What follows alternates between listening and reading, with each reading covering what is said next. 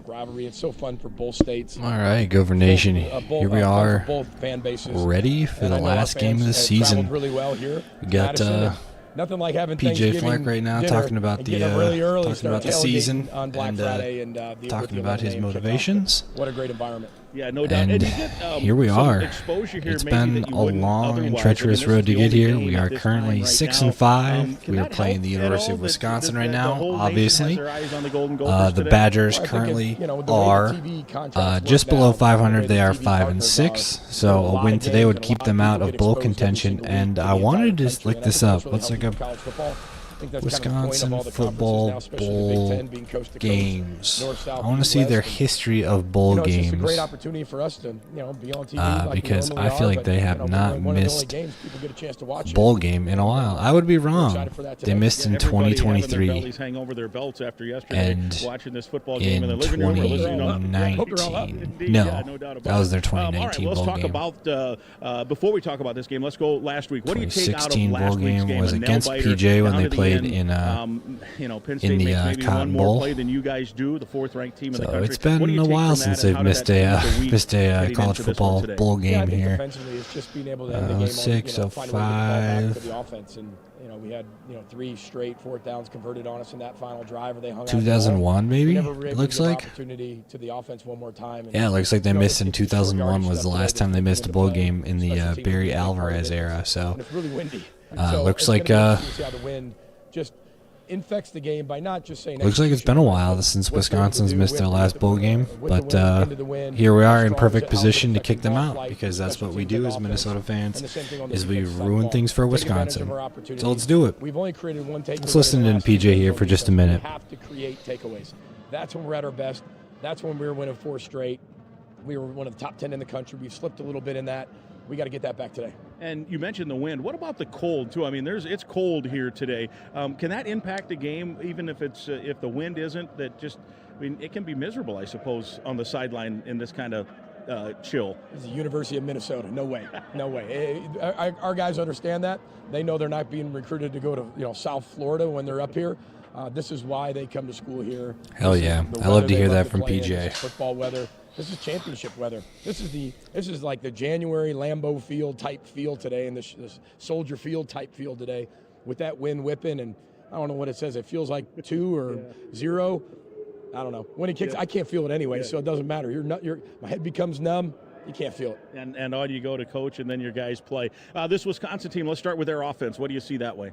Well, you know what? They're really effective at running the football, and they have a really good balanced offense. They're throwing the football at a really high rate.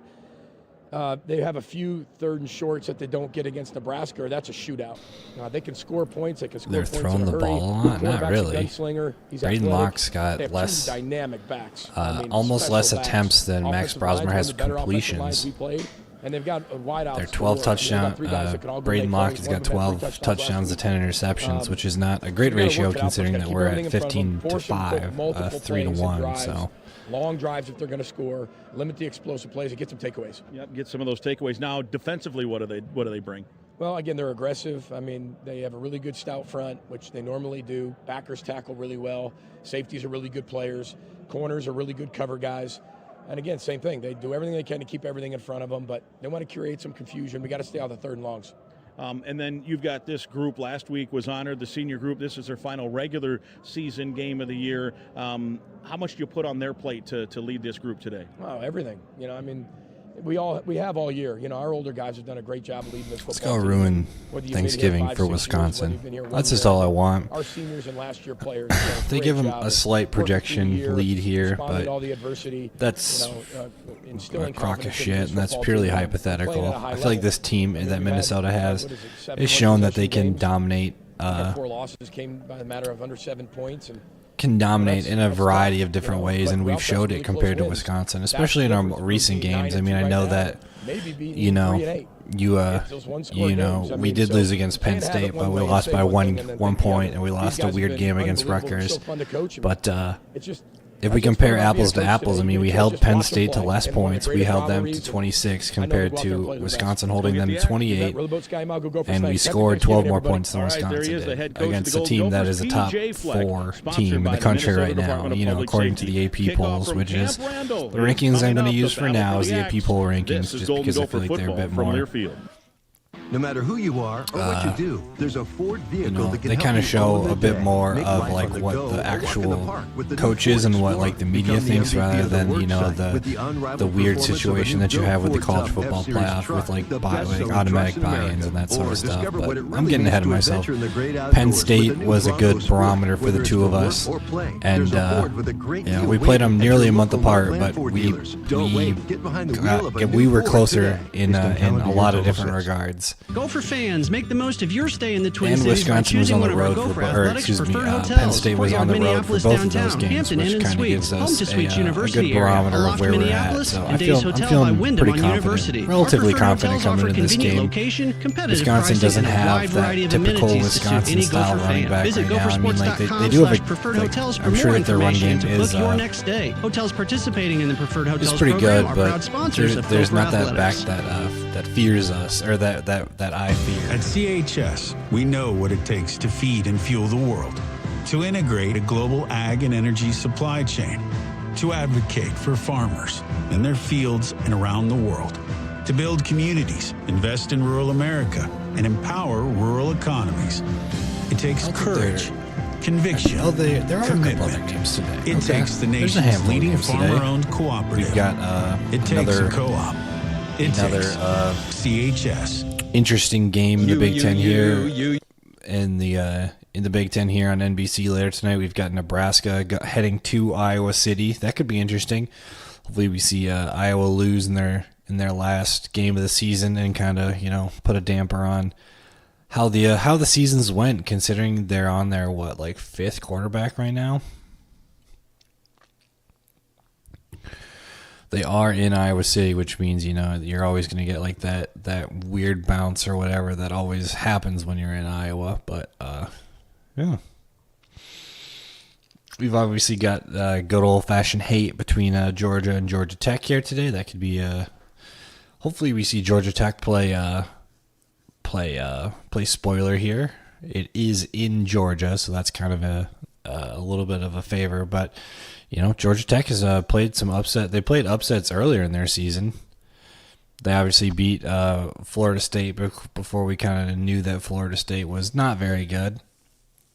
And then they beat that Miami team when they were pretty high ranked earlier in the season. So, there's a lot of things that could play spoilers today, and then certainly tomorrow as we get into rivalry week. We've got Oregon versus Washington. That's in Eugene.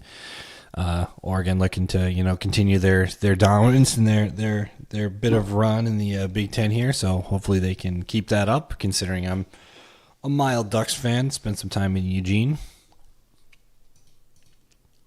It's Guardsy for Affinity Plus. Sorry about that. Proud sponsor of Gopher Athletics. Affinity Plus. Here, I'll turn this off. There we go.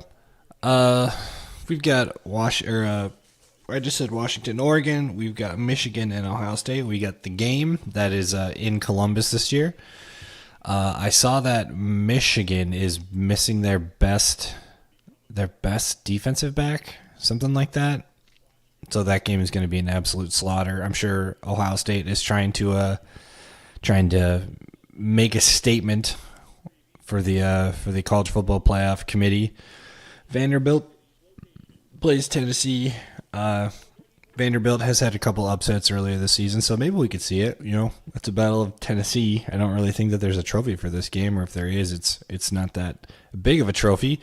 But Vanderbilt has had a surprising season this year, and maybe they can do it. They're not too far from home. I think First Bank Stadium isn't that. I don't know what. Oh, that is Vanderbilt. Okay. So it's in Vanderbilt. Clemson versus South Carolina. This game will be very, very, very interesting. Kind of like an old-fashioned beat 'em up here. It's in Clemson. hopefully the upset-prone South Carolina team can upset Dabo Swinney and all that sort of bull crap that he brings to college football. I'm not a big Dabo fan. The Battle of the Illinois goes on tomorrow. That's in Evanston. So good luck to all the residents of Illinois. The small state matchup here, UMass versus UConn. That could be. No, that's not going to be. Ooh. Minnesota and the Badgers of Wisconsin will do battle on the football field. The two border rivals have the longest-running continuous series in all of college football, having started playing against each other in 1890 and having played every year against each other since 1907. The two foes first played for the slab of bacon, but since 1948, they've played for one of college sports' biggest and best-known rivalry trophies. Paul Bunyan's axe, with a 6-foot-long handle, is bigger than life, just like the fabled namesake. The series between these two is about as close as it could possibly be after 133 meetings. 63 wins Wisconsin, 62 wins Minnesota, and 8 ties. Dominance in this series has shifted a few times. It's run in cycles over the century-plus worth of games. The Gophers dominated early, and then again through the 30s and 40s. The Badgers went on a run in the late 90s and much of the 2000s, winning 14 straight. But recently, it's been a true rivalry, with the two teams splitting the past 6 games since 2018. Here's the final snap. There goes Tyler Johnson to get it. It's a mad dash. Let's chop some wood, Minnesota. They've got the axe. Right in front of the Gopher fans on the end zone to our right, in front of the old Wisconsin Fieldhouse. It's Minnesota 37. Literally have goosebumps just listening to that. The Gophers win it in Madison. The axe is in possession. They've chopped down one goalpost. PJ Fleck has gotten a victory kiss from Heather, and there they go 100 yards to the other end. What a moment for these seniors that have been through so much.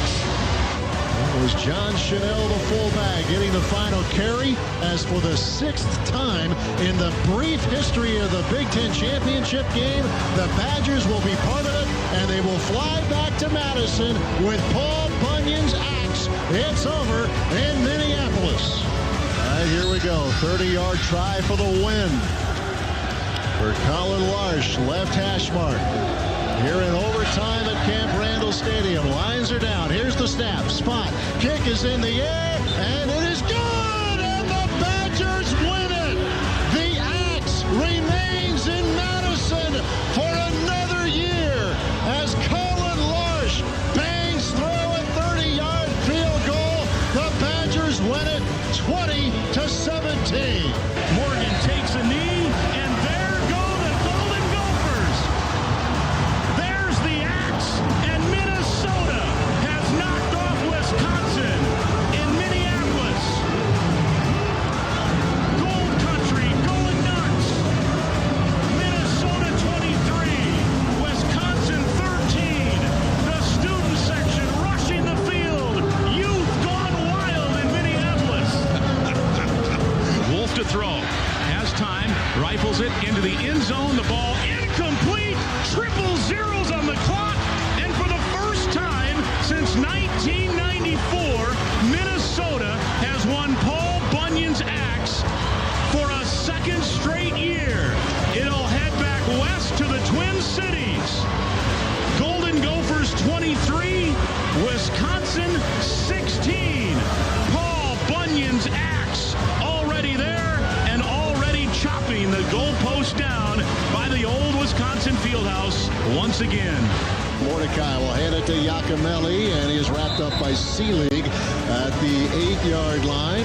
Clock continues to run. It looks like Fleck's going to let it roll. 25 seconds and counting, and the sprint is on from the Wisconsin bench as they grab Paul Bunyan's axe, and they'll take it back to Madison where it belongs. Well, we'll see where the giant axe ends up at the end of the day today. It's a heated rivalry set to go down in ice-cold Madtown. Madison, Wisconsin. It's the Gophers. It's the Badgers.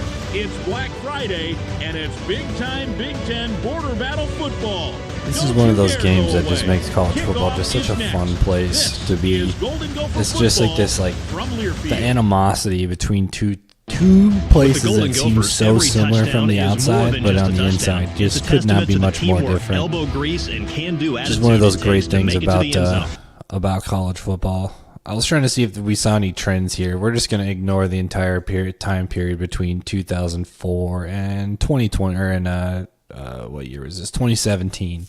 You know, had some issues through the PJ Fleck era, through the Jerry Kill era and all those things. We had a couple close games. 2008 and 2009 were pretty close affairs, and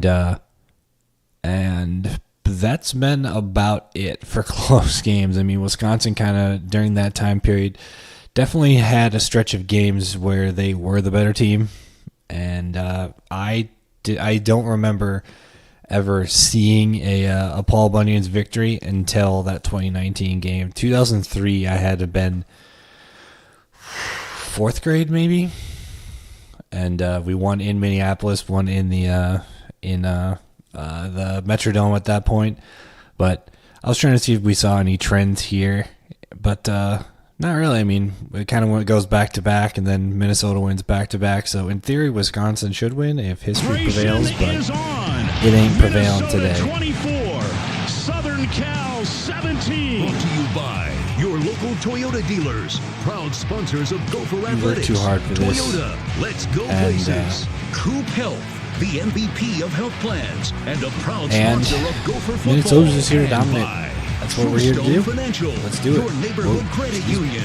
It's true. Here we go. I clicked on the wrong tab there. That's going to be really screwy for a second. Minnesota, Wisconsin. This is the battle for Paul Bunyan's. Do we have any FCS games on today, or are those all tomorrow? I'd love to. Here's the voice of the Gophers, Mike. We've got Grimm. one today. Florida A&M versus Alabama A&M. But FCS playoffs start tomorrow, and I'll be interested to. I'll definitely watch some of those games, but I don't think I'll stream any. Therefore, you get to call the toss. I got heads, tails. What's your call? Tails. Tails is called. It's heads. The fur. You'll take the ball, correct? Which way would you like to kick? Okay. Wisconsin has won the toss. They've elected to defer. They'll kick towards this distance zone. Good luck, gentlemen. All right, there we go. How about that? Brian Banks on the coin toss, sponsored by Huntington Bank. The Badgers win it. They defer, as you heard him say, and that means the Gophers will get the football to start this game. All right, Gophers, time to lock in. Let's set the scene for you a little bit. Of course, Black Friday, students here in Madison, of course, on Thanksgiving break. I'm actually impressed. The student section's not quite about half full. They're still filing in. We'll see where it ends up. It's traditionally a late arriving student section. I'm sure they were out last night at their turkey trots or whatever it was.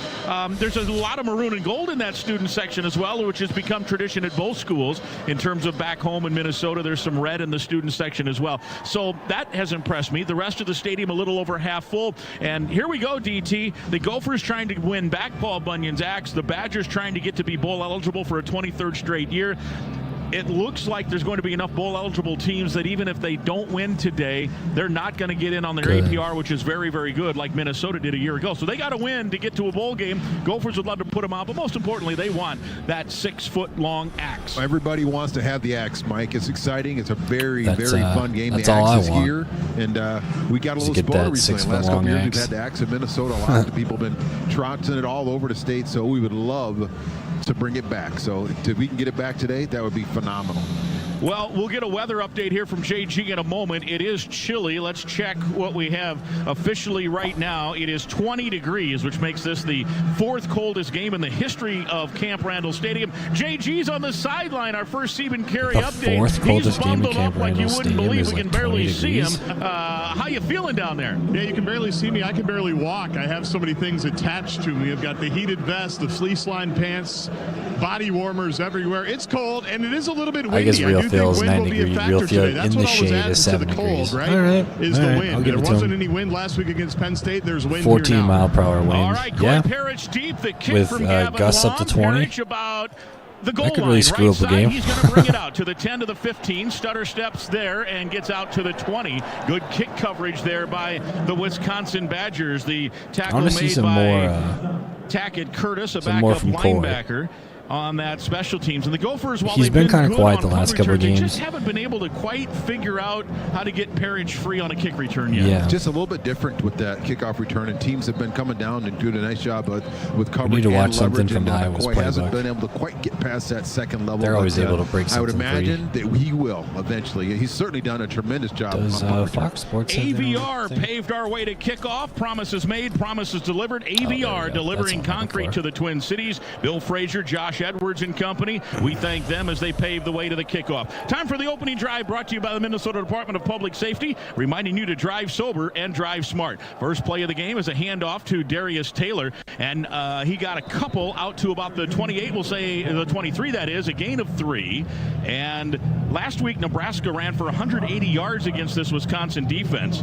We'll get back to that. DWI can cost you up to $10,000 and so much more. That's a sobering reality. Please don't drink and drive. Curtis Neal and Ben Martin starting defensive tackles combined on that stop, and it'll bring up a 2nd down and 7. Brosmer now alone in the backfield with a 5-receiver set wide side to the left. See what the Gophers want to do out of this. They send no one in motion, and Brosmer on a straight drop. The blitz comes, he throws, and it's Jackson, a low throw, but he scooped it up.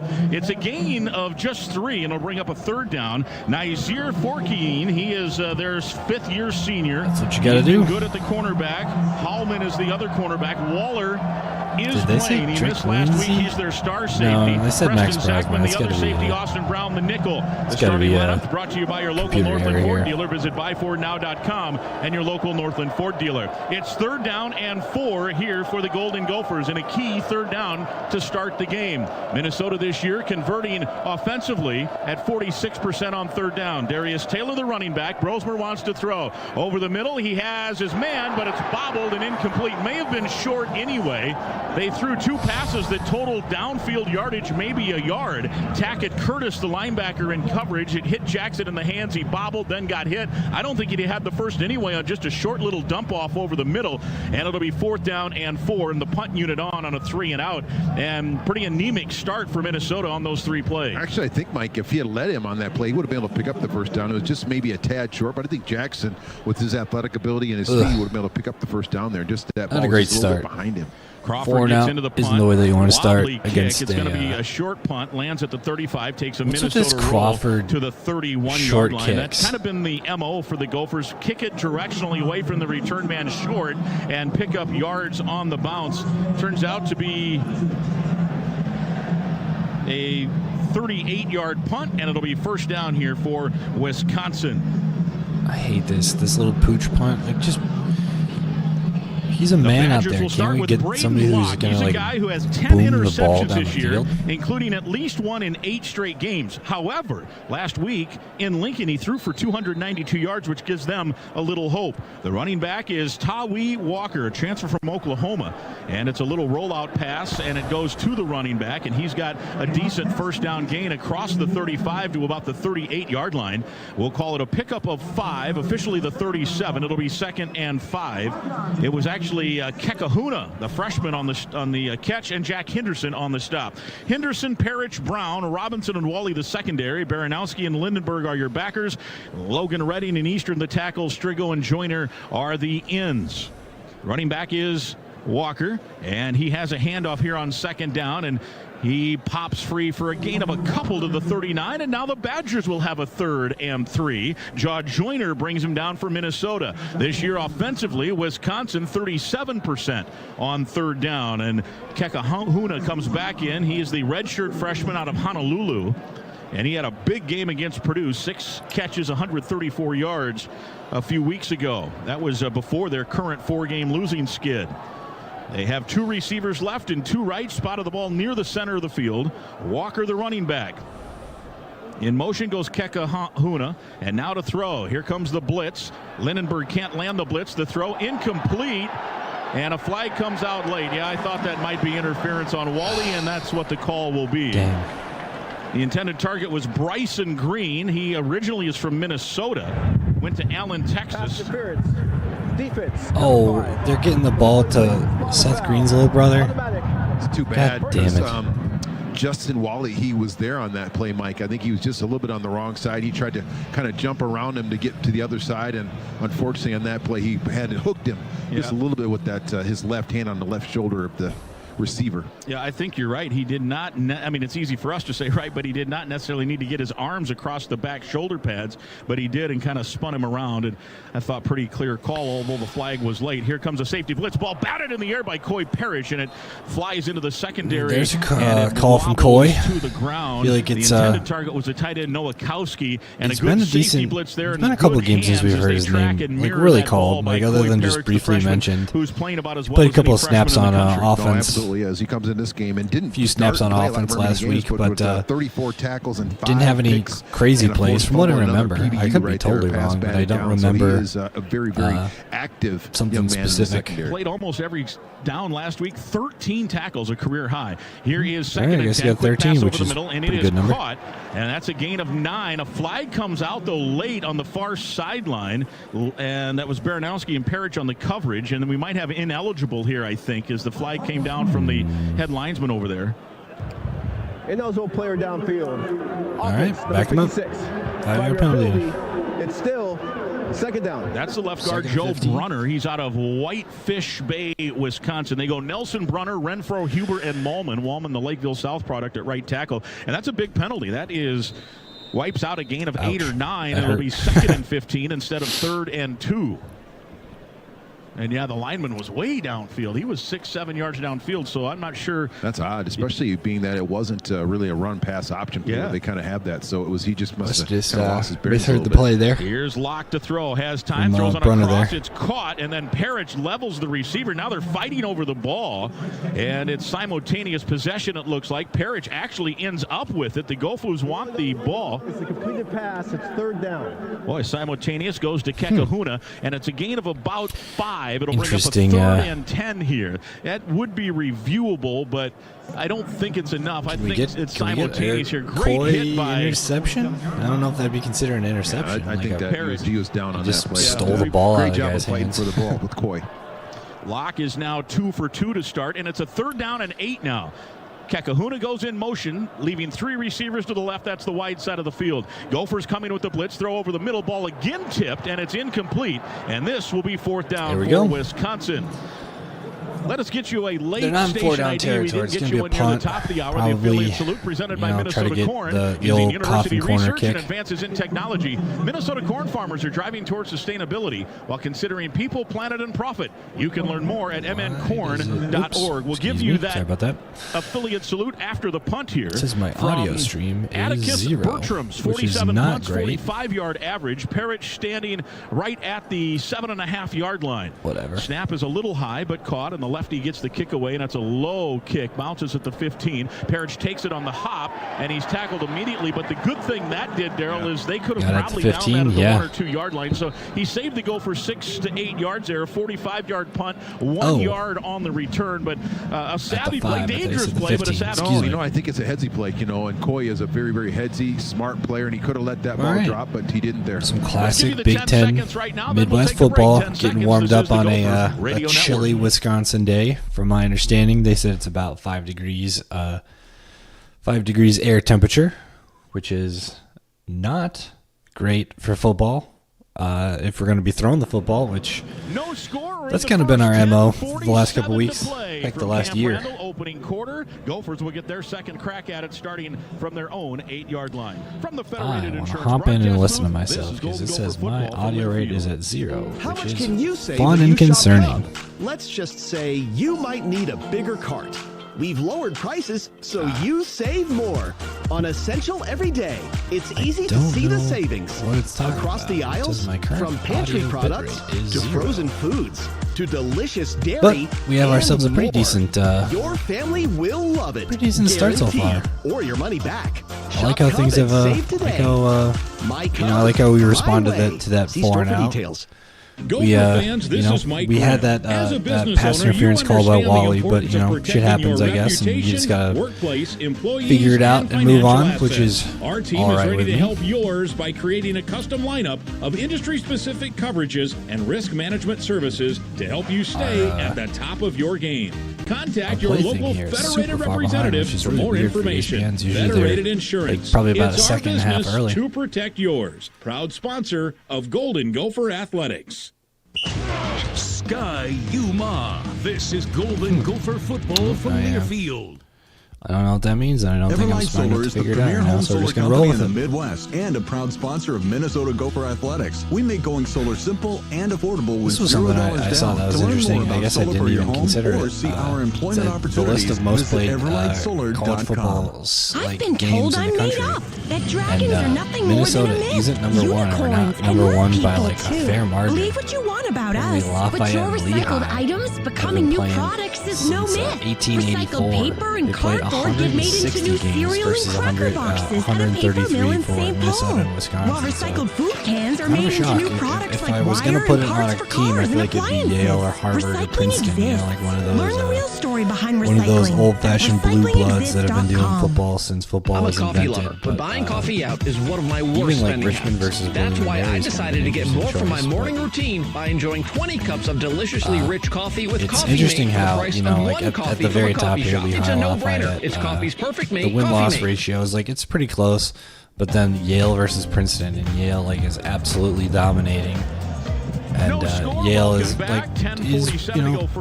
handling Harvard by 12 games, but then it's close, and then another domination. So, Is Max I don't know. Brosmer. Double tights, and it's a funny how handoff to things Major play out in right the long side. term. Tries to pop it out, and he's let's got a listen gain in of on a the couple, offense here. maybe out to the 11, a gain of 3. Ricardo Hallman, the left cornerback, on the stop. Up front, the Golden Gophers do go with Tyler Cooper. It looks like at left guard. He was questionable. He did play last week. Ursery is the left guard, or the left tackle. The right tackle is Philip Daniels. Cooper is the left guard. Quinn Carroll, the right guard, and Greg Johnson is the starting center. He started every game at center. Major stays in the game at 2nd and 7. Major, I feel like we're going to need to see a lot from Marcus Major 20 of those came on the ground, like traditional running back to throw is Brosmer. Blitz comes, position. has time, now flush, throws underneath, caught by Major at the 10, puts on a nice move, and works his way across the 15, maybe the 15.5-yard line. Another short gain. It'll be 3rd down and 4 yards. A stop made by Aaron Witt, the Winona native. Well, it was a short gain, Mike, but I know that Max did have Wisconsin. playing time. Offensive line did a nice job, nice coverage by that Wisconsin secondary. He was forced to throw that check down ball to Marcus Major on that. I was living there, I think. This is a very third and manageable. He was at the high school for us team. to try to pick up a first down here. No, Hunter that couldn't have Wohler been. makes such a difference at the I think he played safety for Florida. spot. He does. Anyway, And he is a difference maker in that coverage. Running back Maybe as a now is brother. Taylor on 3rd and 3. Brosmer with the tight end gears coming in motion, and now he comes set to the left. And it is a straight handoff to Taylor left side, trying to cut it back, and nothing. He's going to be short of the first, and the Gophers will have to punt. No gain on 3rd and 3, a straight handoff left. And, Ariante Ursery is injured. No, he's getting up. Yeah, that's good news. He's up slowly.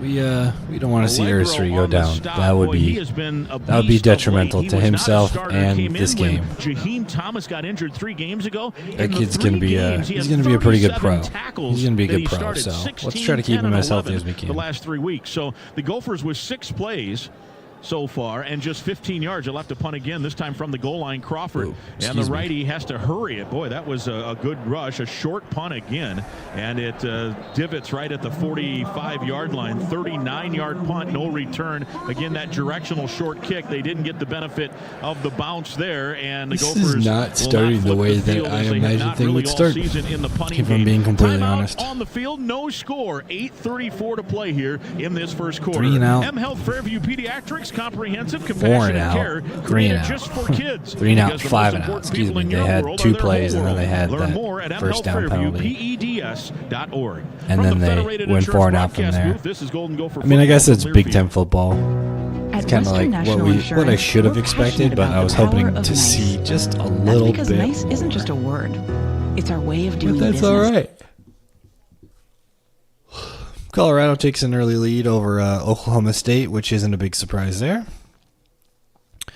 Colorado is at home this week, so they're trying to get out a senior win for Shedeur and Travis Hunter. So, and they're playing an Oklahoma team that's got 0 wins in the Big 12 right now, which isn't great. Let's hop on to the to this Oregon State game. I'm just keeping some tabs on Ashton Genty. If we have any competition in the Heisman Trophy race, it's going to be Ashton Genty pulling out like a 250-yard rushing game today or something absolutely crazy like that.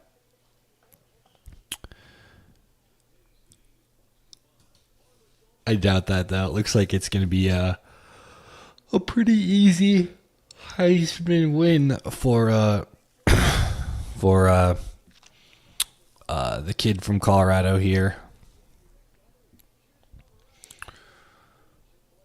Ooh, the Egg Bowl's on today. Egg Bowl is that today? Yeah, it is today. Egg Bowl's on later today. We got Mississippi State seeing if they can upset Ole Miss. Ole Miss coming off a loss to Florida. Kind of had an up and down season. I mean, they beat the number 3 ranked team in the country. They beat Georgia, but they also lost to a number 13 team. They lost to Kentucky earlier this season. I remember watching the end of that game. Just a weird team. I feel like that's what Cliff Kingsbury does. You know, he's pretty hot and cold in his coaching, and I just feel like there's not that level of consistency that he needs in order to become like a coach that's he's gonna sit on this top end of that plateau. You know, if we're looking at the SEC standings, I feel like Ole Miss is always going to kind of sit around this 4-3, maybe 5-3 mark, but I don't think that there's anything that's really going to set them above the mark when it comes to just their teams. You know, I feel like they're a little inconsistent. They're not going to get those high-end.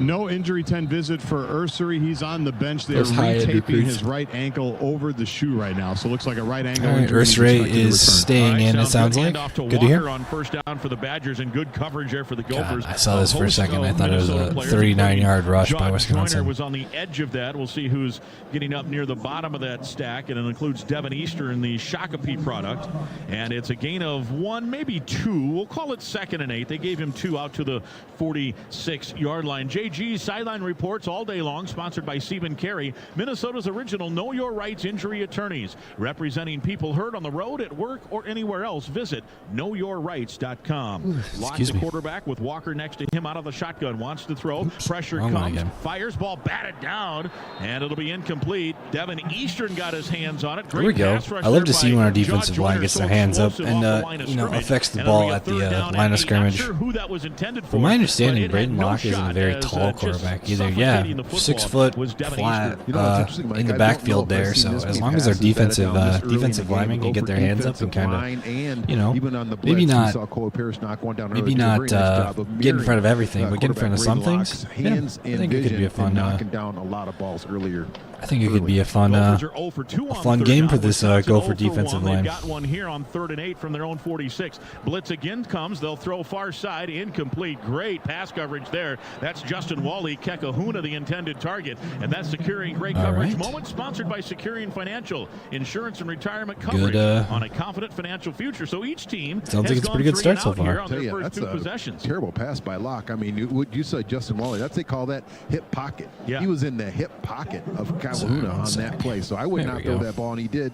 That ball was actually back behind him. That ball had more chance of a Gopher catching it than a so far. Very good defense. If he throws on target while he's got the pick, he might have just been saying, I'm airmailing this on purpose, right? Yeah, sounds like Wally's. He knows more. He does know more than I do. Having himself a little bit of an early game. He had that penalty in our first drive, which Australian style punt and fair catch at the 11, and that's where the Gophers will take over when we come. He had a little bit of a rough start.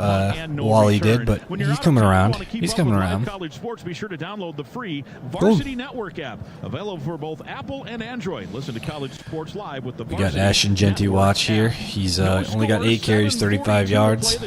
Let's hop on that. 32 yards on 4 possessions. Let's hop on that. Football from Learfield. Colorado Wouldn't it be great if every time you bought a cup of holiday coffee, you got credit toward a free cup? And wouldn't it be great if that worked on other stuff at Holiday too? Well, join the club. Holiday Travis Rewards. Hunter pass It's so sacked. easy. Just enter your phone number. trying to at have Travis checkout, Hunter and throw you're the in the ball club. now? We'll track your purchases toward free fountain drinks, coffee, cookies, sandwiches, hot dogs, I don't and more. know So don't forget to how that's enter your gonna go, phone number but at checkout good luck and to join them. the club. Holiday I mean, Rewards. I feel Here like they're for going to you win at the game Holiday. regardless. Restrictions apply. I See would store for expect details. to see a little bit something else from Colorado. Maybe they're just trying to get him some more stats to get him the Heisman. This holiday season, If you can add a touchdown pass to that game, or to that stat line, then yeah. Alright, I'm going to hop right back for 1 second. I forgot to take my medicine this morning. Minnesota Lottery. I'm in. Must be 18 or older to play. Please gift responsibly. Kids, some days keeping up with them takes everything you've got. And in return, they give us everything they've got. At M Health Fairview Pediatrics, we've made it our life's work to care for kids. To do anything and everything we can for every kid who comes through our doors. Because the most important people in your world are our whole world. Learn more about a world of care just for kids at mhealthfairviewpeds.org. You have a plan for your business and a vision for its future. So it's important to have a banking partner that works to understand all of your goals and what it will take to help you reach them. Work with a banker who is dedicated to listening first and providing insightful, personalized advice that's right for you and your business. Work with Bremer Bank, because understanding is everything. Put us to work for you today at bremer.com. Live from the Federated Insurance broadcast booth, this is Golden Gopher Football. In a hurry, don't worry. Cub delivers. Get fresh meat, produce, everyday essentials, and more delivered to your door. Cub, proud to support Gopher Athletics for over 20 years. So each team has had it twice. Each team has had to punt twice. For that. We'll see how the offense gets in. Now, the field position game has benefited Wisconsin so far. As the Gophers started their last drive on their own 8, they'll start this one on their own 11. Drive 1 started on their own. All right, Max. Let's see something out of you, buddy. We need to see something here. Darius Taylor, the running back, next to Brosmer, wide side to the right. Tight in that way with 2 receivers and a bit of a bunch set. And it's a pistol formation. The center, lefty Greg Johnson set to snap the ball. In motion goes Frank Bierman. I haven't watched a lot from of left, games, now back to right. Listened to a bunch Brosmer wants to throw, comes off the first read, throws high, but a great grab down there, and it's a gain of 10 on first down. Elijah Spencer. Max just need a little motivation there. 42nd catch of the year. Zachman and Wooler, the 2 safeties in coverage in the tackle, and he did a nice job, man. Has he been a real reliable target for Mr. Brosmer? He has been. It looks like Ariante Arisi is laying down. He's not going to be able to continue playing. I think that ankle is not quite right for him, but yeah, you're right, Mike. That was a nice throw and catch. On that do we move Quinn Carroll over the left tackle? He was going to take a little bit of a breather. Yeah, he got shaken up the last play of the last series, and he was trying to play, and then you could see this, I think, some folks signaling from the sideline, you got to get down and get off the field. So he's limping. Mike Sipniak, Joe Wisniewski attending to him. Now he's walking off under his own power with about a noticeable limp favoring that right leg. So we'll see how they juggle that. My hunch is Philip Daniels will likely flip over to left tackle, but let's see. I think we could see Ashton Beers maybe then moving into Quinn Carroll, I beg your pardon. So Quinn Carroll will go to the left tackle spot. That was kind of my thought. I'm not sure we've seen him at left tackle. I'm trying to see who's in at the right guard spot now. Probably Ashton Beers is my guess. 1st and 10 Gophers. It is Beers at the right guard. All right, we got Quinn Carroll at left tackle.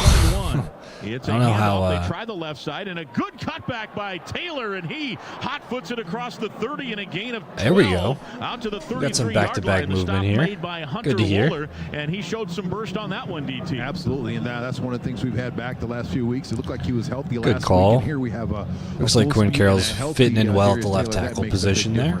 in our running game, Mike. Nick Callerup has been a road grader this season. He paved the way that time. If I'm an NFL team and I want a blocking tight end like O'Keefe, like the Buccaneers have, I'm looking at Nick Callerup as a possibility. I might draft him and make him a tackle. I mean, he has been such a road grader of a blocker. Handoff again, Taylor. This time he keeps it inside the tackles instead of popping it out. And it's a nice first down gain across the 35 to the 38. Ricardo Holman on the stop. Holman's an interesting situation. Last year, 7 interceptions. First team All Big Ten. No interceptions this year, and he's discussing maybe going to the NFL. All right. He does have an extra year if he wants it next year, but the thought this week in the newspapers and looking at the article continue this momentum. Said, I'm up in the air, which usually indicates he might be thinking of putting that toe in the water. Yeah, I would imagine he's going to talk and communicate with the agents and the scouts and replays, also see what's available for him 25 yards. Like this front as More well. than 25 Darius yards. Taylor got 5. 27 yards. Off. We'll keep an eye on that. So Major back into the game. We got DT limping off. We got Arisay limping off. Sideline Daniel Jackson. Oh, he hauled it in at the 30. Puts on a stiff arm. Stays on his feet. Inside Let's the go. 25 to the 24. Preston Zachman on the Daniel coverage Jackson and the for stop. 37 yards. Jackson, reminiscent of that Illinois catch where he slowed up and then just made the over-the-shoulder catch. Beautifully done. They must not have been watching their film because we knew that Daniel Jackson was going to come out and do something like that. Catch that over your outside shoulder so defense back has to come through. Daniel Jackson for 37 yards. Daniel Jackson moving up puts us at 25 here. On first down. That was a 37-yard gain. And the Gophers need explosive plays, no doubt about it. That time the ball got batted down on first down. Back to Jackson for a moment. He's moving up the all-time records list. He is number 3 all-time in career receptions. I would have not have guessed that from Daniel Jackson. He now has over 70 catches. Number 3 in career catches. We're behind. Outside shot if he plays in the bowl game to maybe break Tyler Johnson's record. Yeah, I was going to say Tyler Johnson. Receptions in a season. 2nd and 10. Behind Tyler Johnson and Rod Johnson, maybe? Jackson goes in motion. Brosmer on 2nd down wants to throw. Wings it far side. Caught by Jackson. And a short gain of about 2 there. Holman in coverage. And it'll be 3rd down and 8 for the Golden Gophers. Hey, nice ball out there on the perimeter. I mean, anything to make it less than a 3rd and 10. 3rd and 8 is a lot more manageable than 3rd and 10. So his ankle, his quad or thigh, but it looks like he is, at this position, it would be what, a 35, 42-yarder maybe? Exactly right. He just went to Nick McKissick-Luke, the running backs coach, and said he's good to go back in. 42-yard field goal. Up a little bit, but he's ready to go back in at some point. I mean, I would be anxious doing that, but you know. 4 receivers, Major the running back, and now just slightly in motion goes Gears. Brosmer with a blitz in his face, standing in the pressure, finds Spencer at the 10, turns it up. Come on. Inside the 5, backpedaling to the 2. That's what we need. I'm sure there's a lot of Gopher fans immigrating over that border. They're heading back. Is he down at the 1 or is he at the 10? A little bit higher toss, and that's exactly what Max Dare and Elijah Spencer does a tremendous job of. Doesn't have to go up and get it, but that ball, he does have a nice catch rate. I think he's a little bit over 6'2", and very, very nice catch on the double crossing route there by the Gophers. Gophers in the Case IH Red Zone, brought to you by the team on top at Case IH. Visit caseih.com/Gophers. Taylor is back in. 1st and goal from the 2. Brosmer gives it to, no, he keeps it after the fake. Works his way toward the goal line, just short, about the half-yard line for Brosmer, who on the year has 4 rushing touchdowns. Keeping the ball with a fake. Against USC late in the game. And a half-yard line? And about, what, a foot, it looks like. It was almost odd to see him. Just put the ball in the end zone. I don't care who has it. Just put the ball in the end zone. You could put Quinn Carroll at tackle. Give him the ball. Like, uh-oh, and the head linesman, no signal yet. It looks like Brosmer has gotten across the goal line. Everyone's signaling on Minnesota that it should be a touchdown. The 2 referees have the worst view of it, of course. We've talked about that many times. And a flag is on the play? They finally whistle touchdown. However, there's a flag down. I'm not doing anything until I hear the flag. It's right at the line of scrimmage. Normally that's offsides or illegal formation. Offside. Defense. Yes! Result of the play. Touchdown. So the tush push with the 2 tight ends and the running back pushing. That's what we're talking about. And Golden Gopher football. They struck pay dirt first. The Gophers are in the end zone. Gophers are up. Your game for a little excitement. Say I'm in. You know what that means. Minnesota Lottery. It always means. I want to hear the field goal first, sorry. I want to make sure we have 7, not 6. I want 7. Oh, shit. They called it on the field. They have to keep it. I guess they don't have to keep it, but they should keep it. Home to the judgment-free zone. Go to planetfitness.com to learn how you can join. What are we reviewing? Yeah, you're in a big pile and you had your linesman shovel through and call it a touchdown. They called it. You're going to basically have to keep it unless you have like unless they have like a thing in the ball, like a camera in the ball, or like a GPS tracker that happens to be the tip that Max is using to break the goal line here. I don't think we're going to see anything on second down. So they continue to monitor that. Nothing that I saw there, DT, would indicate they could reverse this. How about you? I agree. I don't think it's going to be reversed. I think it's going to be. This is like the worst review in college football. Is like when they just like look at a big pile of people pushing each other and they're like, I think that's in. I don't know though. They whistled it so late. Stands. Yep. There we go. I want to hear that field goal, and then we got the rouser. 24, Brosmer's 5th touchdown. That's the drive summary, and that is sponsored by Affinity Plus. With this and all scoring drives this season. Did I say touchdown? I want to hear that field goal before I play that rouser. Minnesota. Dragan Kesic, we heard him in the Here we go, pregame. Dragan. My interview with him during the Gopher podcast this week. Just such a great personality. He's from Milwaukee, and he's in his home state kicking for the final time as a college player.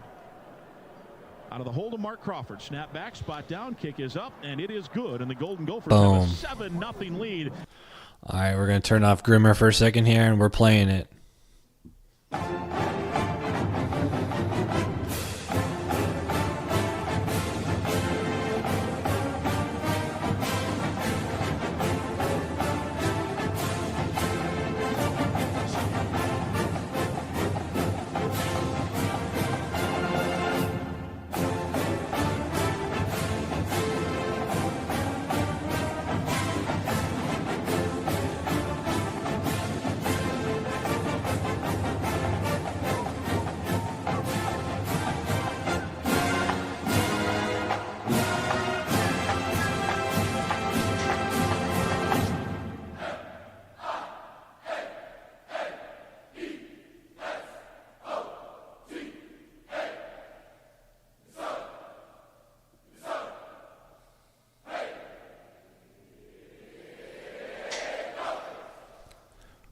Raw.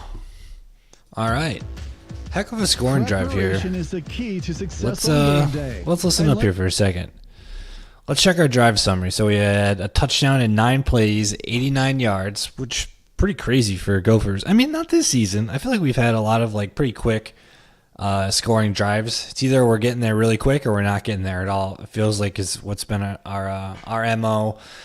A 4-minute, 24-second touchdown drive here. Start out with a 10-yard pass to Elijah Spencer, 12-yard run by DT, a 5-yard run by DT, 37-yard pass to Daniel Jackson, a 3-yard pass to Daniel Jackson. Max Brosmer had one batted down at the line of scrimmage. We had a 21-yarder to Elijah Spencer, where he backed himself up to the 1-yard line for Wisconsin there. And Max Brosmer tried to get the touchdown, didn't get it. And on his second attempt, he got his 1-yard rush. Dragan Kesic got the kick. That's got us up 7.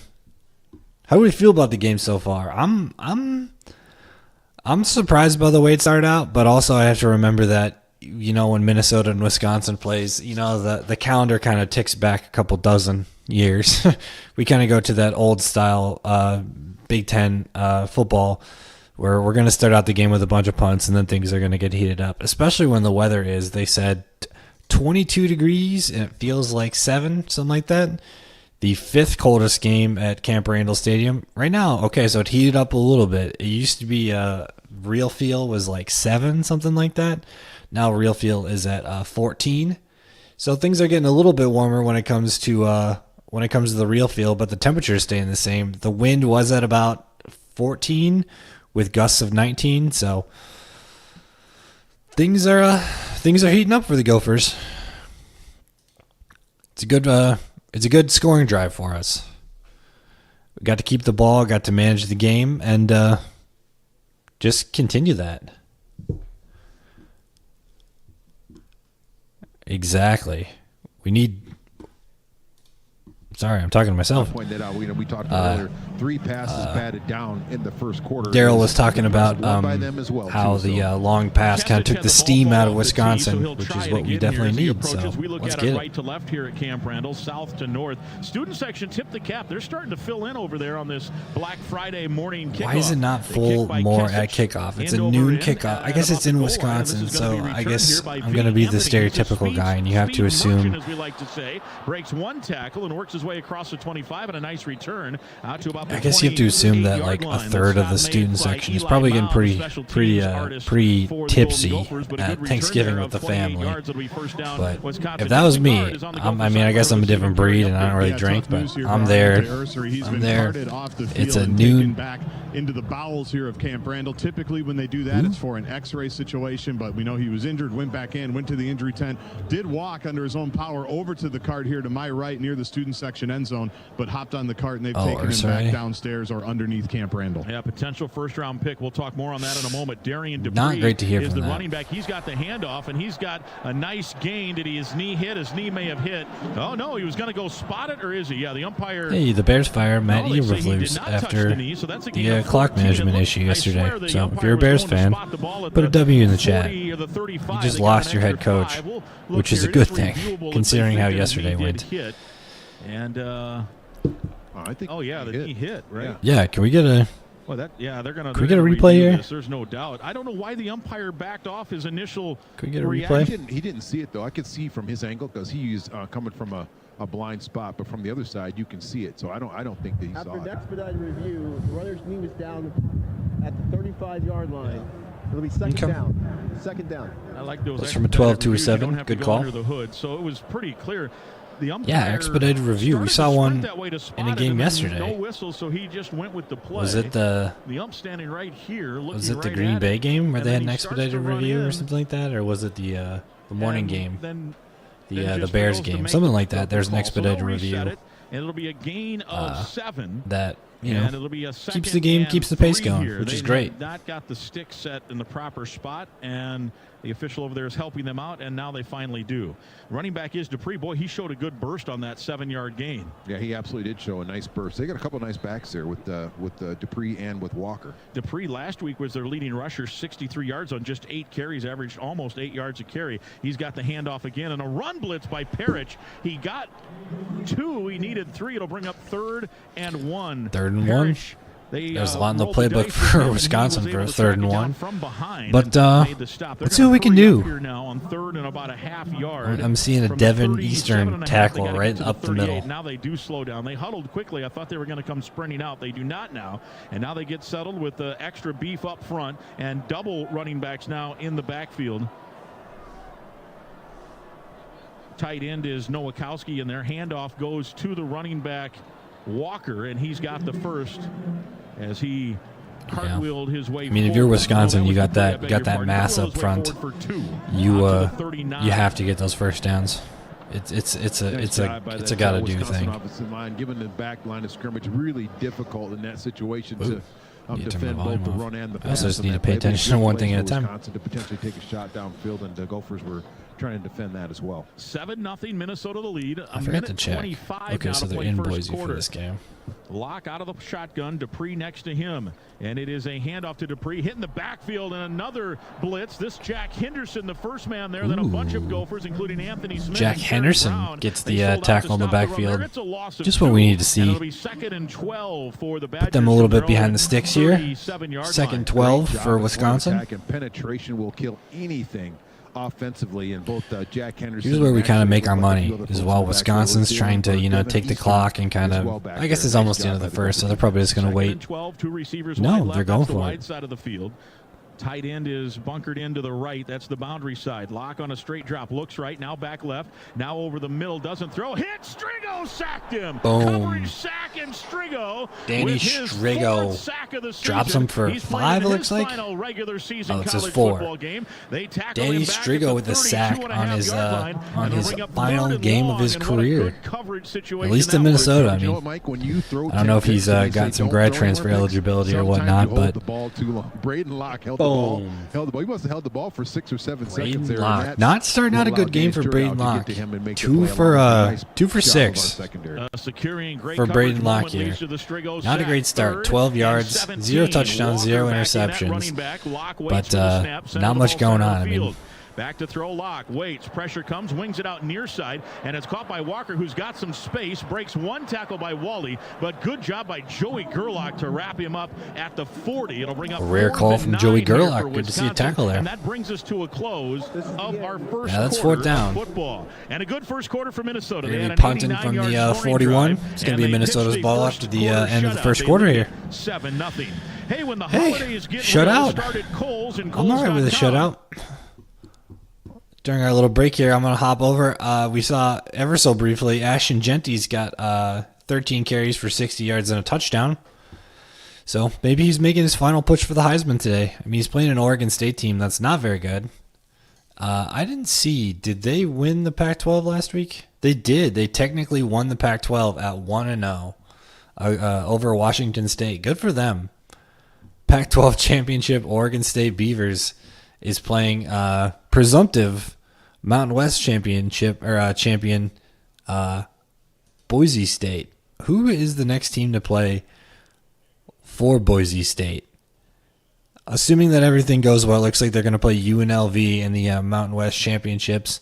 I think that should be a Pac-12 championship for next year. In theory, I think.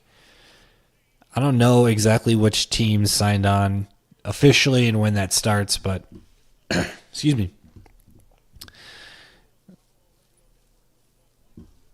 So Ashton Genty's making his final push for the Heisman. Cool. Let's hop in here, see if we have any interesting stats from the box. Travis Hunter, 4 receptions, 22 yards, 1 touchdown. So he's adding to his Heisman resume there. I think that's all but locked up for Travis Hunter. Oh, look, he got an interception too. Let's take a peek at this. Yeah, let's get this thing loaded up here. There we go. Oh, pretty easy. What is he doing? So we're going to go back just a little bit here. We're going to move it just a little bit further back. So if we see it, he's thrown into 1, 2, 3. I mean, like 3.5 coverage. Not quadruple coverage, but triple coverage, certainly. Against this cornerback who's got 2 who are basically like standing inside each other. So that's an interception for Travis Hunter. Just adding to his Heisman resume. Good for him. I think at this point he's got it all locked up. And he's got another touchdown today. So we're on Genty watch and we're on Hunter watch. All right, well, let's listen into this Wisconsin game. Whoa. Soybean partnered with Gopher football to highlight the environmental impact. We just saw end of quarter.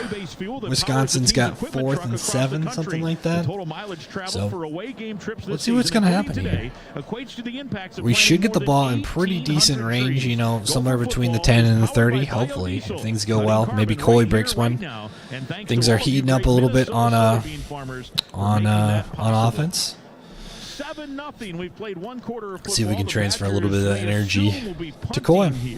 On 4th down and 8, JG has a Seaman Carey sideline update. Where when the Gophers get the ball back, Quinn Carroll is going to be the left tackle. We talked about that because Ursary has left the game. He's getting, we think, x-rays on that right ankle. But just something cool down here, guys. Little Quinn Carroll appreciation thread, as they would say on Twitter. Heck yeah. We know he's played right tackle. We know he's played right guard. He's played all over the offensive line in his career here because he has had to. He spent that entire time out, as you were giving scores, Mike, just reviewing the footwork and the steps now that he has to be the left tackle. He did some run blocks as an offensive line aficionado myself. I love to see when the big guys get in their footwork, especially when they're transitioning from, you know, one thing to another. When you move from the right side to the left side yeah. to play tackle, but Quinn's trying to get himself ready. Yeah, he's been Mr. Versatile. He'll get a crack. There is a lot of similarities as somebody who's played both left tackle and right tackle.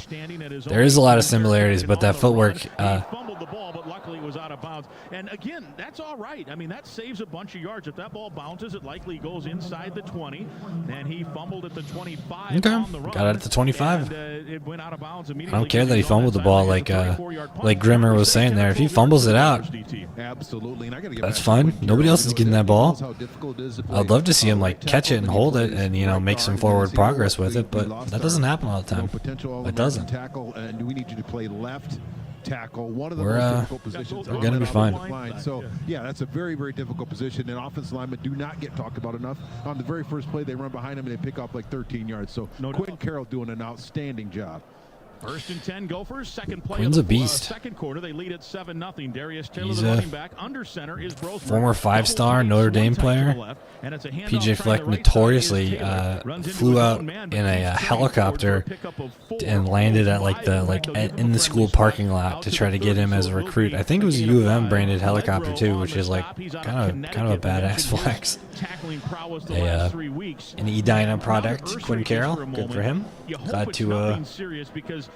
Talking to people around. Yeah, I hope Ursaray comes back from this. Off the record with, so I won't share who he was, but I don't think he'll mind that I give the info. He said that he thinks Ursaray's going to test well, and when he does, he has him between picks 20 and 40, somewhere in there. So late first, early second. He's kind of a Rashad Bateman pick. Rashad Bateman was in those later 20s.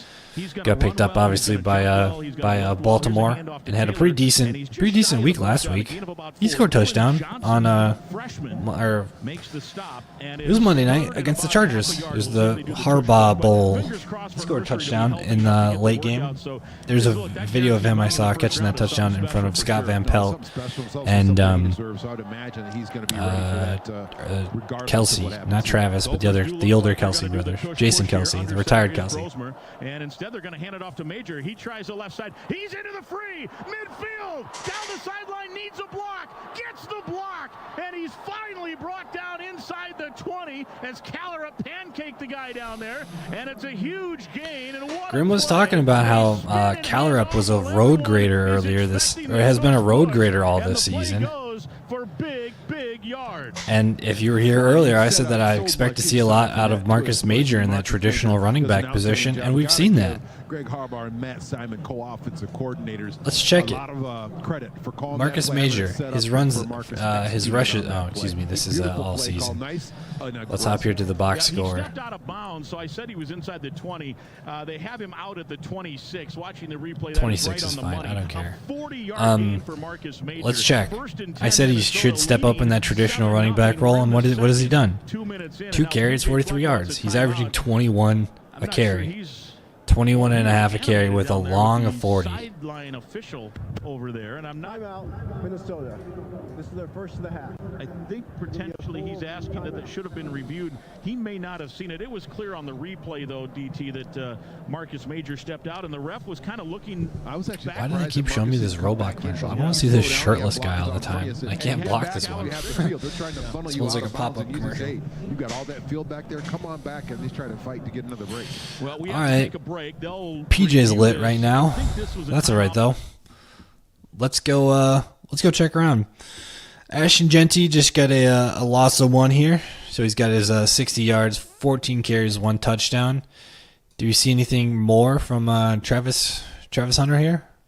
Nope. Still got 1 touchdown. He's still got 1 interception, which is interceptions. Here we go. Still got his 1 interception, so he's still got that Heisman position pretty much nailed up. Anything else interesting throughout the league right now? Bowling Green versus Miami of Ohio. I don't think Bowling... God, I feel so stupid. I don't know where Bowling Green is. It's in Kentucky, I think. Yeah, I think it's in Kentucky, so not an in-state rivalry here.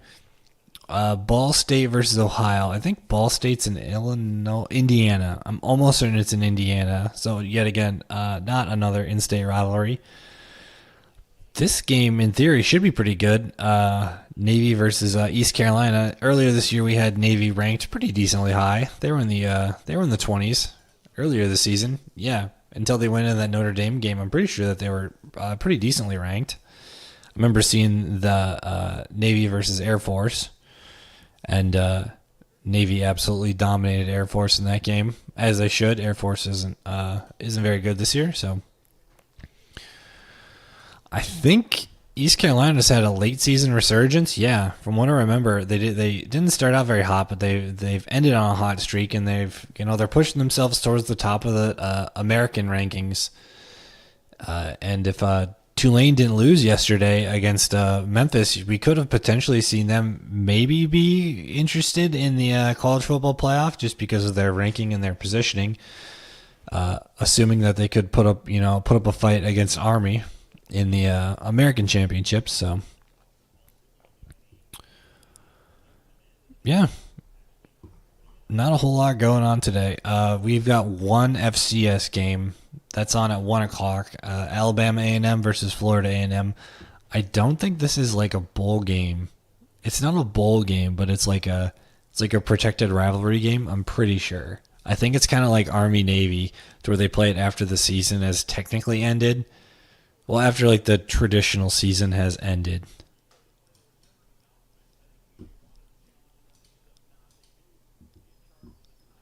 Here we go. We got a video of this Travis Hunter touchdown here. Easy catch, run into the end zone, and gets the Dion going here. A lot of hand checking, and if anything, maybe Jackson long throw to Daniel Jackson here. Ricardo Hallman incomplete on first down. And it's second down. I like the call, though. Let's get aggressive and try to fire one into the end zone to your best player. I like it. I like just the aggressive we've seen so far here in the first quarter, or first half. 4 plays over 10 yards. Taylor's run 12 yards. Brosmer to Spencer 21. 37-yard run on the Jackson, and the 40-yard major run on the fake tush push. So very aggressive first quarter. Jackson with 3 catches, 43 yards. Here it's a 2nd and 10 play, and on 2nd and 10 it is a handout. No, it's a play action over the middle. Spencer again took a hard hit. Boy, a second hard hit. He was like a pinata out there, but it's inside the 15. Yeah, okay. My brain completely went back to the end of the last series where Wisconsin had just punted. We're at the doorstep. And boy, Spencer has done a good job first down territory. Showing some courage. We're in the Case IH red zone here. And the ball never moved. To the ball and run after catch as well. Spencer has grown tremendously. Elijah Spencer busting it in for Max Brosner's been busting it in for a first down. We're here at the 11-yard line. By the team on top at Case IH. Here is a quick handoff right to Jackson. 12-yard line, excuse me. Upended with a low tackle inside the 10 to about the 8. Hunter Wooler on the stop. The Gophers can get a first down just, it looks like, between the 2 and the 3-yard line, should they need it. 2nd down and about 5. Jackson, by the way, has moved up. We mentioned he was moving up a lot of those food charts. He is now 4th all-time receiving yards. He passed the great Tutu Atwell. He's now Jackson at 2,667 career receiving yards. Tutu Atwell. That was a quick cat right there. Yes, and then his son is now in the NFL. Quick. Yeah. Jackson comes in motion to the right. Brosmer wants to throw. Pressure comes, fires toward Jackson. He bobbled. Did he have it? Yeah! Touchdown! Minnesota Golden Gophers. Daniel Jackson makes it 13-0 right at the pylon near side. Do you know that Max Brosmer threw that while Daniel Jackson's back was to him on that play? That is a relationship. Wow. That's a tremendous throw, a tremendous catch. To catch a ball, then this team is fun. Until there's like 2 or 3 feet. This team is fun. Boy, what a great job by this Daniel team should Jackson not be only Max a 6-win team as of this moment. This pylon. team should be an 8-win team. And we might. Nope, they got the thumbs up here, so it is going to go on. I thought maybe they would review the ball across the goal line.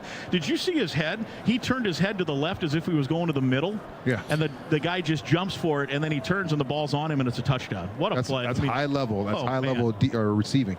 So the extra point here to make it a 2-touchdown. We need to see Daniel Jackson somewhere in the NFL these upcoming years. Wisconsin native Dragan Kesich is good on the extra point. So Jackson with that catch gives him on the season now, 4 touchdowns. He's got 4 grabs, 50 yards today, and he gets the TD there, and it's 14-0 Minnesota. And for Daniel Jackson, that puts the Gophers out front by the 2 touchdowns. 11:37 to go. It was a 7-play, 75-yard drive at cover 316. The Affinity Plus drive summary is brought to you by Affinity Plus. With this, let's listen to it. We got another touchdown here.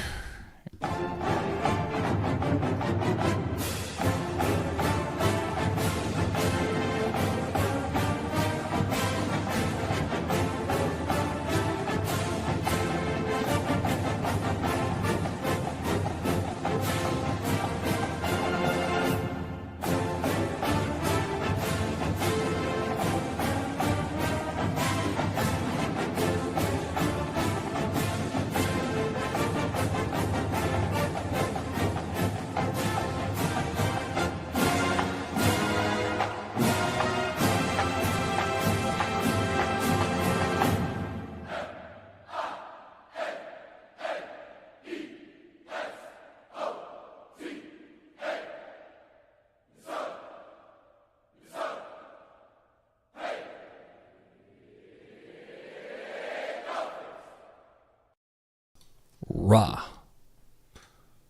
All right. Gophers scored. Look at that. We're up. It takes hard work to be the best in the game. You just heard that. Planning, commitment, resilience, sweat.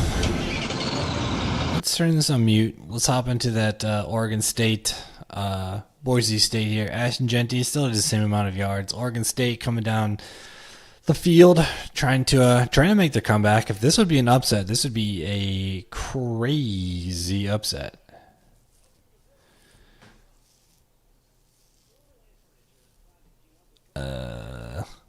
And as soon as I say that, there's a penalty, backs up Oregon State 10 yards, 1st and 20. So I guess Oregon State is still going to do Oregon State things.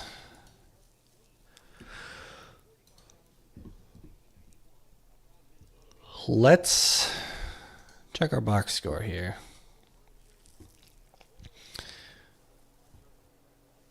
Shedeur Sanders has got the team's is their leading rusher and leading passer. He's got 2 touchdowns for 84 yards, 11 for 11. That is the weirdest stat line I've ever seen. 11 for 11, 84 yards, 2 touchdowns. He's also pairing that with 16 rush yards, number 1 on his team, and they are dominating. But he doesn't lead his team in rushing touchdowns, even though he's got most rushing yards. Just a weird game, such a weird team. I don't love the way that they're built, and I feel like once they get in, if they get into the playoffs, they're going to get exposed real quick. And he fires forward to about the 25-yard line, so good coverage there by the Golden Gophers. Let's get you an affiliate salute here quick, sponsored by Minnesota Corn. Using university research and advances in technology, Minnesota corn farmers are driving towards sustainability while considering people, planet, and profit. Learn more at mncorn.org. 10 seconds on the Gopher Radio Network.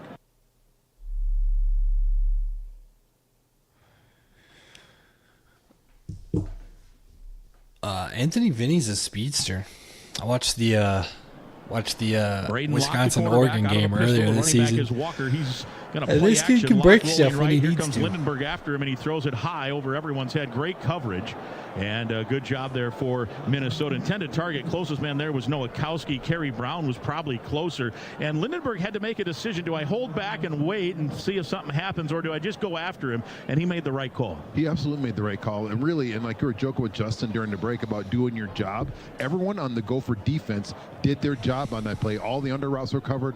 The offensive line did, the defensive line did a good job carrying, and it was just an unbelievably good disciplined play by the Gopher defense. Here's a quick hitting pass out to Kekahuna. He is hit near the line of scrimmage, breaks 1 tackle, but the cavalry showed up, and it's a gain of about 3. Ethan Robinson and Cody Lindenberg combined on the stop. Brown was the first man there. He slowed him up enough. It's a gain of about 4. It'll be 3rd and 6. Some new personnel comes in, including Strigo and John Joyner. Anthony Smith stays in. Smith has had a sack in 3 straight games. I'd love to see him get one here.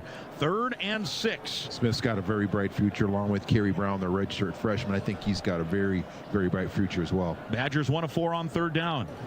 In motion goes Kekahuna, 3-receiver bunch set way wide to the left. That's the wide side of the field. Locke throws over the middle, caught. First down, Kekahuna with a good grab. He found the spot there between Coleman Bryce and Jack Henderson and Kerry Brown. And the Gophers will quickly sub now as they'll send the first down defense back in. P.J. Fleck was screaming at somebody over there, and they move the sticks to the 42. Good hit there by Braden Locke. Kekahuna, redshirt freshman out of Honolulu, has had a real good year. Had the one. How do they get a kid out of Honolulu to go to Madison? He gets a toss sweep to the left, and boy, I'd love to hear that recruiting pitch. Gophers there, no game, going all the way from half a yard. The looks like the warmest place in the world to one of the coldest places in the world. Yeah, Cody Parrish, the rest of the Gopher defense, also Strigow there on that play. But that is the old school Wisconsin Badger make, and we talked about being physical in the trenches. Gophers, we won that battle in the trenches there for no gain for the Badgers. 14-0 Minnesota the lead. Second quarter, 2nd and 10 here for the Badgers. Devin Eastern comes back into the game. Here comes a corner blitz, and trying to get away, he couldn't. It's a sack. Wally was the first man. Wally made up for his pass interference call. And then Strigo and Wally had a pass interference call on, I think it was the first drive of the game. Wally first drive of the game for Wisconsin, rather. Fell down. Yeah, that's got to be a Wally sack for sure. Braden Locke, short incompletion to Bryson Green, Seth Green's little brother. And it's a big pass interference on Wally. So he got his revenge right now. Good call for good offensive play or defensive play call by I don't know who defensive coordinator is. It's not Harbaugh, Greg Harbaugh. He's our offensive coordinator, I think. I don't know who our defensive coordinator is. In the air and nearly picked off. Good coverage. Coleman Bryson was there, got a hand on it, and then the ball. We're getting our hands up. We're getting our hands up. We're hitting the balls from for the Badgers wearing the red as the team comes off the field, and Minnesota. We're hitting we're getting our hands up and we're deflecting the ball from the 6-foot quarterback, Braden Locke. Braden Locke, not a great start. 5 for 11. 37 yards compared to Max Brosmer. Also, not great stats. 8 for 11, but he's got 100 yards and a touchdown. So 32. The punter is Atticus Bertrams. The difference that kick, fair catch again called, and Parrish at the 31-yard line. That 3 completions make and some yards after reception. He's got a couple big plays. Max Brosmer does to Daniel Jackson, and one good reception from well, 2 good receptions from Elijah Spencer. In the heartland, where ambition thrives, we only have 3 pass catchers those today. who are made for more. Just like the Gophers on game day, Kloss, a leading producer of ag equipment, unleashes the power of ambition in the field.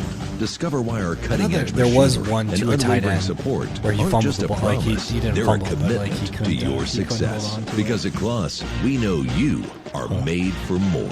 Visit your Kloss dealer or CLAAS.com. Did I expect us to be up 14-0 with 8 minutes to go in the first quarter or in the first half? I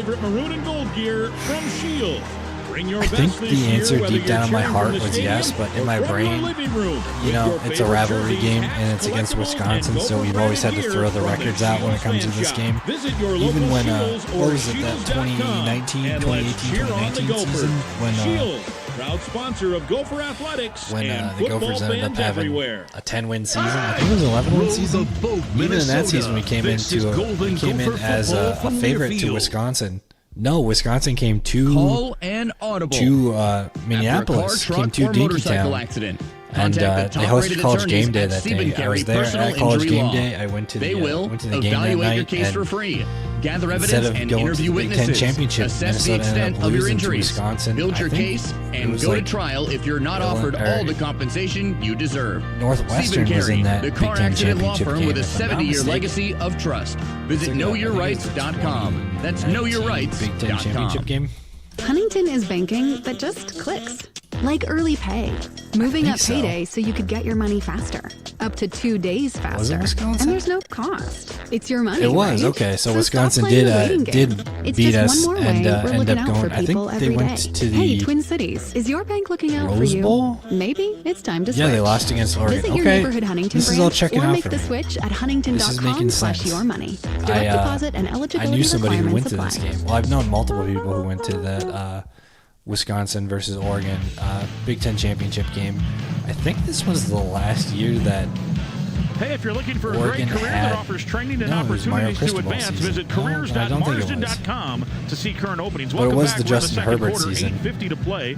Minnesota leading the rival Wisconsin Badgers 14-0. It was that Justin Herbert Let's get a season, Stephen so Carey sideline report from JG. Remember, Ariante Ursary is back here on the sideline. It doesn't look like he's going to return at left tackle this drive. Quinn Carroll's going to stay there, but the good news is he's returned from whatever he was doing with the medical staff from the Wisconsin side here at Camp Randall. They have retaped that ankle again, and he was trying to work himself back into the game. Bad news is he hasn't done that yet, but the good news is it's not serious enough that he's done for the game and possibly longer. Yeah, I'm glad no doubt about it. Ursary's Boy, that's a sigh of back. relief. Rosemer to throw on first down. Fires He's not over the too middle. hurt. Spencer again on the run at midfield, and he's tackled at the Badger 47. Austin There's another Brown, one the for Spencer. nickelback, is the guy on the coverage. And boy, Max Elijah Rosemer's Spencer's got firing 4 darts now, receptions for 10 of 66 13. yards.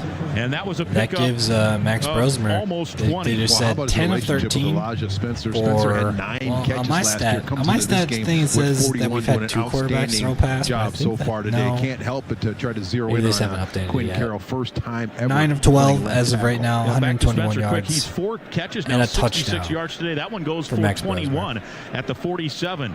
The Gophers set a bunch of guys kind of to shift in motion. Now they come set. 2 receivers right. Spotted the ball in the center of the field right at that W in motion. Play action again. Rosemer waits all day to throw back there. He's Dunkin' Donuts in his coffee mug. Now he's going to turn and run. Got a block, and he got a couple out to the 45-yard line. Maybe the 44 by the time it's all said and done. The stark difference in our offensive line now versus compared to when we played Rutgers is absolutely crazy. Former Gopher Jay Carroll just a moment ago. It's phenomenal. I mean, he's back here and he's Dunkin' Donuts. Or if he played center, he said no. Yeah, he said no. He's never played left tackle. He said I was scared. He said all the time in the world back there, here. but so far, but versus Rutgers, it was like we couldn't get a single second. And I think the difference between playing Rutgers and playing Wisconsin is pretty big. Last college game playing left tackle, and he's done a nice job here so far. Quinn Carroll out of Edina. Of course, his dad was a tight end for the Gophers. Here's a handoff. They go to the left side, and it's Darius Taylor, and he tried to cut it up. There was some space outside, and he'll lose a yard.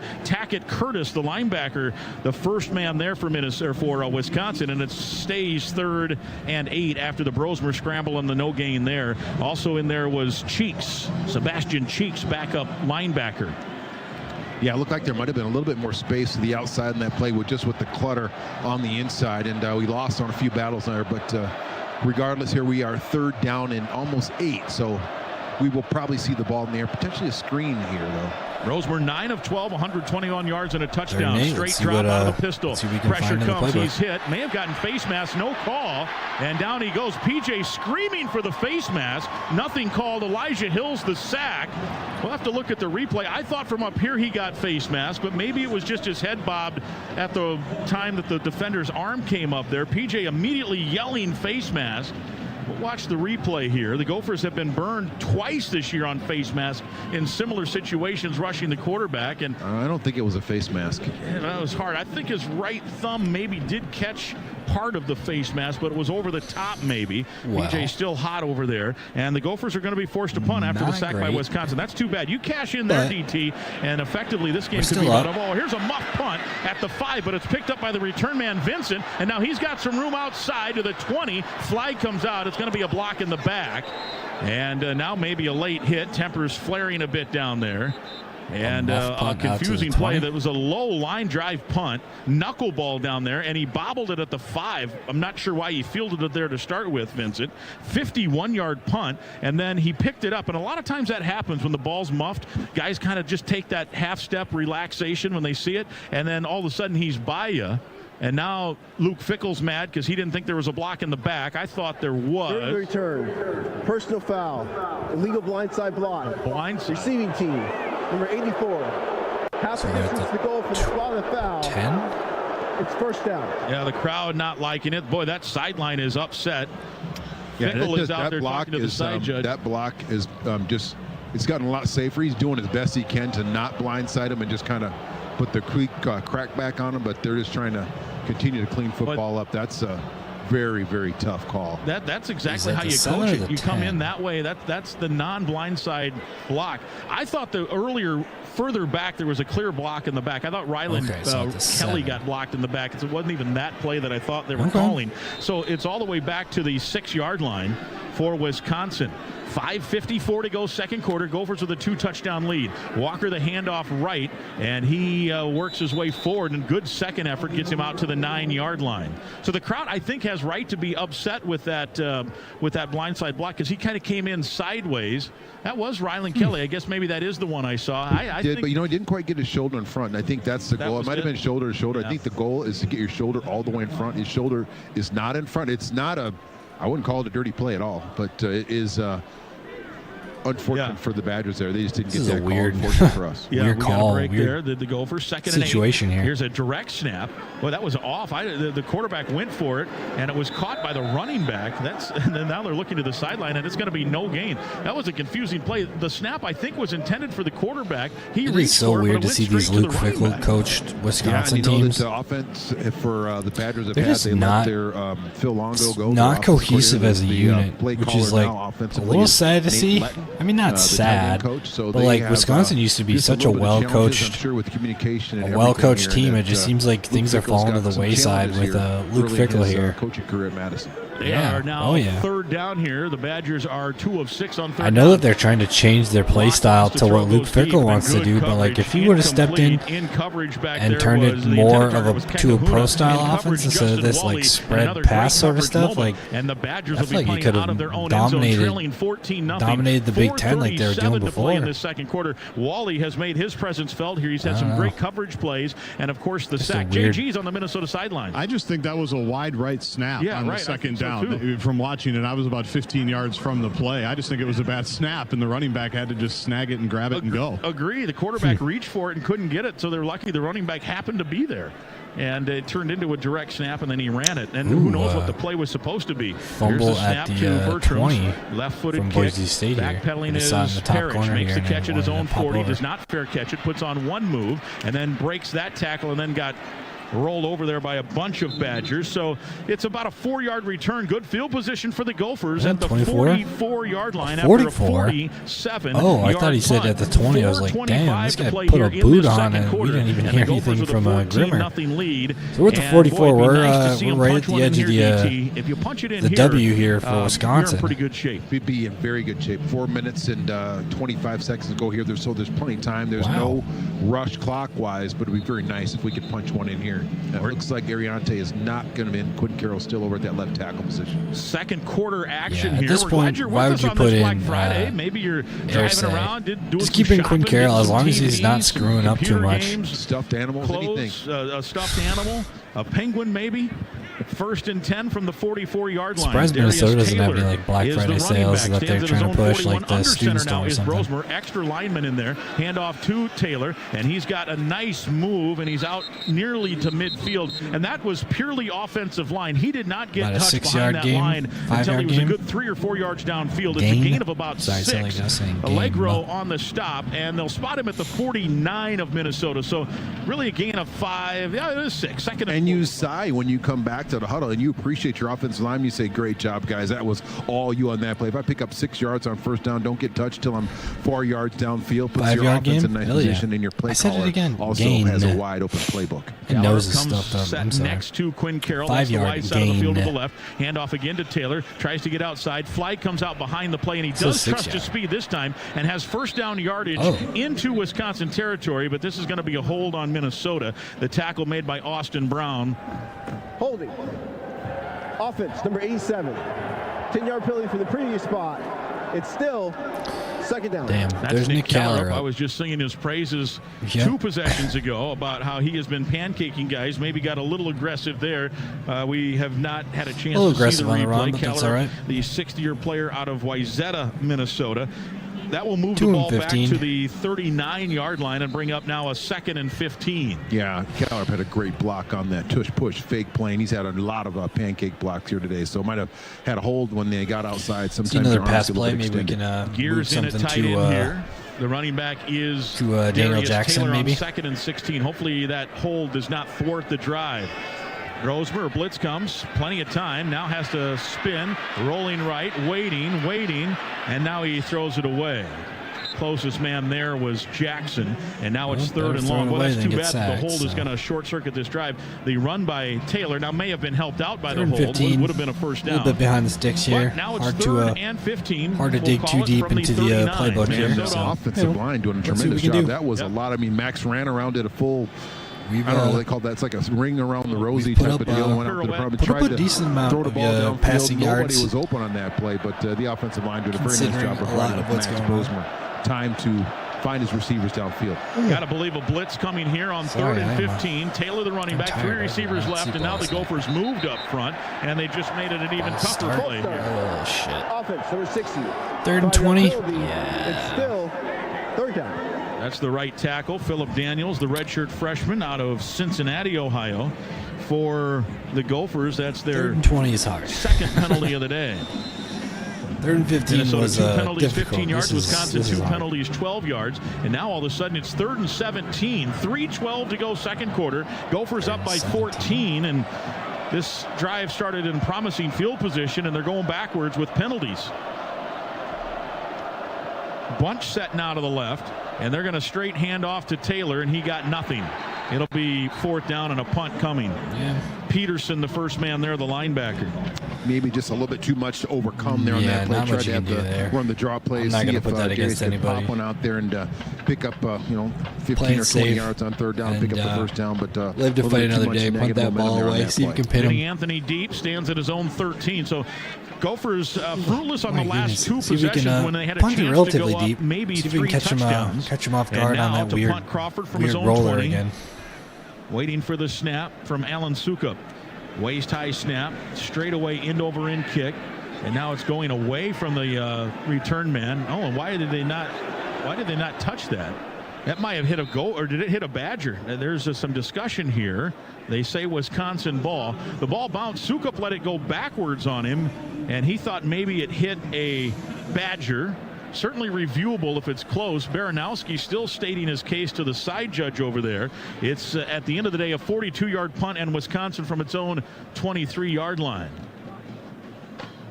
Ooh, that might, watching that replay, it may have hit a Badger blocker there in the ankle. We'll see if they whistle down here. It's hard to know for sure. Or did it hit Sukup? Yep, they're not going to whistle down. It was hard to tell.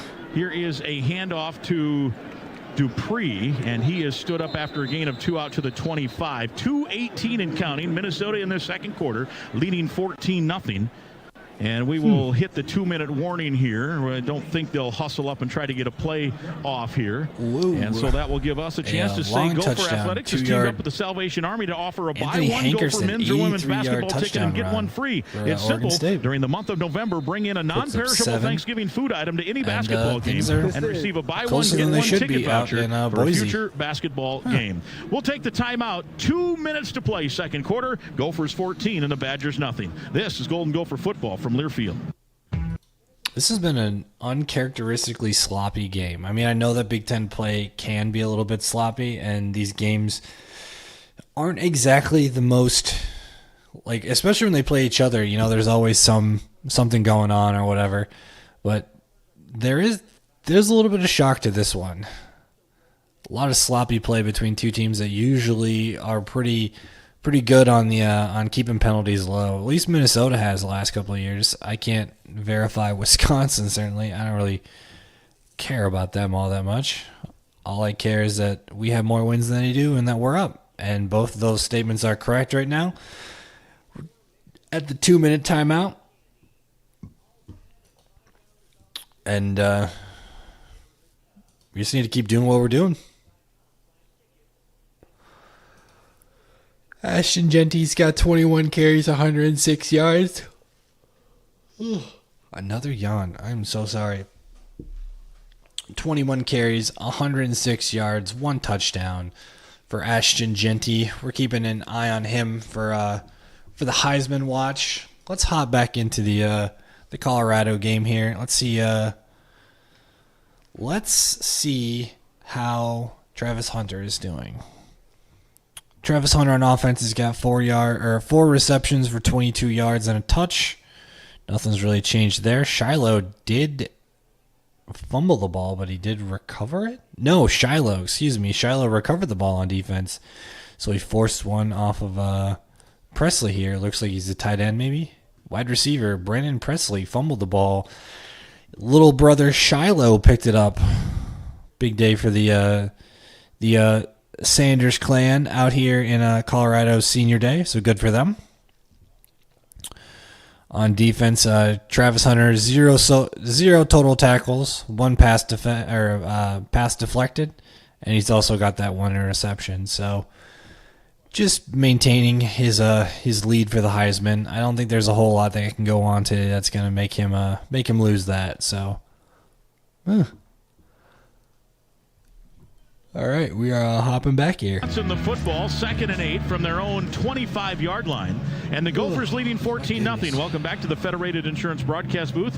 Mike Grimm and Daryl Thompson with you here on the Gopher Radio Network. JG is on the Gopher sideline. Dan Robotham, our engineer. David Jordan is our producer. And Mike Chops Ritter is our spotter on site here on this Black Friday in Madison, Wisconsin. The Badger Marching Band getting set for their halftime show soon. 2 minutes to play first here. Gophers for sure want to shut the faucet off here. They want to go in with a goose egg on that Wisconsin side of the scoreboard. Absolutely want to go in with a goose egg. Yes, we do. Also knowing that we kick off in the second half, so the Badgers would like to get something out of this drive. 2nd and 8 from the 25. The running back is Dupree. He's got the handoff, a sliver of space, but a nice job as he was getting blocked by Lindenberg to get an arm on him to slow him down for Henderson and Anthony Smith to finish it up.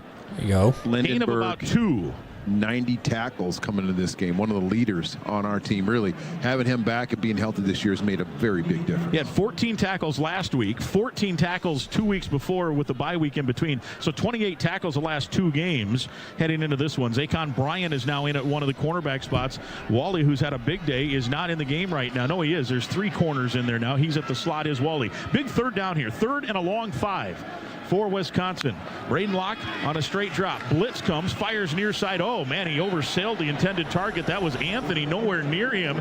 Boo Birds are out again here in Madtown. They're mad at their quarterback, and it's a punting situation. He's for 5 for 13 for 37 yards. The last time we checked on him, I think he was 13 on the day. Well, what happens a lot of time you hear this is a basketball term. He got sped up, and Braden Locke got sped up on that play by the Gopher rush today. Yeah, I mean, not a good day to be a Wisconsin quarterback. I don't think that they have anybody below him that could do anything either. I mean, should we check the Wisconsin depth chart here? Let's go roster. Bertram's left foot, high hanging punt. Coy Parrish toward the sideline, catches at the 27. He's hemmed in there. And then they've got a couple freshmen. 30, a 3-yard and then Van Dyke is obviously out. And we'll see how I mean, if they really wanted to, they could put up this kid from Minnetonka here to really see if we could piss off the Gophers. But Tempers flaring down there, and this could potentially help determine what PJ and staff want to do. They're still pushing and shoving. The player kind of laid on I'm just going to just guess on that one. But maybe they could put in the freshman to see if we could piss off the Gophers a little bit. I'm sure he was... I'm sure he was one heck of a recruit at one point. Very well. Let's see what the call is here. This could help determine what PJ wants to do here. If you get 15 yards on this, you're out to the 45-yard line. If it goes the wrong way, you're all the way back at your own 15. We'll get the replay here. Parrish is hit, and then down he goes. Brian Banks, the referee, about to make the decision. After play, unsportsmanlike conduct foul, kicking team player number 0, 15-yard penalty. It's first down. Suck it, Wisconsin. Yeah, he hovered over him, kind of just straddling him. Hovered over him. Sorry, and Parrish then was talking back at him while he was laying on his back. He was just reading some scripture to him, talking about how they could get together after the game and hit Rocky Rococos or something. John Pius, I believe, was one of them in there. Also there, I think, Daryl Peterson, maybe. Yeah, that's how it always goes, right? They're always talking as the guys about there. something. So this now you're talking about their Thanksgiving plans, pass right? completions from getting into field goal range here from your own 45. Kesich was the big leg here with an opportunity. Looking at the flags. JG, what's the wind? Are they with the wind here? Right now, the wind is as quiet as it's been all day. So I wouldn't even think the wind is going to matter much on this kick. All right, well, let's see if they can get into field goal range and get a kick off. Here is on first down, a straight handoff to Taylor, and he spins and pivots his way to midfield and a gain of 5, and PJ will not take the timeout. I thought he was getting to the ref to call it. Pius, who had the penalty, makes the stop. Gophers in a hurry up now. 50 seconds to play in the quarter, leading 14-0, and a 2nd and 5 from midfield. Wide side to the left. Brosmer waits for the snap and wants to throw. Looking right, stays right, fires ball, batted in the air and nearly intercepted. He was hit as he threw, and the clock stops with 40 seconds. Gophers catch a bit of a break as that fluttering wounded duck was sailing toward the sideline. Forkering was the closest there. He was trying to haul it in while he was trying to stay in bounds. It hit him in the hands. That was one of the first, probably the first quarterback hurry that Wisconsin's had in the first half. So Max has had a clean pocket so far here with 40 seconds to go here on 3rd down. Hopefully he can pick up this 1st down and make it interesting.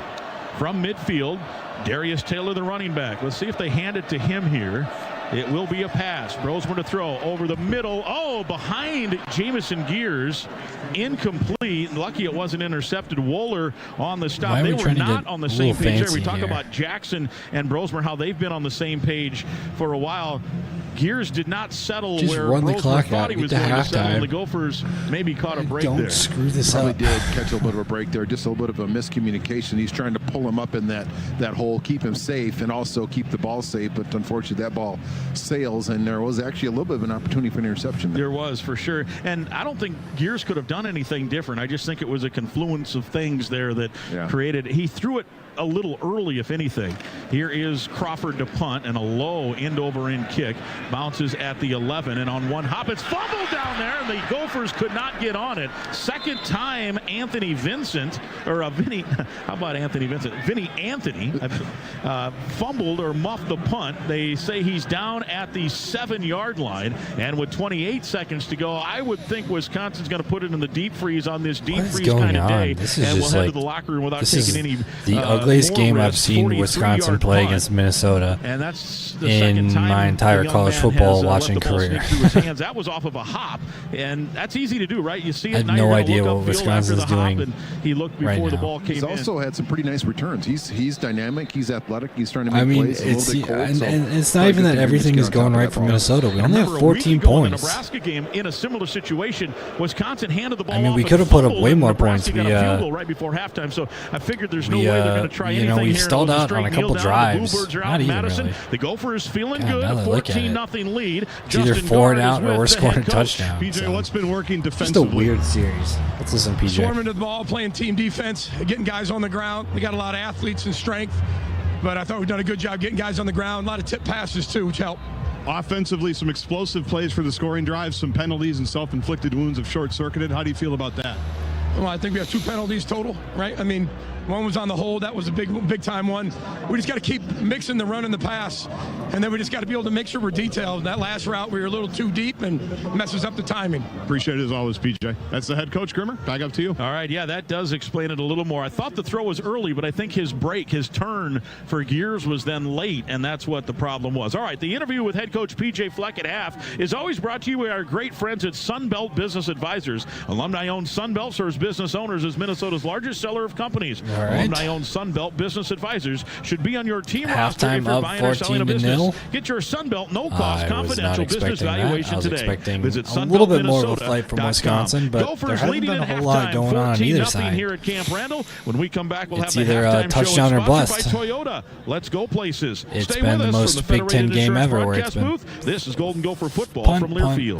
punt, touchdown. The fan favorite ticket and Six-play beverage deal punt returns to drive, which Gopher is kind of Kentucky odd considering at they've all 3M Arena at been like Mariucci 5. this season. Get your game Touchdown. ticket and first Punt, beverage punt, in one punt, convenient punt, package. punt. Available for every Friday night Big Ten matchup. Get yours now. You're not a at college football fan. You're probably not gophersports.com. watching this game right now, and rightfully so. I mean, this game really doesn't mean anything in the grand scheme of things when it comes to greater college football world. But if you're a college football fan and you watch games for rivalries, this is the game to watch. This is what you need to watch. certification 5 years in a row. This is interesting. For more information about the Flint Hills Resources Pine Bend And Refinery, I think they visit said pinebendrefinery.com. beginning of the game, 10 miles an hour. If we win this game, then we bring the series, the all-time series, back to tied. I think it'll be like 63 apiece or 62 apiece, something like that.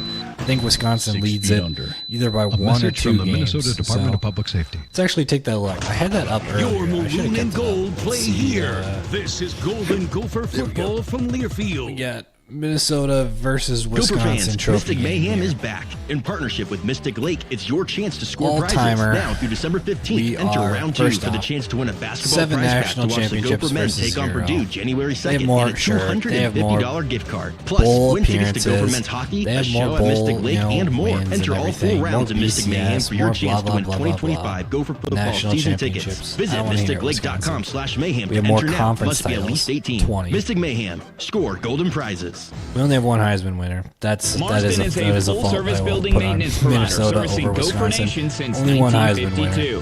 Granted, Wisconsin's had some of the best running backs If you have a valid in Minnesota driver's all of license and a college reliable football vehicle, history. So, reach out to Marsden to learn more about part-time and full-time opportunities in your neighborhood. That's Marsden it. Yeah, offers Wisconsin leads benefits and 63 training to and is an 62, equal and then opportunity there's been employer. 8 Join our ties. So ever-expanding team Minnesota of wins this building game. maintenance professionals. We're on the by right visiting track, careers.marsden.com or call 651-641-1717.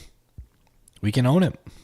1, 2, 3. And technically, we already own the slab of bacon.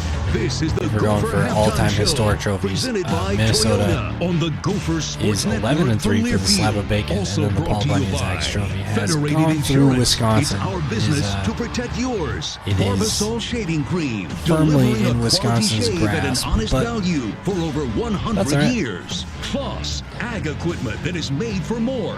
Visit CLAAS.com. The rivalry was declared And protected by the Big Ten in Flint Hills 2023 Resources, after Big Ten West was producing the disbanded fuels after the Minnesotans latest depend on since conference 1955. expansion.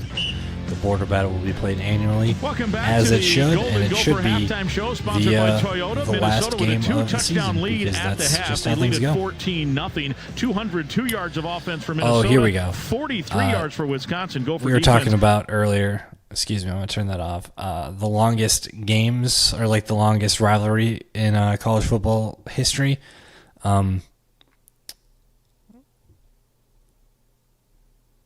Subsequently, it is the longest uninterrupted rivalry series in Division I FBS. So FBS wouldn't include teams like Lehigh and teams like Yale and Harvard and Princeton and that sort of stuff. So it is the longest uninterrupted Division I FBS college football game. It has never been played in any city besides Minneapolis and Madison, as it should. Never should a rivalry game be played in a stadium other than either the home stadium of one of the two teams. Played for the Green Bay Packers just up the road from here. So whenever he's back in the state, we go to a restaurant and they say, "Aren't you?" All right, I'm gonna hop away for 1 second. I gotta find a way to wake myself up. Packers and I was a different guy. A lot more cartilage, a lot more energy. All those things were here back in the early '90s. But it's always fun to come back here to Wisconsin, Green Bay, and then particular Madison, where my daughter had a wonderful volleyball career as well. So it's fun to come back and reconnect and be here in Wisconsin. Yeah, no question. And I know most people know this, but we always do one game a year where we have you as our halftime guest, and we talk about the great work you and your colleagues, including family, are doing at Boulder Options, which has been your pride and joy for 30 years now. Yep, I've been working Boulder Options for 29 years. I was a volunteer before that, just the 31st year of our organization. So we're really proud of what we're doing in the community of Minneapolis, St. Paul, also Rochester. So we have 50 kids in the program right now. We go through about probably 100 new youth per year, and we have probably between 300 and 500 in our alumni network, and have served over the last 31 years probably over 30,000 youth have been engaged in our program and have been able to hold babies and be at graduations and events. And we have our first young lady that works at Boulder Options that was a mentee in our program 12 years ago, and now she's an employee of our organization. Yeah, and it's a mentorship program helping out kids who are at risk, who are struggling a little bit and need some adult guidance, right? Tell us a little bit, just kind of the mission statement. Well, the youth get referred to us from social workers and counselors at school. They've been identified as someone that could use a positive adult role model in their life, which we all need, for sure. And they get one with us at Boulder Options, and we do activities. We had a pumpkin carving event. We had the Gopher football team has been doing that with us for probably 7, 8, 9 years. Norris Wilson puts together a group of young men. They come over. Dragon Kesich was with us the last 2 or 3 years. Lemecki Brockington's come over and spent time with our youth. So we've had a lot of young men that have been involved. Stephen Davis, a former linebacker at the University of Minnesota, was a mentor, volunteer with our program. So we have a lot of history and tradition with the University of Minnesota and Boulder Options as well. And the stories now abound about how, I say it's simple, it can get complex, but a simple mentorship can literally turn a life around, and you have now, through your organization, turned around many lives. Thousands and thousands of lives have been changed and impacted by our program, and really it comes down to the mentor, and I've worked with some great people over the year that get involved, and a lot of times what someone really needs is someone to listen to them. Someone to listen to them, an ear to listen to, someone to bounce an idea off of and say, that's maybe not such a good idea, maybe that's a great idea, or even to ask that question to that mentee. Said, hey, what are you thinking about for school next year? Everyone's not a 4-year school. Maybe it's a trade school. Maybe it's some other opportunity that they can get lined up in, and maybe it is a 4-year school. We've had all those different opportunities. And two major ways that folks just listening can help. They can become a mentor, which you need now, right? Absolutely. Always need mentors. We're into the year push right now, trying to get some mentors. So mentors in Rochester, mentors in St. Paul, and mentors in Minneapolis. So that's one great way to get involved. And we know the other way is through financial cold support. Hard cash. Yeah. We're at our year-end push right now. The university did a great job highlighting us last week with the pins. We saw a little bump in our sponsorship and volunteer there. Mike's got his pin on. Got my permanently. Ran it through the washing machine, so it'll be on that. It's stuck forever now. Yeah, forever. But I mean, those are the ways. Really supporting us financially or getting involved to be a mentor are phenomenal ways to get involved with our organization. And how can people get information if they can help in either or both of those ways? You can look up boulderoptions.org. Just type it in your Google. Boulder does not have a U in it. Boulderoptions.org. You can get any and all information for becoming a mentor, to being a financial supporter, or to getting. You want to come to our golf tournament next year. You want to come to our dinner. You want to come to our open house.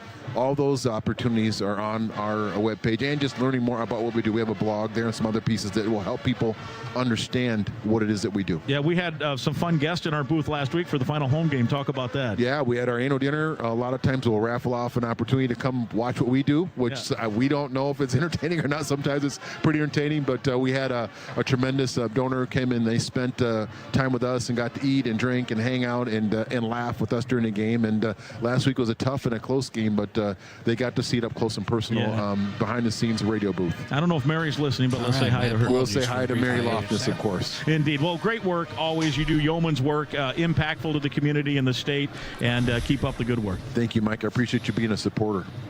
BoulderOptions.org is how you can get all the info. All right, let's take a break. Gophers lead at 14-0. It's the halftime show, and it's Golden Gopher football from Learfield. All right, let's take a zip around the other games we got going on, and nothing has been too interesting. Minnesota obviously up 14-0 over Wisconsin. Oregon State tried to pull something quick against sorry.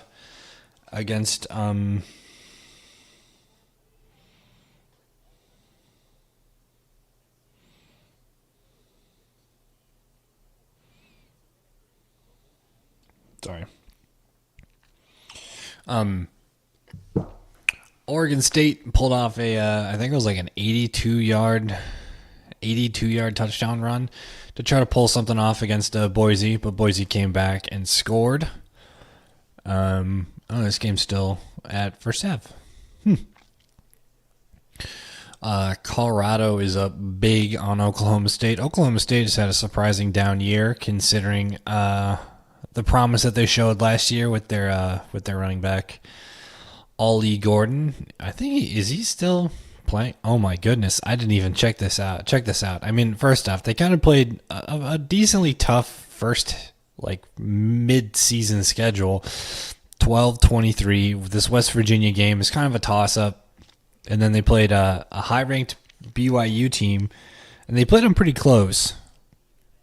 They went to Baylor, and then they played Arizona State at home. Arizona State's been pretty good this season. They've been surprisingly good. So,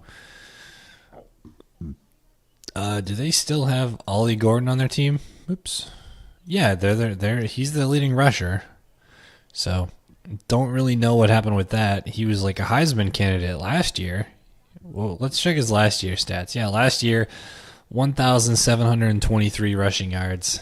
This year, 870. So I've seen some drop-offs before, but that's probably one of the biggest drop-offs. Interesting season from Oklahoma State, and Colorado's taking advantage, and they're taking advantage all the way to the Big 12 championship game, it looks like. I don't exactly... Let's check in on the Big 12. The Big 12's, they've got some competition at the top here. Arizona State, BYU, and Iowa State are all 9-2. Colorado's 8-3, but they're all in conference 6-2.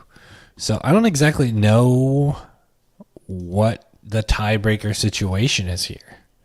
Nobody's secured anything, and they're all kind of in that mid spot, which is gonna give them like the same positioning when it comes to the college football playoff. So I don't know, just a weird situation going on in the Big 12. A bunch of decent but mid teams. I don't think there's any other. We're kind of dry on games today. I guess we can check tomorrow for the Division II playoffs. We're in the second round. We should have Minnesota State, Mankato, and Bemidji. Both Minnesota teams are still in there. We've got Wartburg and Wisconsin Plattsville. Those are both Division III teams, but Wartburg is in Waverly. I had a good friend of mine who went to Wartburg. We got Bethel from Minnesota is playing at home in Arden Hills, so not too far from Minneapolis. We got one in Collegeville. Wisconsin Lacrosse heads to Collegeville, just up north for the St. John's team, who's 10-0. Ooh, this should be a good game. The Colorado State Pueblo, which is usually a pretty highly ranked team in college. In Division II college football, they're playing Minnesota State Mankato, who absolutely battled one out against who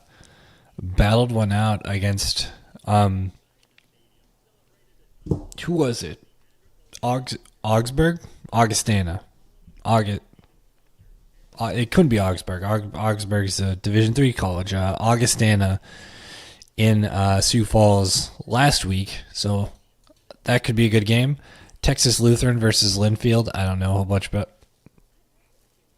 Linfield, like in McMinnville? What? Are they like the only Division II team in Oregon? I did not know that. Huh. I had no idea that was a thing. Interesting. Well, I guess Texas Lutheran is heading to McMinnville in Oregon. And then the boys of Bemidji State head out to Western Colorado. I've got a kid who went to the same high school as me, who is one of the star. Like, he's kind of like a running back, wide receiver. I think he plays defensive back too.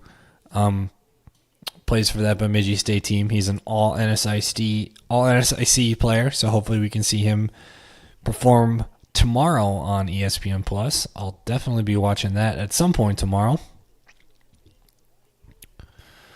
Yeah. Interesting lineup for tomorrow in the Division II and Division III side of things, but not a whole lot going on FBS today.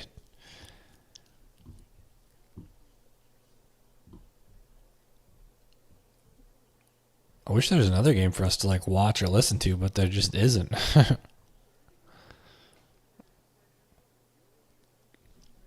Well, I guess when we have a second here, I hope everybody who's listening and watching got what they needed from their Thanksgiving time. Had some time with family or some time alone, whatever they needed to do. Oh heck, they've got some highlights from the game here. Let's take a peek. We got the second touchdown from Max Brosmer here. Oh yeah, right in the corner. Daniel Jackson got it, nice and easy.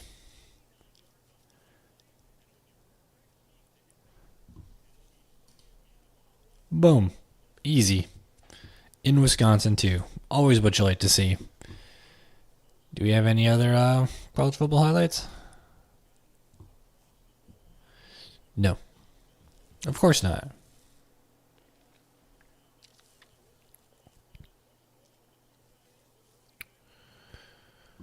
Oh, Shedeur Sanders breaks the single-season passing yards mark for the University of Colorado.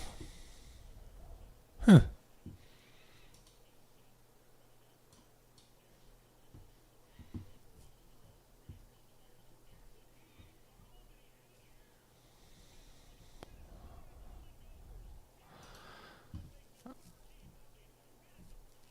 Games with playoff implications this weekend. Texas versus Texas A&M, yeah. Arizona versus Arizona State, for sure. How is this Arizona team? I haven't heard a whole lot. Yeah, not very good. I know that they do have a pretty studly wide receiver in. Is this the kid? Yeah, McMillan. They're talking about him being potentially a first-round draft pick. So maybe there's some upset potential there, but I doubt it. Are they in Tempe or are they in? They're in Tucson, so it's a home game for Arizona rather than Arizona State. I haven't seen a whole lot from this Texas A&M team. They're ranked. They're 8-3, 5-2 in the conference versus 10-1 and 6-1 in the conference for Texas. So there might be some upset potential there. Let's check some team stats for Texas A&M. I really know almost nothing about Texas A&M. I do know Connor Wegman. He's a transfer, I want to say. No? Then he must have been their starter last year and won some games. Because I remember hearing that name. Or maybe he started earlier this season.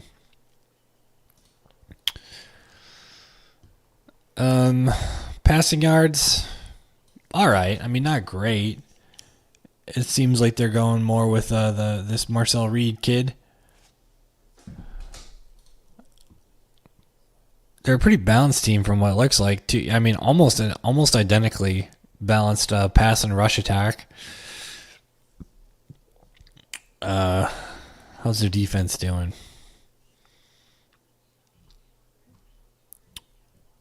$23 sacks from their defense. Do they get interceptions here? 12 interceptions, 23 sacks. I don't really know how those numbers stack up to anything. I'm just spitballing here. There's not a whole lot going on a Friday, but that's all right. Maybe we'll just sit in some quiet and let things relax for just a little bit. No, that sounds like terrible. Oh, here we go. We are ready for second half football here they're ready at for second half. Stadium. Paul Bunyan's axe is on the line. It currently resides here in Madison. The Gophers want to take it back home, we were talking a little bit about the and they need to hold on. They lead at 14-0. We'll leave this for later. We're starting the third quarter. Wisconsin will get the football to start. And deep is Vinny Anthony standing at his goal line, and Dragan Kesic will be the kickoff man. In this cold weather, I wonder if the ball's not coming off the foot as normal. It gets harder. We talked to Kesic about that in the podcast, and he said the ball gets a little harder, a little slipperier, and it hurts when you kick it. And normally he's Mr. Touchback, and they've had a chance to return a couple of kicks in that first half. We'll see what happens here. there is. The ball does get harder and it does get slicker, and your hands are colder. So it's just it's a combination of things that make it much more difficult to handle the ball, in particular on kicks and punts. Yeah, and in this case, his foot's probably cold as well. Big defensive situation here for the Gophers, too. You want to not let Wisconsin feel good, because right now they got to go into the locker room with 43 yards and their fans are booing them off the field, not feeling great. You don't want to give them any confidence here to start. Oh, you are 100% right, Mike, and I was kind of hoping that we would have an opportunity to get the ball first here in the second half. We didn't win the toss, so we do not. But this was a key drive here for us defensively to keep them off the board. Kesich kicks it. It's 2 yards deep. Oh, they tell him to stay, but he comes out. So Anthony at the 20 works his way across and tumbles to about the 25 where he would have been had he downed it. Hold your breath there just for a moment, because it looked like he had some green space, and the stop made by Rylan Kelly. First down right at the 25-yard line. In fact, that ball was a couple of yards deeper in the end zone. Yeah, so I mean, kind of a the same position, but no. Vinny, okay. I was looking on CBS Sports to see if they had any highlights that we could visually watch, but there's nothing for us there because, of course, not. Yards passing in that first half. They only had 6 rushing yards in the first half. Walker, the running back, out of the pistol set, and Locke wants to throw on first down, and he whistled it too tall. Oh, and the umpire got hit. Hopefully he is all right. Good defense. Wally again is having a good day. That throw well behind the intended target. Bryson Green, who had 2 touchdowns last week in Lincoln. That's the younger brother referee, of Seth so then they can get away with some stuff. Made the Green Line famous in Minneapolis with his Wildcat runs. Yep. Minnesota product that then that family moved to Texas, and they played high-level football there, and then they've been around. Bryson Green was at Oklahoma State first and now at Wisconsin, and now they're gonna stop playing, check the umpire out here for sure, make sure he's all right. That's Tim Gover. There's another Green brother as well who plays and is moving around, but probably would be a good idea. I think Looks like we got another defensive back for linesman, referee that's getting it's a Texas-based gear off and going to be looks like Stephen F. Austin. Yeah, it does. There's another Green brother who plays Stephen F. Austin. He's ready for action. They both used to play at Oklahoma State. They played a little bit on that Oklahoma State last year. So there's 2 back judges now. One clearly will now move into the umpire position. Contention for the college football playoff, separate duties. And Ollie the second was making a push for the Heisman. I remember seeing their name pop up a couple times in games. I'm pretty sure. That's the Wisconsin sideline, and the medical staff they were definitely on that team, but I think I watched them play a little bit. Lock the throw, looks right, wings it right, and that is a completion. And the catch made by the tight end. And on that grab for Wisconsin is T.J. Seagraves, tight end. A gain of 4, make it 5 out to the 30. And what we don't want to happen is for Braden Locke to get comfortable. That was the first pass that looked good. He sailed quite a few balls there at the end of the second quarter, sailed that very first ball in the first quarter. He did complete that one there, so we don't want him to get his mojo and momentum going. They are 2 of 8 on third down. It's 3rd and 5 right now. Tight end Nowakowski way wide to the left. Jack Henderson has his responsibility. The running back is Walker. He moves to the left. That's the wide side of the field. 3 receivers that way. Here comes a blitz from Lindenberg. They want to go 50-50, ball deep down the sideline, and it is knocked away at the last minute by Ethan Robinson. What a great defensive play. Intended target was Anthony, and that is a great coverage moment from Security. Boy, did he get his hand in right in the nick of time. I think we got flagged earlier in the season for doing like the sword thing, and they were like, speed on that play. I think it's an unsportsmanlike conduct penalty because it's technically like brandishing a weapon or something like that. But they call that play in the hands right at the end, stripping that ball. You see a lot of defensive backs do it. And put that sword away. 4th and 5 for the Badgers. Bertram's now standing in his own 16. Shoulder high snap, rolling left, and now kicks it end over end. Fair catch called by Parrish, backpedaling at about the 16, and that's where Minnesota will take over when we come back. So the Gophers force a 3 and out, a 52-yard punt. So we're at the 16-yard line. I wanted to read this over because they're talking about the what's going on in the Big 12. So we were looking at the Big 12 standings. There are 4 teams that are 6-2 in conference. If all 4 of the teams win, the title game will be between Arizona State and Iowa. If it's a 3-way tie, oh God, this is just confusing to read. If it's a 3-way tie between Arizona, Iowa State, or Arizona State, Iowa State, and BYU, then BYU is out. God, this is so confusing. If it's a three-way tie between Iowa State, BYU, and Colorado, Colorado is out. So Colorado basically has to win and then hope another team loses. If it's oh my God, look at all these contingencies. If it's a three-way tie between Arizona State, Iowa State, and Colorado, it gets messy. So here's the exact language provided by the Big 12. So a three-game tie, Arizona State, Iowa State, Colorado. If Texas defeats West Virginia, then it's Colorado versus Arizona State. If Texas Tech defeats West Virginia, Baylor beats Kansas, and Cincinnati beats BYU, then it's Colorado, Iowa State. Jesus. So it's basically just a bunch of coin flips here.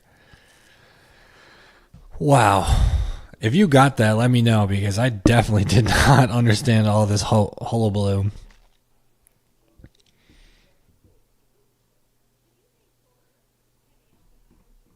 So now I want to check the Big 12 standings.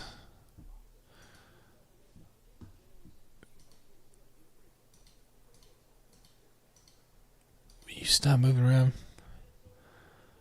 So we said Arizona plays Arizona State. Does BYU plays Houston.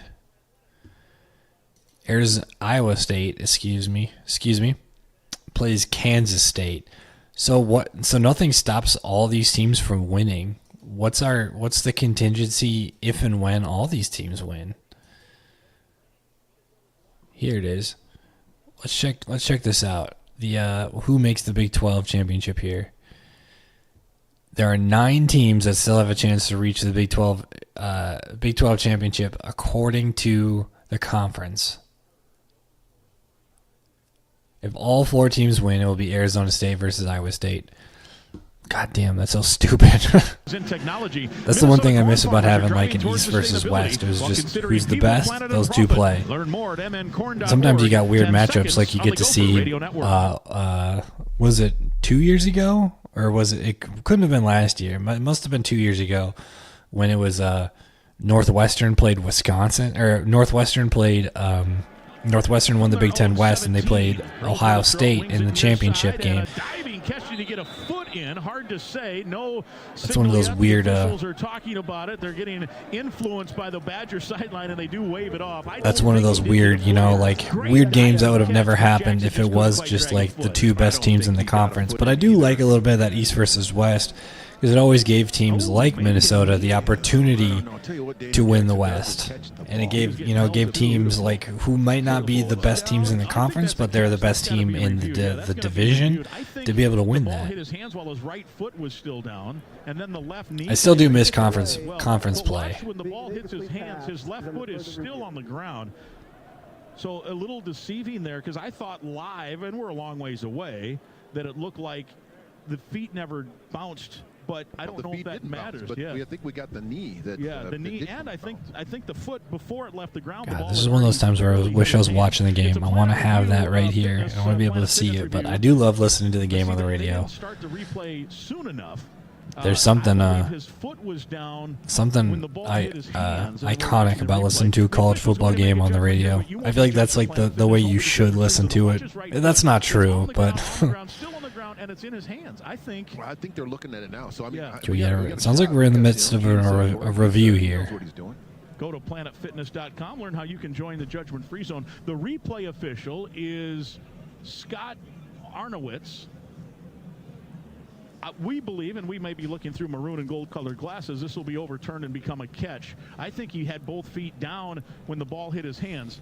In super slow-mo, the right foot is down. Ball hits his hands. Right foot still down. It's in his hands, right? As I'm pointing it out to only Daryl Thompson here. Nobody else can see it. And then his left foot hits as well. I think that's a catch in the NFL, let alone college football here. And I think his knee is bound as well. So I think it's going to be overturned. I agree. And if it is, it would be, about a 6 to 8 yard gain here. Brian Banks is the official. What's going on here? He is coming away from the hood. After review, the receiver possessed the ball with his right foot in bounds. The ruling on the field has changed to a completed pass. It's second down at the 25-yard line. So it's a gain of almost 8 at the 25. What a catch. Jackson has at least one of those. Hell yeah. DT. Yeah, tremendous concentration and focus on the ball in traffic when he gets hit on the boundary as well. That might allow him to play, probably will allow him to play more football. So a gain of 8. Hopefully, yeah. Up to 5 catches. He's shown that he can 50 yards. That he should play in the second and the next level. Wide side to the right. I guess this is the NFL would be the third level. Off to Taylor, and boy, he's hit, but then dragged forward. Ashton Beers dragged him back to the line of scrimmage, and it was going to be a loss. Ben Barton was the first man there. So now it's 3rd and 2. Yeah, it just looked like there was a little bit more in there on that play than that, and that's one of the plays I'd love for Darius to have an opportunity, at least a two-way. Seems like DT's just a little bit gimped up, and like you see some glimpses of what he can do and what he can produce, but then all of a sudden he'll just disappear. For Brosmer from the 25. Out of the pistol. I can imagine it's frustrating for him, but as a fan, it's frustrating. Waits, plenty of time. Now tucks, now fires, and it is caught by Jackson. Boy, in traffic again. Short gain of 4. They only needed 2. Curtis was in coverage in the stop, and Jackson is now up to 6 catches on the day. Daniel Jackson's just making his statement to be a pro here. Actually, along with Max 11 of 17 for 129 yards and a touchdown coming into that pass. 2 difficult back-to-back catches for him. Just tucked it in by his left shoulder to keep it off the ground. Jamison Gears comes in motion, comes slotted to the right, just off the thing as an H-back almost, and it's first down. Handoff right side Taylor, a little cutback seam, and a nice gain on first down of 4-5. It's Wooler, the safety, coming down and run support for the stop. This is a good opportunity here to stop, and let's take a look at the box score so we can really compare our quarterbacks here, because I feel like the quarterback play has kind of been the determining factor for this game so far. Max Brosmer is 11 for 17. He's got one more pass than Braden Locke does. 132 yards compared to 42 yards, and a touchdown compared to nothing for Braden Locke. 7.8 yards per reception. Incredible. Not incredible. It's a solid performance by a quarterback who just needs to put up a solid performance for us to be competent. For about a yard as he got outside, and it'll be 3rd and short. It's phenomenal to see as somebody who has watched a lot of below-average quarterbacks, and maybe not recently. I mean, Ethan Kaliak-Manis had his moments where he showed that he could be a pretty competent quarterback. Just maybe not our long-term quarterback. He showed that he was competent against us when he was playing for Rutgers last week, or 2 weeks ago. 2 weeks ago, rather. Tanner Morgan had his moments too. Tanner Morgan obviously had his moments. He was on that. He was the signal caller for that 11-win team.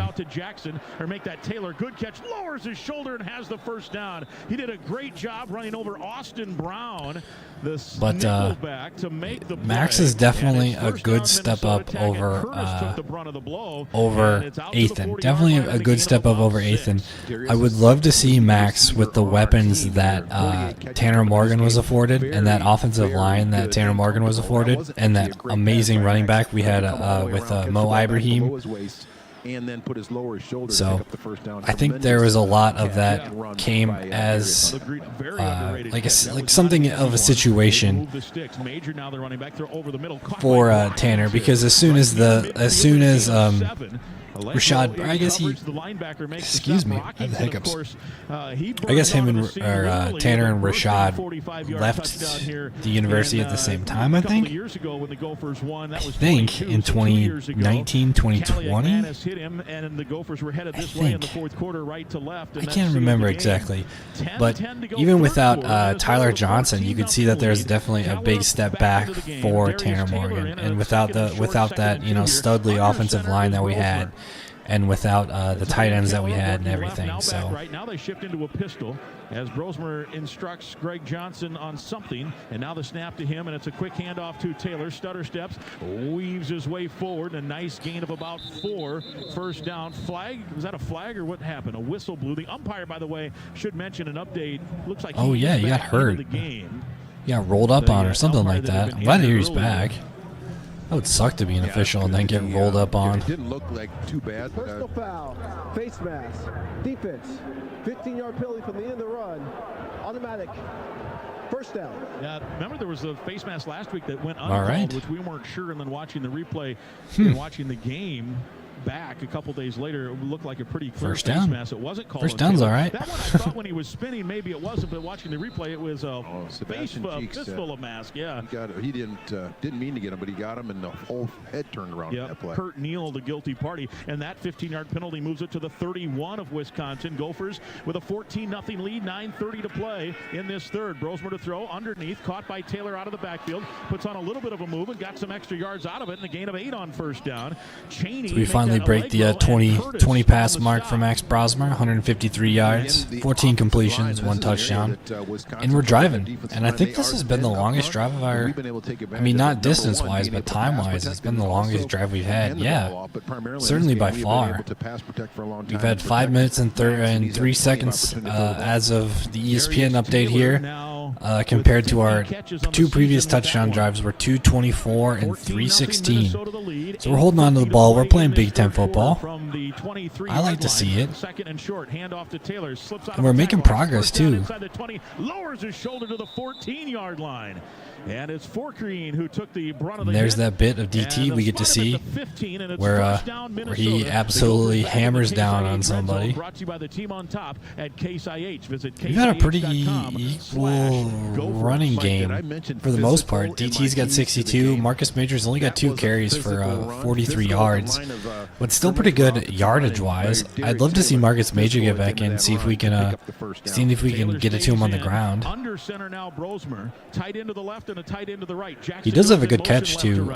Spinning as Brosmer. Marcus Major does. Comes picked up, throwing to the corner of the end zone. Gears, does he have it? Yeah! Touchdown! Jamison Gears. Boom. And Minnesota has a 3-touchdown lead in the third quarter in Madison. What a throw, all right. What a catch. What a heck of a drive. 6-minute drive, 11 plays, 83 yards, touchdown to Gears. Max Brosmer takes himself up to 15 for 21, 168 yards, and 2 touchdowns. Great play all the way around. Another great pass by Max Brosmer. Assuming we get this field goal, maybe we'll start hearing some Wisconsin fans, make their way from Camp Randall here to the bar or something. We've heard a lot of the boo birds come out, a lot of that unhappiness towards Braden Locke. So, assuming that they're 0-for going into the fourth, I would imagine that it's going to be jump around, and then you're going to see a lot of those students kind of head themselves out. Some days keeping up with them takes. All right. Well, you know what that means. Score a touchdown. We got to go for it.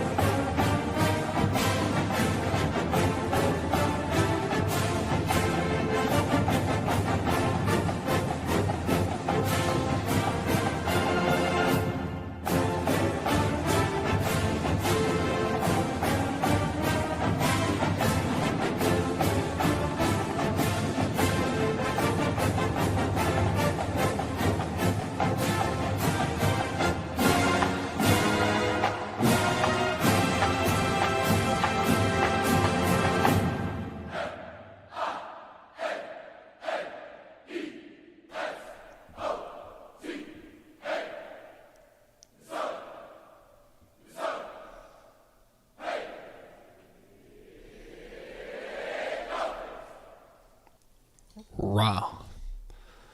So, heck of a scoring drive for the Gophers here. With perks for $1 down and $24.99 a month. How many yards did we go there? 83 yards, 6 minutes, 2 seconds. Bring a friend anytime and both work out with tons of equipment. Not as much of a Big Ten football as we've seen before, but certainly better. Work out and perk out with the PF Black Card. Join for just $1 down and $24.99 a month.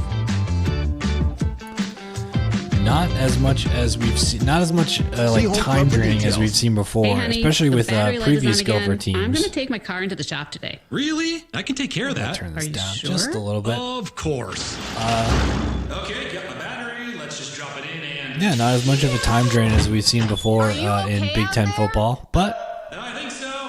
Certainly the best of the game, and some things are better left to the professional. When you need your vehicle fixed, trust your local repair facility. And when you need a battery, trust FVP. Visit FVPparts.com for an installer near you. A couple of those other games. We've been keeping an eye on Ashton Genty for the Heisman watch. He's got 27 carries. Welcome back to Camp Randall on this Black Friday. 8:03 to go. Looks like he's right. Looks like they just missed their third down pass. With his second touchdown pass of the day, a 15-yard completion. We've been keeping up on some stats. Gears, Justin Guard back here on the sidelines. Just to give you guys an update on Ariante Ursery. He was injured in the first half, tried to play through it, then got carted off, took some x-rays, you can imagine, to make sure there was nothing broken. They actually tried to get him back, DT, in that second quarter. Wasn't able to go. I don't know if he's emerged from the locker room at the second half or after halftime, but he will not play. He was getting geared down in the locker room, so looks like no long-term injury that's going to affect an NFL future or anything like that in the next few months, but Ariante Ursery will not return to this game. Very good. Thank you, JG. We appreciate it. 21-0. I'm glad he's doing all right there. And we're just in the third quarter. Big drive to start the third quarter offensively. Excuse me, we're keeping an eye on the Travis Hunter situation just to see how the game is going for him and his pursuit of the Heisman. He's got one pass deflect, one interception, one touchdown. Hit that one. And it rolls out of bounds way over at the 15. Just a spinning 4 receptions for not a whole lot of yards, 22 yards. Number 99. The ball he placed at the 35-yard line. It's first down. So good field position to start the drive here, way out at the 35. Early in the game, Wisconsin was controlling field position, and the Gophers went 89 yards to put the first touchdown on the board on their third possession. I love this since chart. Then, the Gophers have been in control of the field position. Pass interference by this won't help at all. And pass interference by Justin Wally, and then ever since then, it's just been slowly growing. There's a little dip here. And the defense will be able to continue to play with the energy and enthusiasm they've been playing with so far. 21-zip. Oh, the holding call. Yeah, the holding call by Nick Cowher, and then a punt. Wisconsin at and then it's just been up since Walker, that. the running back, next to Braden Locke. Wide side of the right from their own 35 on first down. Locke with a straight handoff, and Walker spins once, breaks one tackle, and then the cavalry again shows up. A gain of about 4 to the 39-yard line. Henderson brings him down. Yeah, nice play by Henderson. Actually, pretty darn nice piece of running there by Walker, I believe it is, in that play, because he did not have the line of scrimmage. He just did that on his own. Until just about noon. That's only that's 10 yards now total rushing for Wisconsin. Now that factors in sacks. Minnesota with a couple of sacks and minus 14. But safety this for defense has been good. Here. Lock to throw. Blitz comes. Under pressure. Now he wants to go deep far sideline. All kinds of traffic. Incomplete. I don't think the ball was catchable. There was a collision.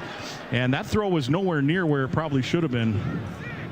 I don't usually recommend throwing into triple coverage, and there was triple coverage on that play, and 2 receivers in the same place.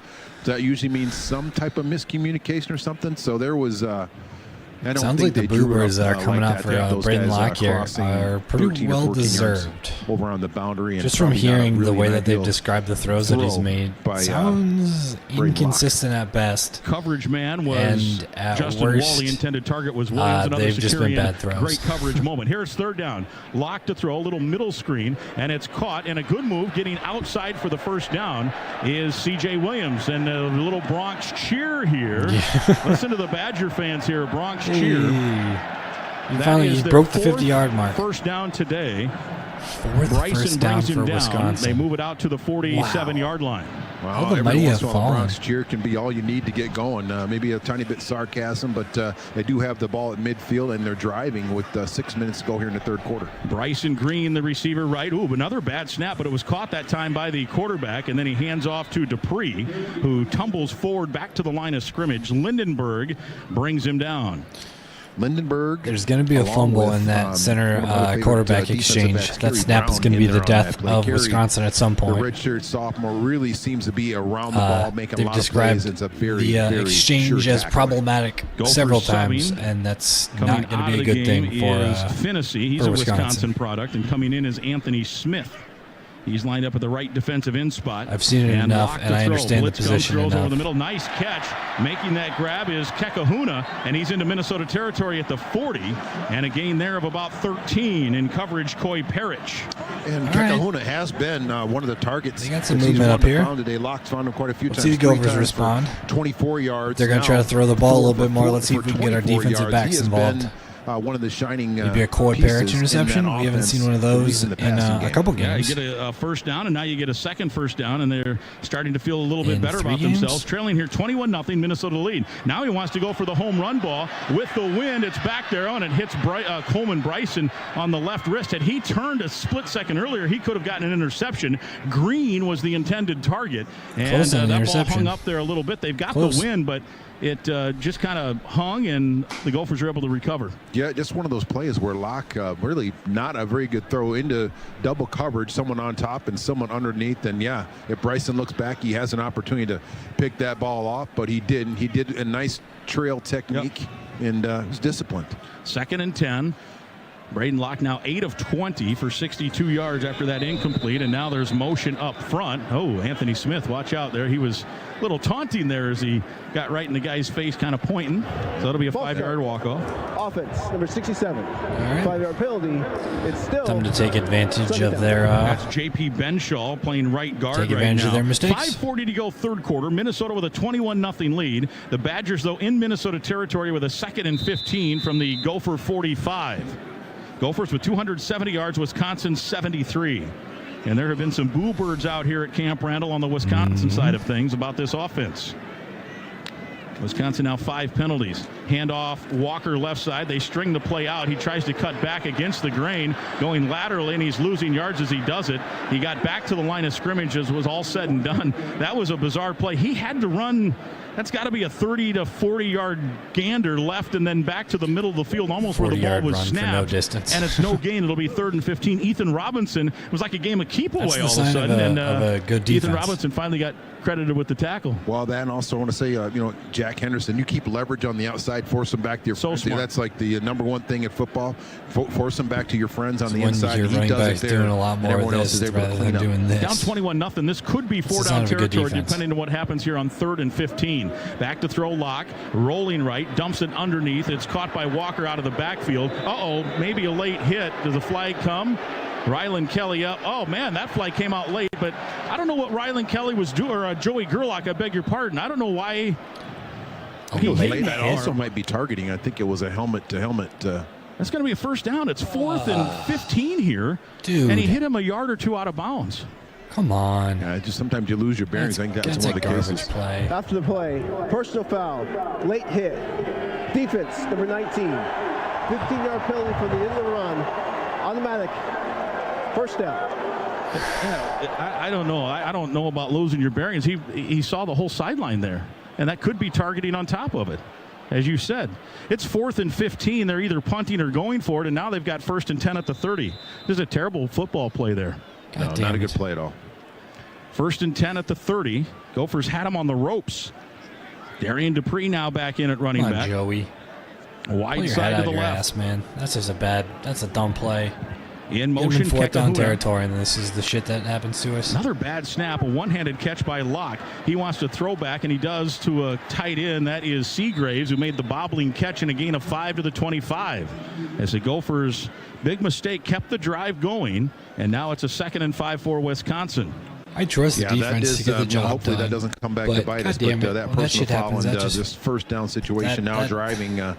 Obviously want to keep Wisconsin out of the end zone in this play. At a minimum, keep them to a field goal. Team does 21-zip Gophers lead. Like 4 minutes to go, third quarter. In motion, Seagraves. Quick drop. They find a little bubble screen, and this is first down yardage, and that is Anthony inside the 20 to the red zone to the 15-yard line. Lindenberg brings him down. This is the deepest penetration for Wisconsin all day. All right, time to get helped serious out by here. the penalty on Minnesota when Let's it would have been boys. a 4th and 15. Yeah, the penalty and now the short passing game for the Badgers has been successful on this play. They got a late substitution here. Gophers could sub late and force a potential timeout. That is Giacomelli, third-string running back. He has not gotten a carry in the last 4 games. 1st and 10, we're in the 3rd. Locke wants to throw to the end zone. Touchdown. They beat the Gophers' Ethan Robinson, and the touchdown is Vinny Anthony. And if this thing goes sideways, it's going to go back to that late hit, which was just ill-advised and obvious. Ill-advised at the best. Yeah, a really unfortunate, ill-advised late hit there. And Wisconsin Badgers have some momentum and are starting to get off the mat with 3 minutes and 13 seconds to go here in the third quarter.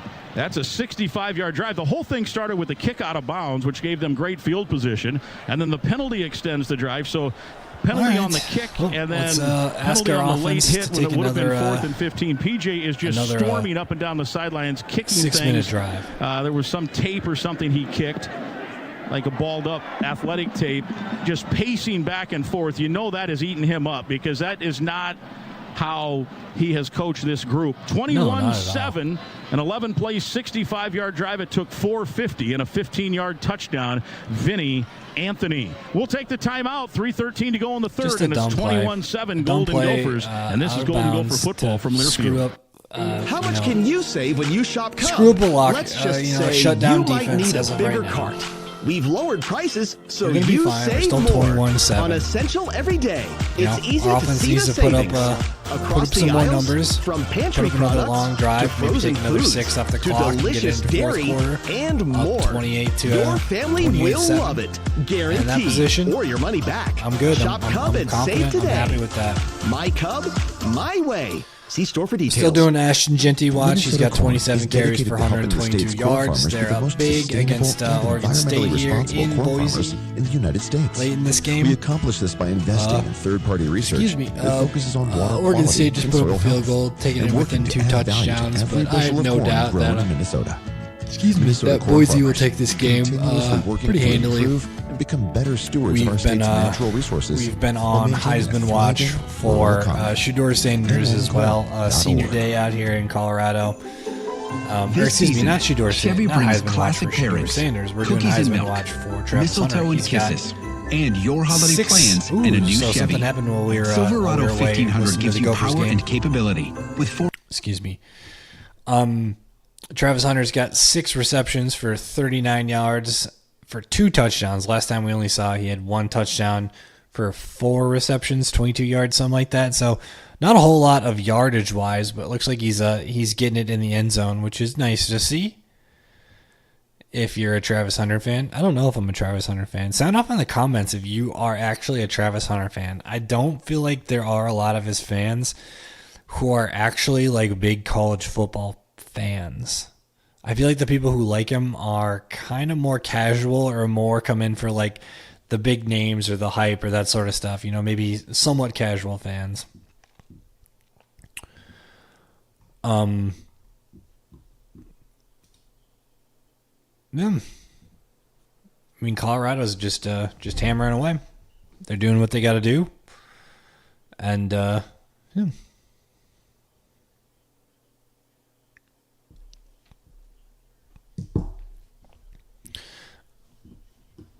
All right, we're back. Sorry. Kind of pacing up and down the sidelines. The pacing has continued throughout this whole last media timeout. He's almost looking for someone to talk to. Gopher defense here. Yell at.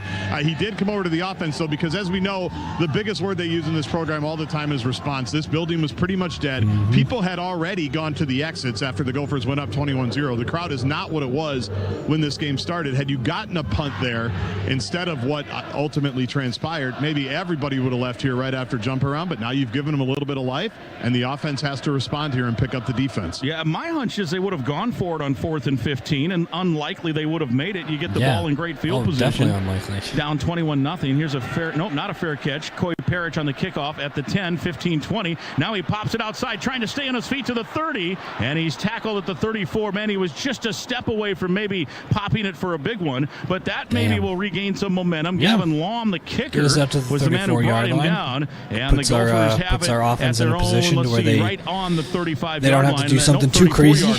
Badgers started their drive on the 35, and yeah, this is an important response here. And people might say, 21-7, you're still in control. You got a little over a quarter to play, but the dread that this place had prior to that, and then to have to either go for it or punt it on 4th and 15, it's flipped the You just don't want them to have an opportunity. Yeah. There's a big deal. This is a crowd and a community and a team that's used to winning and having success. So to breathe some life into them is what you want. So this drive is important to try to snuff some of it out. Here's a handoff to Taylor trying to get outside. Dawes breaks the tackle 40, 45, midfield. He takes a hard hit in Wisconsin territory, and it's a pickup of 15, make it 17. Like I said before, Hunter Waller laid the wood along that sideline. PJ, he maybe wanted a late hit there as well. We've been we don't have a great angle from here like we did on the one on the near sideline earlier. Consistent on offenses might be a bad thing, but that was pretty obvious. And let's see here as we watch the replay on the Taylor hit. Yeah, that was out of bounds, no question. In this circumstance, but we did go. They spot him dead at the 50. For a long drive to start out of bounds, and Waller came second flying half in here. like So a hopefully we torpedo. can continue that trend. So no benefit of the call there for the Gophers. Keep owning that clock.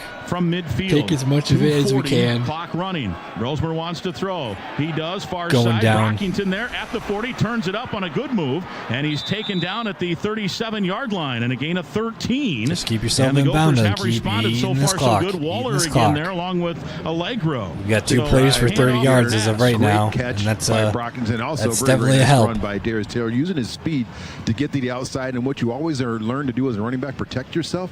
So he protects himself over there on the boundary, and he wasn't. So anyways, but regardless, a very nice catch also by Brockington to continue to move the sticks and get inside the almost inside the red zone for the Badgers here. 21-7, Minnesota the lead. Here's a handoff to Taylor, lowers his shoulder. There wasn't much there, and he got two inside the 35 to the 34 of Wisconsin. Dylan Johnson, defensive end on the stop. Washburn-McCreevy Funeral Chapels and Cremation Services, family-owned, and celebrating over 165 years of serving families in the Twin Cities. 2 Proud carries. supporters of Gopher football. Visit the webpage DT's got 17 carries washburnmccreevy.com. and Under 2 2 minutes to go, receptions. third quarter. Gophers by 14. Trying to put some points on the board here, responding to a Badger touchdown. It's another handoff, and this is Taylor. Give a little working left, speed got to a the hammer yard, here. maybe 2 to the 31. No, we got and it'll bring up smash a here. We third need to and get 5 Dash here. in there Daryl as well. Peterson on the stop, a junior out of Akron, Ohio. Maybe have a 2-back set, kind of like something sort of like the pistol. Out. Gears will come in, and a key 3rd and 5 here. They're in field goal range, but into the wind, I think. The wind has kind of been back and forth here, and now maybe they've got the breeze at their back here in the 3rd. And this Badger crowd is excited as they come to their feet here on 3rd and 5 and a key 3rd down. Gophers on 3rd down today are 4 of 9. We're kind of in 4-down territory. The pistol does not want to take a sack here. Drops back. It's a 4-man rush. Throws over the middle, and the ball batted down.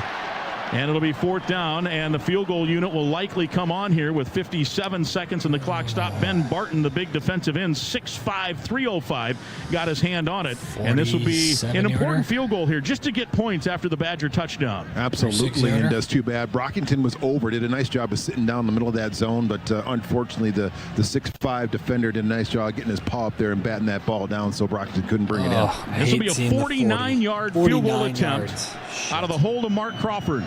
He's made 11 in a row. Dragan Kesic from Wisconsin, in Wisconsin, trying to kick the field goal. Snap back, spot down, kick is up. It's got plenty of leg, and he hung it left.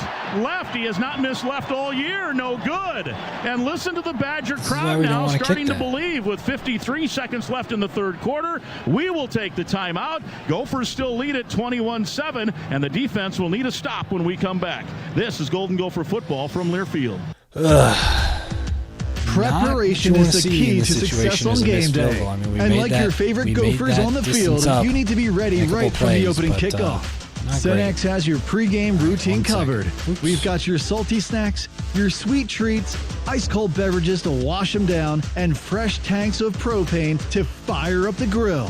Fuel your fandom at your local Cenex station. Gopher Pride, powered locally.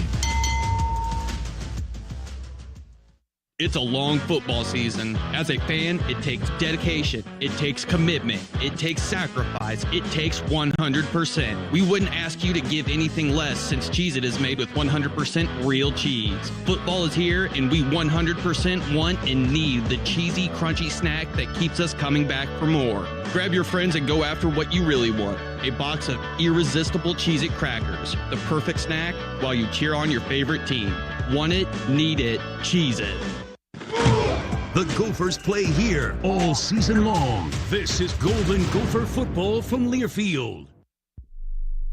Hey, it's Guardsy for Affinity Plus, proud sponsor of Gopher Athletics. Affinity Plus rewards you for all your banking. New puppy owners can earn points for chewed toys, plus points for new shoes, plus points for puppy class. Life math is complicated. Affinity Plus makes it easier. Visit affinityplus.org/Go Gophers to learn more and become a member today. That's affinityplus.org/Go Gophers. Affinity Plus Federal Credit Union, federally insured by NCUA.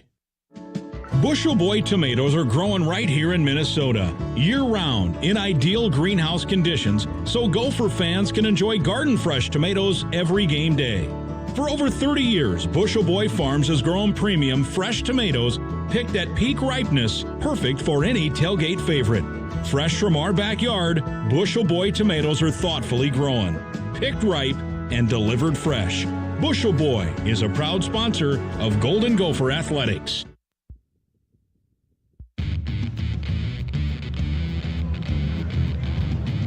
Hey, if you love taking your family to a Gopher game, how about getting 4 discounted tickets, 4 soft drinks, 4 mix and match popcorn and candy, and $5 off your next $50 purchase at Cub. Log on to gophersports.com/tickets for complete details. It's the Cub Family 4-pack, and we'll see you on campus soon. Welcome back. We're on campus here in Wisconsin. 53 seconds to go third quarter. Minnesota with a 2-touchdown lead, 21-7, but momentum has shifted back to Wisconsin. A kick out of bounds after the Gophers' 21st point, and then on 3rd and 15, the Gophers an ill-advised late hit. What would have been 4th and 15 turned into 1st and 10. The Badgers score. Now a missed field goal, and Wisconsin feeling good about itself. Locke rolling, throwing, incomplete. Flags fly, and the lineman maybe downfield. Let's see what this is. 2 flags come out together. Maybe a hold here. It looks like it's in the holding area, or potentially a clip. Holding. Yeah, holding. Defense, number 3. 10-yard penalty from the previous spot. Automatic. First down. Well, the Gophers got to get a hold of themselves here as a self-destruction here. This last 3.5 minutes of this third quarter has not been typical disciplined Gopher football. No, not at all. First down, moves it out to the 41. You can just feel in this building the hope has built now. I mean, it's a 2-touchdown game. You score 1 here, and another low snap. It's a handoff and a gain of about 1 yard. One of these times that snap is going to get by him. I mean, he's had to make some phenomenal one-hand catches on these snaps. One went to the running back. It was so far off in the first half. Baranowski and Logan Richter combined on the stop, a gain of 1. 2nd and 9 at the 42. Yeah, that's a lot of pressure on a quarterback. You just rely on that snap being consistent, being at usually at your belt buckle or somewhere near your chest, and he's had to bend all over the place to catch the ball. 2nd and 9. In motion goes Bryson Green just for a moment. Stays on the right side, though, from the 42 of Wisconsin. The Badgers to throw. Lock over the middle. Caught. First down into Minnesota territory. Baranowski tackles Vinny Anthony. And the Badgers have Daniel just Jackson doing pretty good. They're Yeah, feeling he's had great. a couple It's pretty significant catches today, which is always a good thing to see. It feels like they are gaining momentum and Daniel Jackson. and energy, and now we're going to begin the fourth quarter. Yep, that ends the third quarter, and they will have the ball continuing. Daniel this drive Jackson, in Minnesota he's had territory. 6 catches, 61 yards for a touchdown. He's had that for a chance to snag $5,000 in home improvements and a trip for 2 to the 2025 Gopher he had football that game touchdown catch Oregon. in the corner of the end zone here. Scores We got it pulled up right here. Tickets. Don't miss out. Register today at gophersports.com. Daniel Jackson, easy one in the corner. Had kind of a 2-way break. Was looking inside and then broke outside. And Max put it right on the dime there, so good throw by him. Yeah, but overall, not a bad day for him. He's had a couple of those like toe-tapping sideline catches that we've come not to expect out of Daniel Jackson, but we've come to. Shedeur to the shotgun, moving from right to left, right hash mark slotting. He's had a couple of those toe-tapping catches that we're accustomed to seeing out of Daniel Jackson. So yeah, I would say he's having a pretty good game. Overall, I would say the game has gone pretty well considering all things. Historically, we haven't really been a third quarter team. So considering that we actually put up points early in the third quarter, and I mean we only let up 7 points in the third. Coming into the fourth, we've played pretty well consistently throughout the season, and especially Well, I was going to say especially on the road, but I can't think of a situation actually. But yeah, pretty decent game by Daniel Jackson. He broke I think he said it was Tutu Atwell's receiving record. I'd look it up. I'm not familiar with. Was it Tutu No, it was his dad. Cuz Tutu's the younger guy. Who's his dad? It was Atwell. Tutu Atwell Sr. Okay, so you were right. Let's look it up. Daniel Jackson broke Tutu Atwell Sr.'s receiving record at the University of Minnesota, but they don't have any information on Tutu Atwell Sr. Apparently there's no pictures in that era, even though it sounds like he was only in the 80s. Anyway, Daniel Jackson did break not a receiving record, but he went up in the ranks for the receiving record. I wanted to check. They talked about potentially having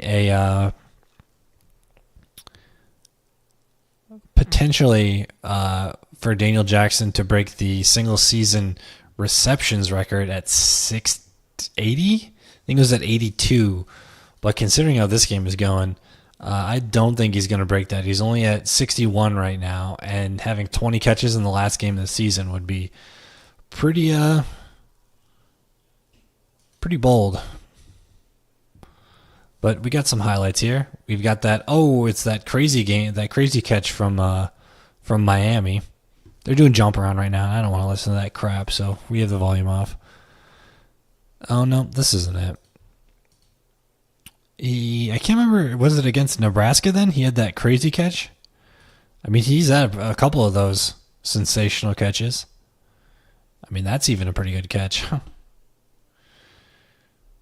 was against that Michigan State team that kind of got hot early in the season. All right, here we go.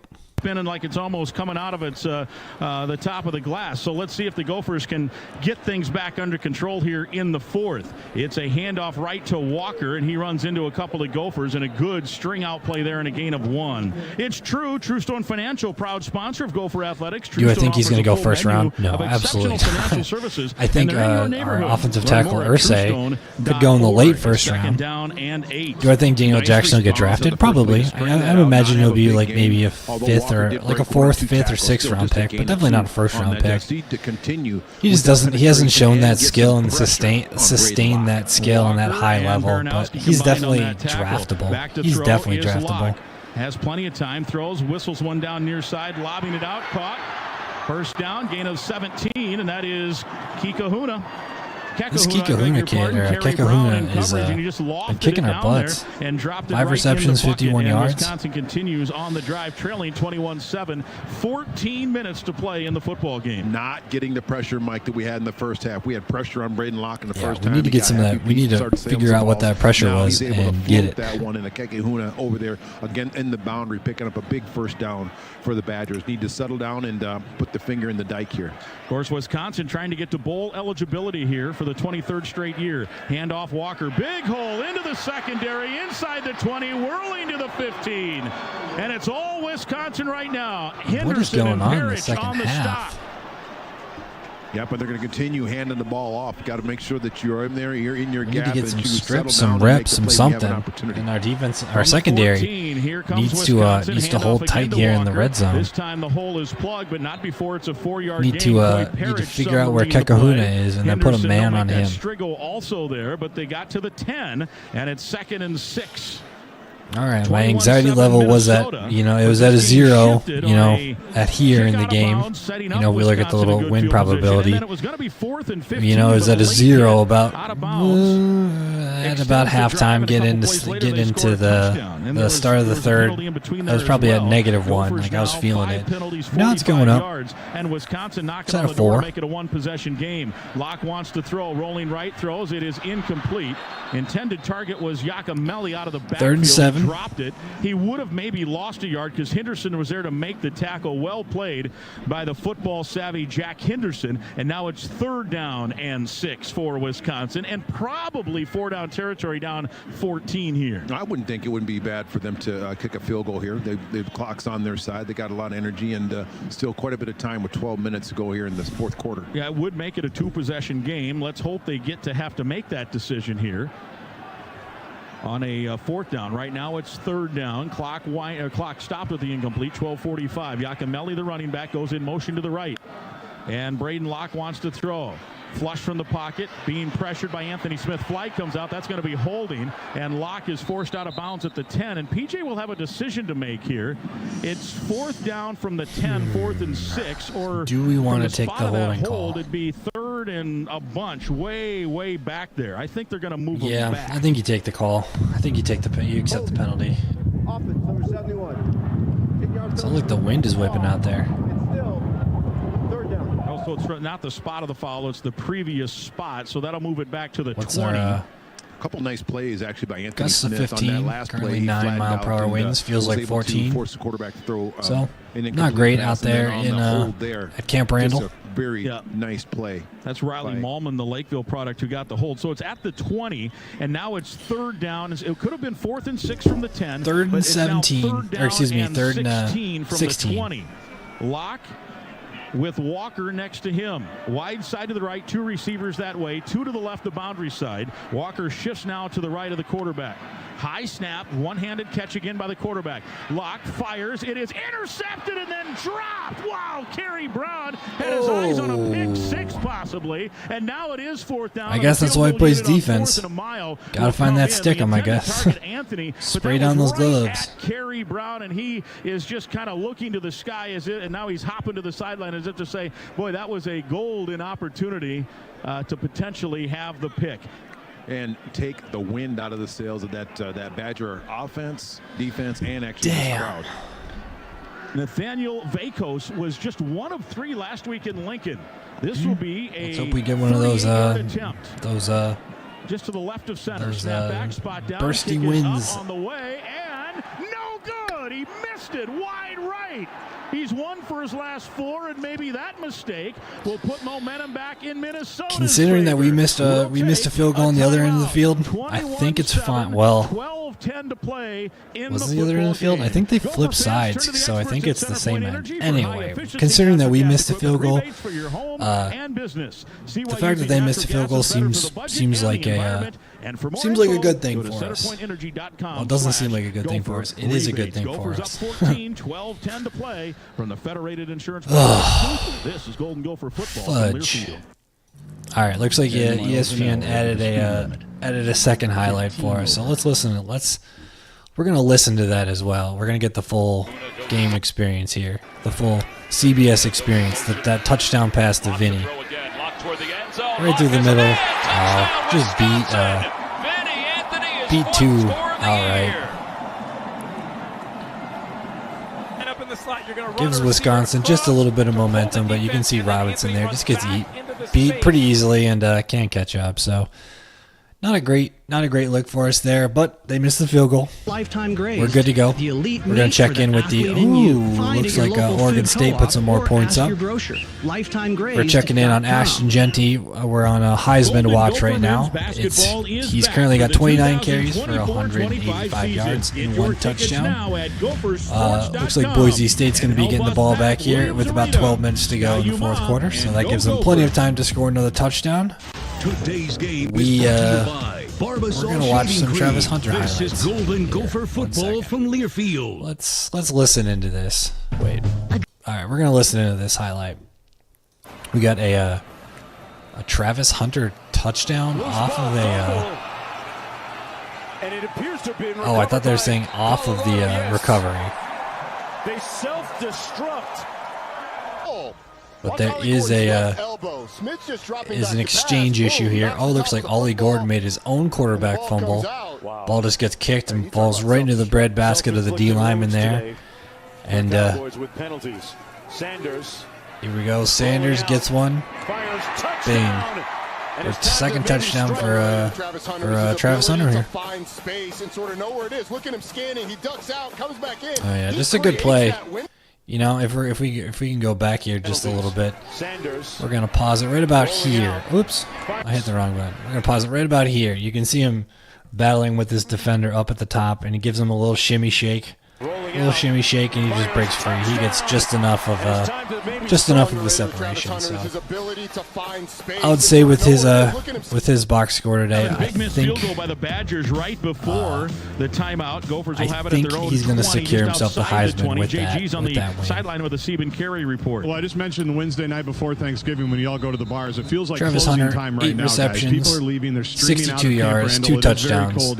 He also has 1 interception for 6 yards. It was Anthony Smith getting that holding call. Heck of a game by him so far. I hope to see a little bit more out of Ashton Genty. I mean, I guess he's almost got 200 yards. There's not much more you can say other than almost intercepted. Maybe we've seen on both sides now a lot of batted maybe balls at the more line than of one scrimmage. touchdown. Anyway, was the closest man to the batted ball, trying to see who got bat his hand the ball on it. away. That's the second one now for Barton here. I guess that's the downfall of having 2 quarterbacks who are Second and 10. Moderately short. I think Max Brosmer's like 6'1". In the ball game, Minnesota with a 21-7 lead. They've stopped the bleeding for the 6 moment. Foot. Okay, he's 6'2". And Max hopefully Brosmer's now back 6'2", to so playing not tall, but also not football. short. The running back is Darius Taylor. Under center now is Max Brosmer. Double tights, one each side.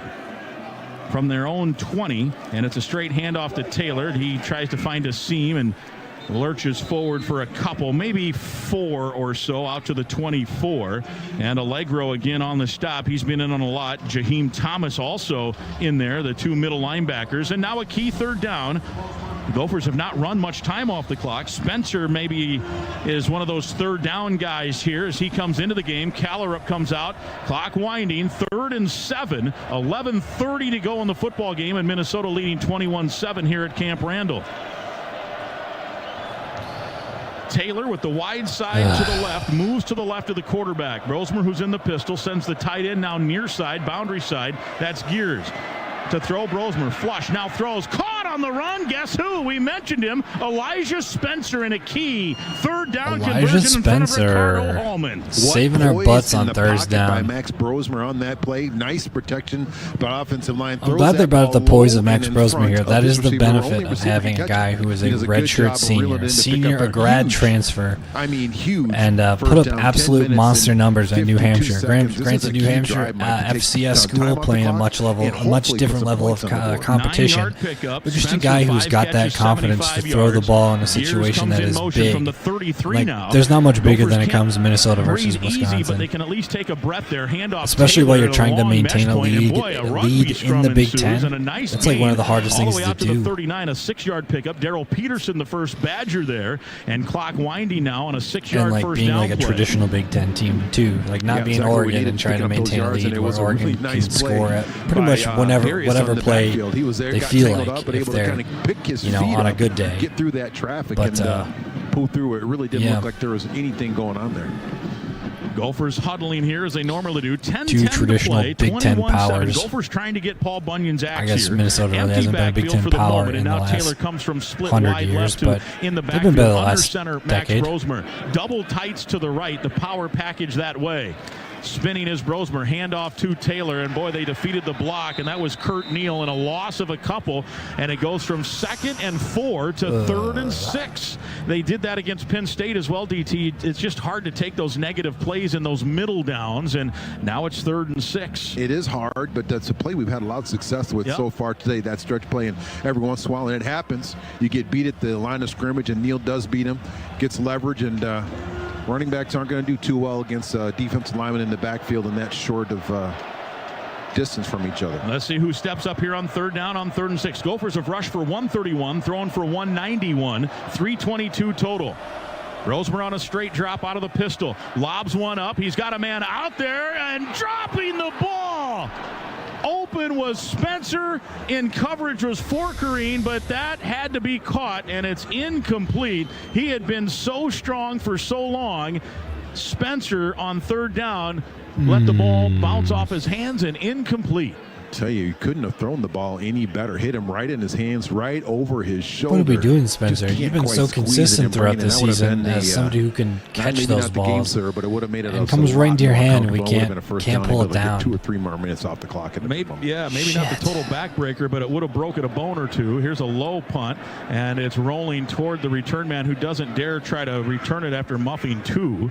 And that is Anthony. And a short punt turns into a nice long punt inside the 20 all the way to the 16 and a 47-yard punt. And we will take a timeout. When the holidays get real, start at Kohl's and Kohl's.com, where you'll find amazing Black Friday deals on everything you need. Didn't hear all how in far one they place, kicked so it you can focus on the moments that matter. Right Kohl's, where families come first, and those Black Friday deals happening today. Black Friday. Gophers lead at 21-7, 8:58 to play. Badgers will have the ball from their own 16 when we come back. 16. From the Federated Insurance broadcast booth. So they got a long ways to go Learfield. in about 8 minutes. With the Golden Gophers, every touchdown is more than just a touchdown. There hasn't been an 8-minute drive this entire elbow game. The grease, longest drive there's been has been a 6-minute to make it to the end zone. So let's, and while our fields aren't the kind you throw passes on, game Case IH knows every successful farm is more than just a farm. It's the product of top-notch tillage, planting, harvesting, hay, and forage equipment. John, you're saying they need to pass to Settle the Jackson. score with superior tools by visiting your local Case IH dealer. I don't disagree with that. I mean, I like when we do pass the ball to Jackson, but Spencer needs to catch that ball. Save money at the pump. It landed right in his hand. There's no real excuse economy for him and not to catch environment by it. fueling up with E15, also known as Unleaded 88. Unleaded 88 is a Sorry, we were talking about renewable the fuel hypothetical that reduces situation here emissions, for lowers Wisconsin. prices, Last time they improves engine got a efficiency. touchdown. Find one of They went Minnesota's nearly 65 500 gas yards stations for offering 4 minutes and 50 Unleaded seconds. So 88 let's just say 5.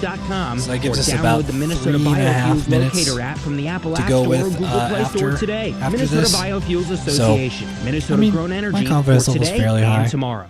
Assuming that we don't put up any stupid penalties or do, I don't know, a menagerie of stupid things, I'm feeling pretty good. Feeling pretty confident. But they do, I mean, we played the way that we play, and I'm confident with our wide receivers' abilities.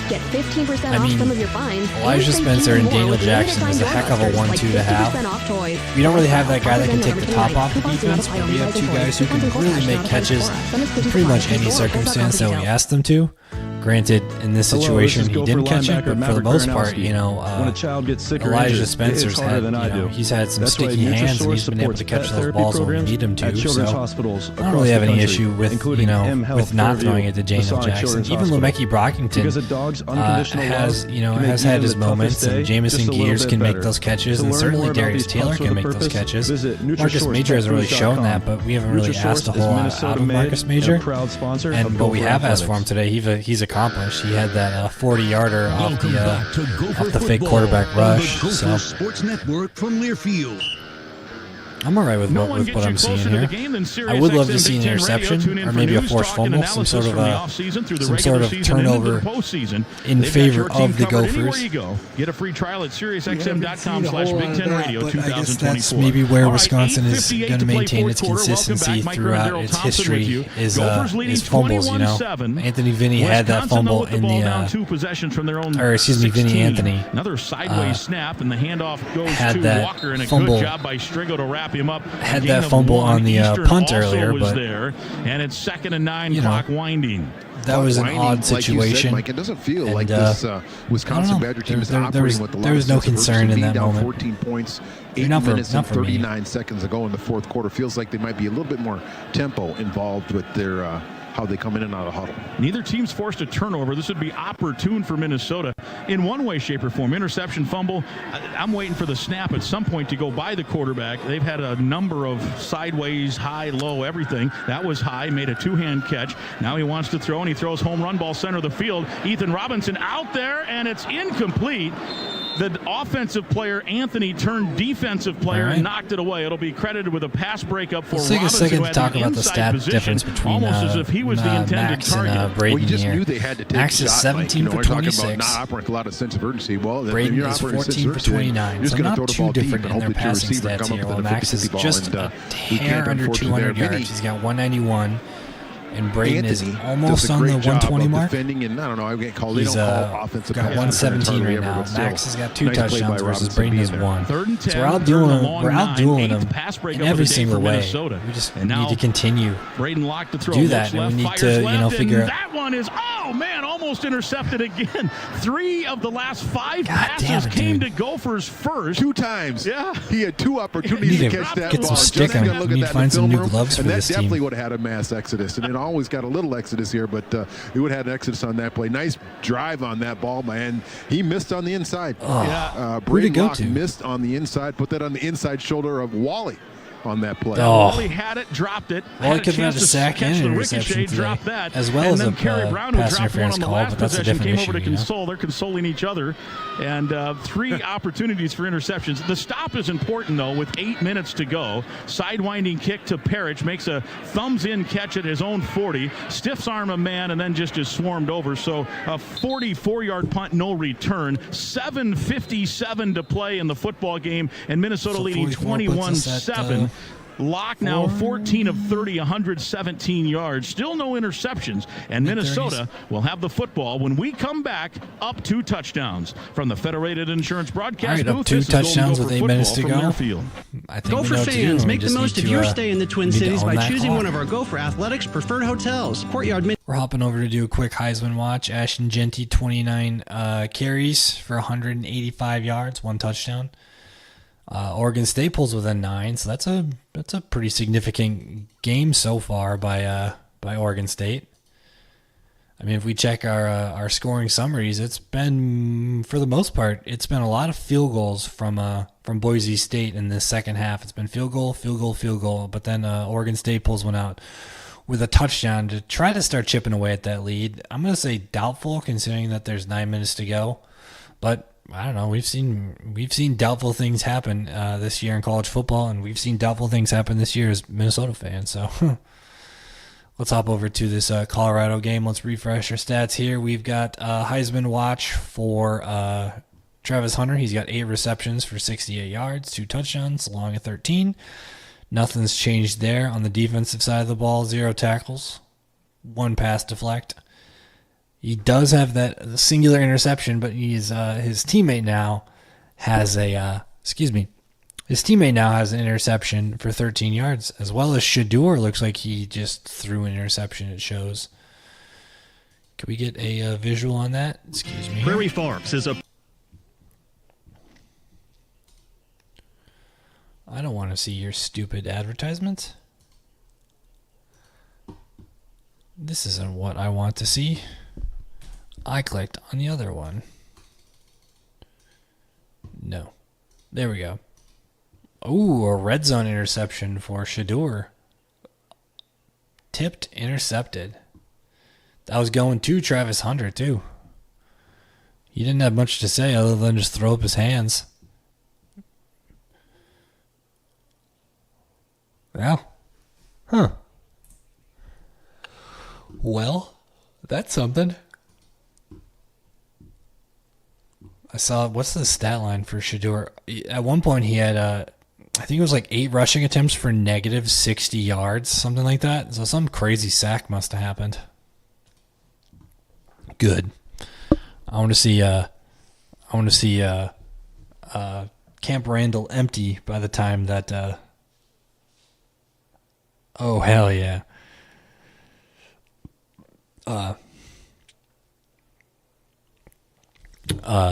CBS Sports posted a thing on their Instagram. It just said football, and it was the heavy set for Minnesota and Wisconsin on the goal line, and it just said football. It's like, hell yeah, man.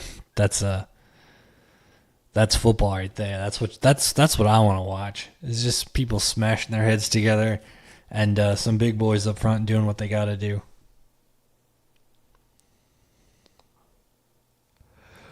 Oh, we're on station identification. Oh, he's on that Max Brosmer touchdown. The highlight that they're showing, his 1 yard rush for a touchdown.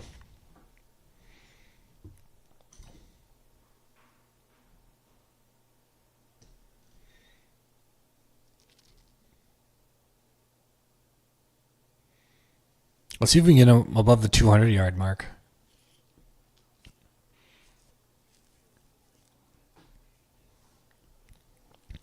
Good. I want to see Max's season breakdown so far. I want to see his game-by-game breakdown. I want to see him break that 200-yard mark because he's got 262, 213, 320, which was against that Maryland game where we put up a ton of points. Just under 200 versus Maryland in that win. Put up 258 against Michigan, 209 against Iowa, just under 200 against Nevada, and 271 against Rhode Island. So, Max knows how to put up some yards. Let's give him the ability. Just put up some yards in the air, get his 200, and then we can move on.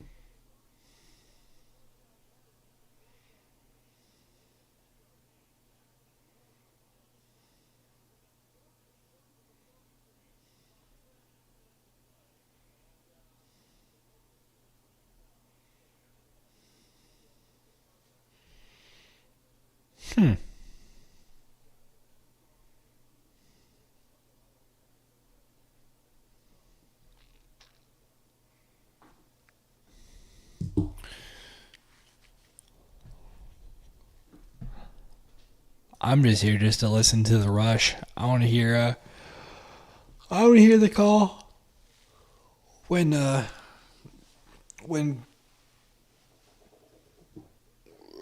excuse me. I want to hear Grimmer.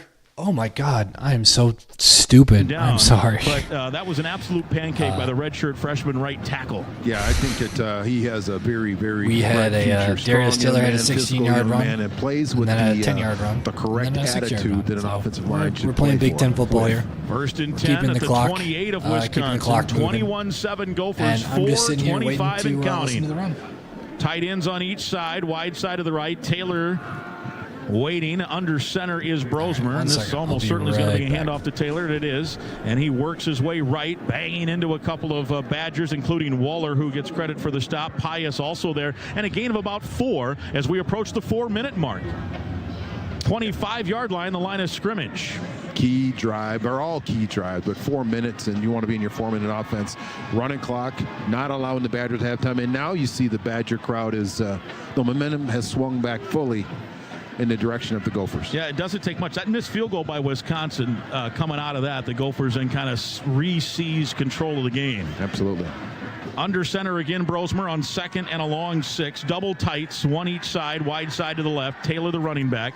Brosmer spins, hands off to Taylor. He takes a hard hit right at the point of attack. Not much there.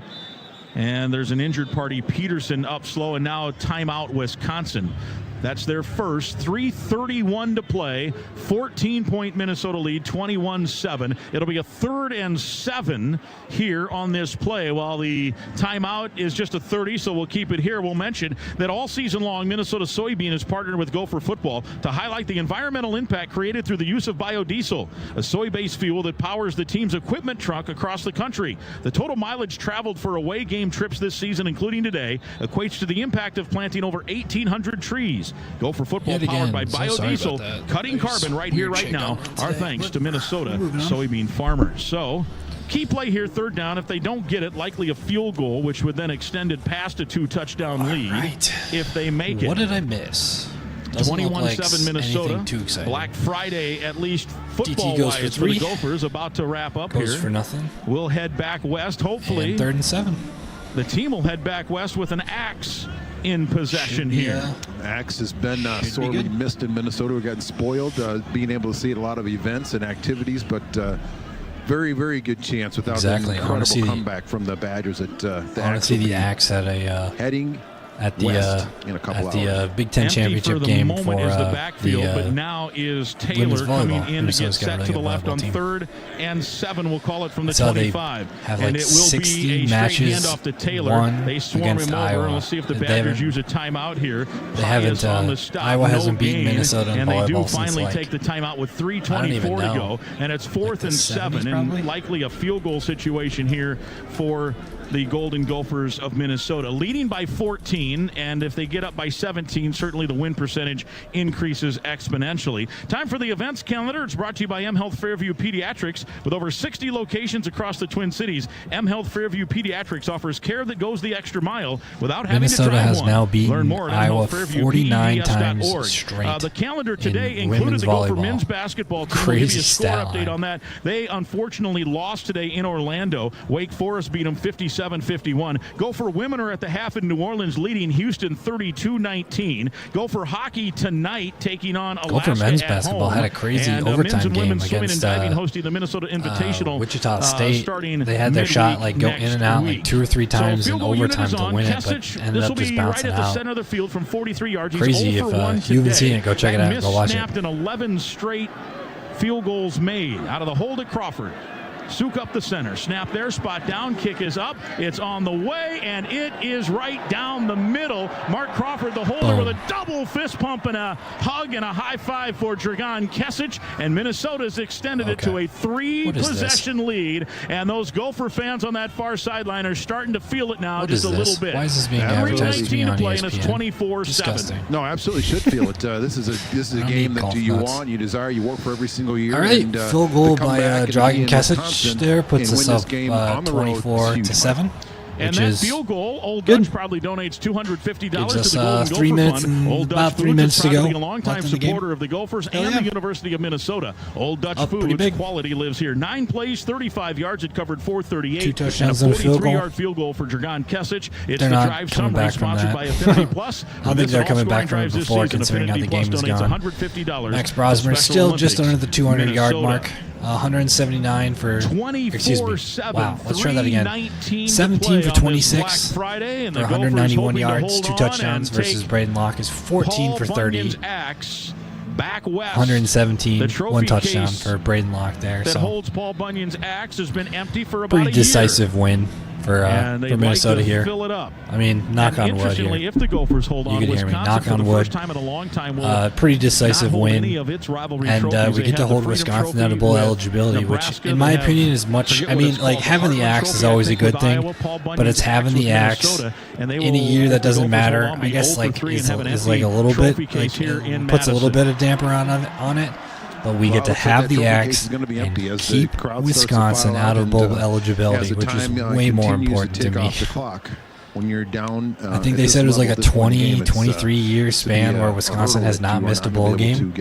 Like going back to like the 2000s. 14 of 30 today, 117 yards Crazy. and a touchdown from the 25 on the touchback. I mean, Minnesota missed a bowl game in what? They're the one that bobbled. He picks it up, throws it, ball batted in the air, and it sails out of bounds. I mean, Minnesota missed a bowl game in like, I guess 2020, but I guess we can give everybody a pass on that season. But, well, I I tell you mean, what, the year that PJ Fleck deserves got here, so much what was credit. that, 20... I'm going to guess it's got to be close to double-figure snaps. 2016, 2017 was the last time that we missed a bowl game. But we haven't missed a bowl game since. Even when we had that 5-win season, we were 5-6. But we were academically a good enough team to where we got invited to a bowl game. So. And a 1-yard gain, Danny Strigo on the stop. That's always good. Nice play by Danny Strigo. I haven't called his name a lot today, but he's done a very, very nice job on the perimeter. And I haven't heard Josh Joyner's name at all today, which is a little bit shocking considering how well he's played the last couple of games and considering the competition here, you know. Jake Renfro, who has played today, some at guard, some at center. So it's 3rd and 10 on the clock winding, 2:40. Oh, and now there's motion. 2 guys jump. Anthony Smith does his spin and the point back. False start. Offense, number 56. 5-yard penalty. It's still Third down. Well, they pick him. There was a couple guys that jumped there. So Joe Bruner. Well, I guess first off, Joe Bruner. I went to a high school with a guy named Joe Bruner, but he did not look like that. Anyway, while you're here, make sure to give a like and subscribe. I've been trying to do all the games this season. I'm hoping to do the bowl game. I don't think we're. Wants to throw a far side. It is tipped. Oh, and then caught. Was he inbounds? It was a great play defensively by Ethan Robinson. He got his left hand on it, and then it bounced in the air, and Kekahuna did a good job to catch it and stay inbounds. Catch off the tip. I mean, it went from a pass break. But while we're here, while everybody's here, make sure to give a like and subscribe. We just hit the 10 subscriber mark. It's not that big of a deal, but it was something that I felt pretty excited about and pretty excited to see. I've been doing all the Gopher games this season. If you want to go back and watch one of them, it's been a lot of fun, and I plan on doing it for the handoff on 4th and short. He stood up. I don't think he got it. I don't think so either. Did we hold him on 4th? Great job, rallying at the point of attack. Bubble that play in pursuit from the backside with Anthony Hell Smith. Yeah. That's indicative of a change of season and a change of the tides in Minnesota's favor. Is when it comes to 4th and 1, Wisconsin can't get it. That's how Wisconsin has beat us our entire lifetime, is getting it to 4th and 1 and just using their beef to bruise us down and to get it. So I'm glad that we could get that. This is Golden Gopher football from Learfield. All right. No matter who you are or for what the third you do, time, let me try this one last time. That can help you own the day, make life on the go a walk in the park. While we're here, make sure to give a like and subscribe. I've been doing all the games. If you want to go back and listen to them, the Penn State one was kind of a hard one, but it was a fun game to be a fan of. But the end wasn't as fun. The USC game was definitely one of them that I streamed that I had a lot of fun doing. My dad was actually at that game with one of his friends who's got season tickets. So yeah, make sure to give a like and subscribe. I'm going to try to do the bowl game as soon as I get any knowledge about the bowl games that come out. I'm going to try to do a little preview of the game and get some excitement going for it. I don't think we're going to be in that exciting of a bowl game. Maybe we'll play some MAC school or something like that. Who knows? My guess is I'm probably going to say the quick lane bowl because I feel like that's where we go like every third or fourth year is the quick lane bowl. But yeah, it's been a fun ride this season. There's been some ups, there's definitely been some downs. Rutgers was painful to be a fan of and painful to watch and to listen to. But it's been a fun season, and I just want to thank those who came along the ride with me. There's no need to go on the ride with me. You could have just listened to the game by yourself. You could have just watched the game on TV, but you decided to come here, and that does mean a lot. So I just want to thank you guys for deciding to join me and to having fun along the way. I had a lot of fun. I hope you guys had fun too. And I always love talking with you guys in chat and everything. So thanks for coming and joining along in this experience with me. I hope you guys like, subscribe, turn on your notifications, and just continue this together. It's been a fun journey to go on, and I'm excited to see where it goes. I'm excited to watch the bowl game. I'm excited to just continue to do this. It's given me a sense of joy, and it's given me the ability to listen to the game in a much different way and do something I was going to do regardless, but maybe just not do it by myself. So thanks for joining me. Here we go. We got the game started. As they don't cross the field anymore, that changed a few years ago. 2 minutes to go. Minnesota 24-7. Student section. The only folks left are the ones wearing maroon and gold. Yes, in the student section. Those students from Wisconsin heading back to the dorms on this Thanksgiving break, probably thinking they picked the wrong week to quit sniffing glue. Jeez. Yeah. It's never a good week to be sniffing glue, I'll tell you that much. That's for sure. I am. So it is picked the wrong week to stop sniffing glue. Good thing they're in Wisconsin, so they don't need to sniff glue. They can just go down to their local Walmart and get themselves steps his way for a gain of about 4. An adult beverage, takes a timeout here. They would call it on TV. An adult beverage. And Allegro combine on the stop. Well, this will make the weekend a lot better, DT, as you light up your victory cigar has become tradition. Yeah, if you can win an important game, get the axe. I think I lit up a couple years ago when we won the game at TCF Bank Stadium, but to get this is a big victory, and have the axe is even a bigger deal, Mike. Yeah, and you get Saturday off tomorrow. You can watch movies. You like movies about gladiators? I will be watching some gladiator movies, probably not tomorrow. I always love to hear some banter between DT and Graham. It always seems like they're, maybe not good friends outside of the stadium, but they're, they're two people who get along, so that's always a fun thing to hear. Steps inside the 30 to the 29, no timeout, a minute 10 and counting. Hills on the tackle, and the axe is down there, and everyone is waiting to get it. A minute to go. And let's see, can they run? Just looking, yeah, it looks like they will only need to snap it one more time. They can get in victory formation here, assuming Wisconsin does not take the timeout. There's 47 seconds. Once it gets past 40, you can kneel on it. And they're not going to kneel. They're going to get in their normal formation here. It's thing in our trophy. 40. We didn't get the little brown jug. Under center, the but that game could have been ours if the Big Ten would have got their hands off their asses and would have given us the ability to review that. Needs to stay inbounds, gets down the sideline, and he does take a knee inside the 20. The clock will stop for a moment while they get the stick set, and then it'll be that Iowa game. The first half was pretty good, but not a whole lot there. Yeah, let's listen in. And there they go. The sprint is on. There's the axe. Jack Henderson and Ethan Robinson, the first two there. And Minnesota has claimed Paul Bunyan's axe, and it will head to Minneapolis. Trophy case is no longer empty. Where Minnesota will display it proudly. Minnesota will definitely display the axe proudly as we take it back to Minnesota. There's a great play there at the end of that by Darius here, just to tuck it and run the clock out there and just be done with it. So great opportunity. Gophers get the victory 24-7. A lot of things happening here, of course, in addition to getting the win.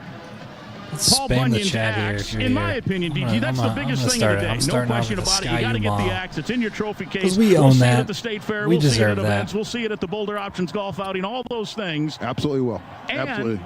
On top Gophers of worked it, hard to we'll get there, and as fans, we deserve to have this. From going to a bowl game. So, yep. And then that's move important. Up the pecking order Keeping with Wisconsin the 7th win. out of the bowl Well, you're games. right. We'll move up the pecking order with the 7th win. Have that opportunity, and we'll take it right here, Mike. Let's go check it. Yep, let's take a break. Guardsy is going to get some interviews. I'm going to stay on for a little bit longer. It's a happy bunch of Golden hear Gophers what PJ wearing has to say maroon and on this. gold. 24-7 Minnesota from Madison. This is Golden Gopher football from Learfield. All right, so considering this game is officially just ended, that's going to bump us up to 5-4 in the conference, which is going to put us at that second echelon. You know, considering that Iowa plays tonight and Iowa plays tomorrow. No, Iowa plays tonight against Nebraska. Considering that game's going on tonight, we might be able to tie with Iowa. Illinois plays the top hospital for children in the Twin Cities. Visit for the it's not the little brown jug. It's like the passionate care for kids. Coming up next, the Gopher Postgame Show. Presented by Jug and Nails or some crap like that. On the Gophers Sports Network from Learfield. In the heartland, where ambition thrives, there are those who are made and those who are made for more. Just like the Gophers on game Lincoln's day. hat. Plus, God, a leading producer of ag like a little unleashes the power of ambition in the field. Discover why our on a pedestal. So that makes sense. Unwavering support aren't just a promise. We could move up to that second echelon. We could be at the bottom of that second echelon. It'll put us in front of USC. Visit your we already beat the tiebreaker with USC. We'll definitely be above USC no matter who you because we're 5-4 and they're 4-5. They lost to UCLA. Make life on the go a walk in the park with the new Ford Thanksgiving Explorer. Day. Become the MVP of the work site with the UCLA lost to them, so there is still one more game. Truck, the best-selling trucks in America. UCLA? Or discover what it really means to adventure in the great outdoors. Oh, they play Notre Dame. Sport. Of course. Whether it's for work or that makes play, sense. There's a Ford so they play Notre Dame. They're most likely going to lose that game. So we're going to be kind of sitting above Washington and Michigan. And considering that Michigan game, I feel like we deserve to be above them. Some days keeping up with them takes everything you've got. So, and in return, they give us everything they've got. Let's go. At M Health Fairview Pediatrics, I just want to hear what PJ has to say. I want to hear, a little bit of the interview, and then I think we're going to be done for today. Everything we can for every kid who comes through our doors. Because Let's the look most up. How about important people this? in your world are our whole world. Learn more about a world of Ashton care Genty, 37 carries, 226 yards and a touchdown. NLFairviewPBS.org. Incredible performance by him. Gopher Yet fans, again, that's just what he looking to does. take the family Colorado's to up a Gopher game this 52-0. season? They put their Check back out the up in Cub Family looks 4-pack. like maybe. Get 4 tickets, 4 soft drinks, and 4 mix and match soft Travis Hunter, pretzels 10 and receptions, candy. 116 All that yards and for 3 $5 touchdowns. off a $50 purchase at your neighborhood Cub. Go to gophersports.com/tickets and click on the Family 4-pack to learn more. That's gophersports.com/tickets. Bowl game predictions. Let's look up some bowl game on predictions the Gopher Sports on Network from Learfield. Gopher football has CBS been brought Sports. to you by Securian Financial, We insurance got and Duke's Mayo retirement Bowl solutions prediction for between individuals, Minnesota families, and businesses. Duke, and by which doesn't make a whole lot of Minnesota Lottery. Are you sense game? considering that it's Just an say, SEC. I'm in. This is an Welcome ACC to the team. Gopher Postgame Show, presented by Affinity But Plus maybe there's Federal just not Credit enough Union. SEC Tackle teams your that next are goal bowl eligible with down at Affinity this level, Plus on your considering team. A couple of them are up at the Welcome top back levels to Camp here. Randall. The 5th quarter is about to start here. That's the highlight of the day, unfortunately, for Wisconsin fans, 2 because the seconds of Gophers research. dominated the Bowl first game 4. predictions. 24-7, they get this the victory. out. I'm here with Quinn Carroll, Minnesotan, just I lifted trust up what the head Sports coach, P.J. Illustrated Fleck. What's a says. moment like Let's that? check What it. is this moment like for you right now? Oh, it means the world to us.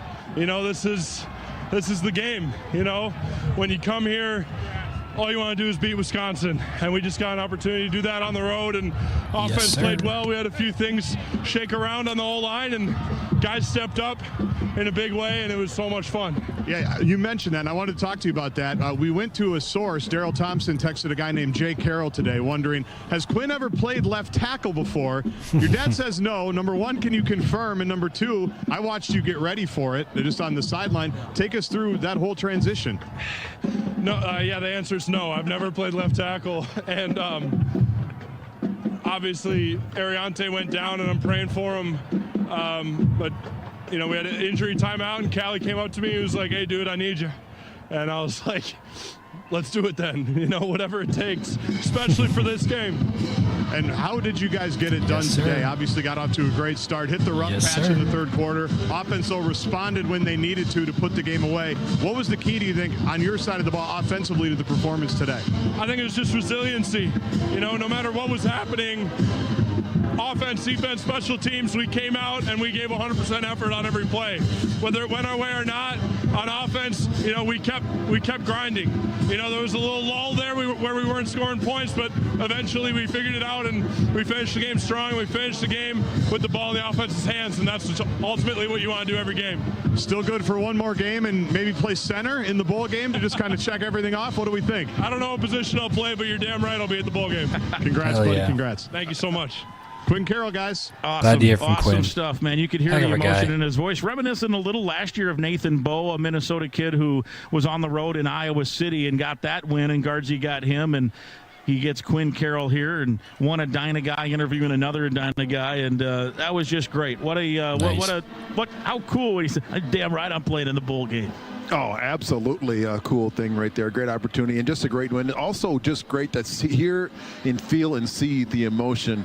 All right, so we're checking bowl projections here. We're at the Duke's Mayo Bowl. It was fun. Yeah, they're down toward 2 different where results. Their tunnel is down there. Actually, it's opposite the tunnel, but all the Gopher fans down on in the south. It would be the southeast end zone across from us to our right as we're looking at it. And a bunch of Gopher fans are getting high fives from students. I'm sure family are down there getting hugs. Jack Henderson, we saw his dad at the hotel and mom last night at the hotel. All I know is that Wisconsin's a 5-win team. Into the stands to share this moment with, I'm sure, family and friends. JG is down there. That's the way that the Minnesota-Wisconsin rivalry goes, and that's certainly the way that the Minnesota-Wisconsin there's pictures and photographs. Let's go to him now. Yeah, you can come to me in just a second. When you're on this side of the rivalry, I did just get confirmation Max Brosmer will come by right after they take this photo, which is always cool. It's always great to beat Wisconsin, guys. It's also better when the game is not really in doubt in the last 5, 6, 7, 8 minutes. A Minnesota team. Gopher fans that are left here. It's always a fun moment. They've gotten to do it now a couple of times here, going back to 2018. Yeah, for sure. Yeah, they're taking the team picture. Here comes Kesich, the Milwaukee, Wisconsin native, and the Axe is down there. And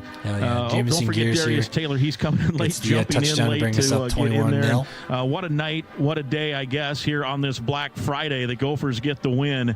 And you can hear the Wisconsin band in the background. Their traditional fourth quarter, not annual. It's every game they have the fifth quarter, and that's one of the good traditions. And it's always a better tradition when the Gophers get the axe while they're playing their fifth quarter. Make that a somber We'll find out if JG is indeed confirmed. Let's go to him now. No. Oh, not him now. Just keep it here for a second. Yeah. I'm going to try to get D-Jack. D-Jack, you got a minute? Daniel Jackson here. Quite a day for you. This is old hat for you. Before you got here, the axe was kind of a rumor, unfortunately. Right. This is now number 3, I believe. So what's this moment like in your last regular season game? I mean, honestly, it's a blessing to be able to play in a rivalry like this. You know all the history behind it, being the longest rival in college football history. So to be able to go out there and get that dub today, to be able to go out there and get that dub today, it means the world, especially in our last home game. So that was PJ Fleck, if you couldn't figure it out, guys. It just popped over here. So take me, especially in that first half, you guys really got explosive. Yeah. So what did you see all week? What were you hoping to hit all week to really hit on some of those passing plays? Right. We knew a lot. We knew we'd get a lot of man and cover 2. And the thing was to take advantage when we get our man, knowing we like our matchup with on any of our receivers. So to be able to take advantage of our one-on-ones and we get our man coverage. Another guy who had man coverage a lot looked like Elijah Spencer. I'm sure you guys are going to give him a hard time about that last drop. I feel like his fingers were frozen. He couldn't quite open them, but just another great day for him. No, Elijah continued to grow throughout the year, man. I mean, he's been a blessing to have also in this receiver room to be able to help me out and be able to help the quarterback out. And he's been a great player, a great addition to our receiver room, man. He just balled out this year. So we got, Max said he's going to play the bowl game. Quinn said he's going to play the bowl game. You give it any thought? What do we think? Can I put you on the spot? Yeah, a little bit on the spot, but we're still thinking right there. So, well, like PJ said, one of the greats. Whatever you decide, everybody's behind you. Appreciate you, man. Congratulations. Did you get to chop? Oh, of course. I got my goalpost chops on both ends. So, I mean, I love it, man. Ain't nothing like this rivalry. So, it's been fun to follow, D-Jack. Thanks for taking the time today. Thank you. That's Daniel Jackson, Grimmer. Yeah, awesome. Big game, 6 catches, 61 yards, a touchdown, and he has done it big time against the Badgers. 5 career games against Wisconsin, and in those 5 games, 3 touchdowns. Here. Minnesota 17 for 15. 17 for 15 on third. Wisconsin 3 for 13. Wisconsin. So he has come up big over the years. In them. We didn't go for it on Minneapolis fourth at all, but and that's in fine. Madison. I still think 200 more yards. Keep it here. That'll win you the there's game still most players times. milling around. JG, I think, still milling around for maybe Brosmer and some others. While they do that, let's get our player of the game. It's brought to you by Western National Insurance. We had 60 more passing yards. We had 120 more, or excuse me, way more than 120. Ask your independent agent today for Western National and experience the power of nice. DT, who do you got for our player? We own the time of possession by just about a minute. We'll start with Daniel Jackson. 6 we're going to win that game 9 times out of 10. 5 catches in the drop. He'd be in their contention. But, Max Brosner. Today was 9 times. 17 of 26 for 191 yards. For player of the game, I think I've got to go with Max Brosner on offense. And then on defense, I got to go with Coy Parrish. We had a lot of other people play really well. Coy Parrish today, the PBUs, the 8 tackles and making the plays he did. So a lot of people could be mentioned, but I'm going to go with Coy Parrish on defense and Darius Taylor and Max on offense. Well, just a lot wonderful of people, day. A lot of different options. Yeah, no question. I mean, we could name the whole team. Maybe that's what we do. Players of the game. 24-7 Minnesota gets the win. Gophers now go to 7-5 overall, 5-4 in the Big Ten. And now we wait. Defense. Charlotte's in play. Nashville's likely in play. Phoenix could be in play. But the win today does matter because it moves you up. It also keeps Wisconsin, who if you're both 6-6, out of the mix. Yes, it does. And they would have had a head-to-head win, so likely would have been above you. So this was an important win. And let's face it, 7-5 just looks a lot better than 6-6. And now you got a chance to go get an 8-win season again if you get a nice victory in the bowl game. No, absolutely. I think it's a really big deal. You want to win every single game. It also makes you kind of upset about the Michigan loss, a little bit upset against last week at Penn State. It makes you think back to North Carolina early in the season when we had opportunities that we didn't even know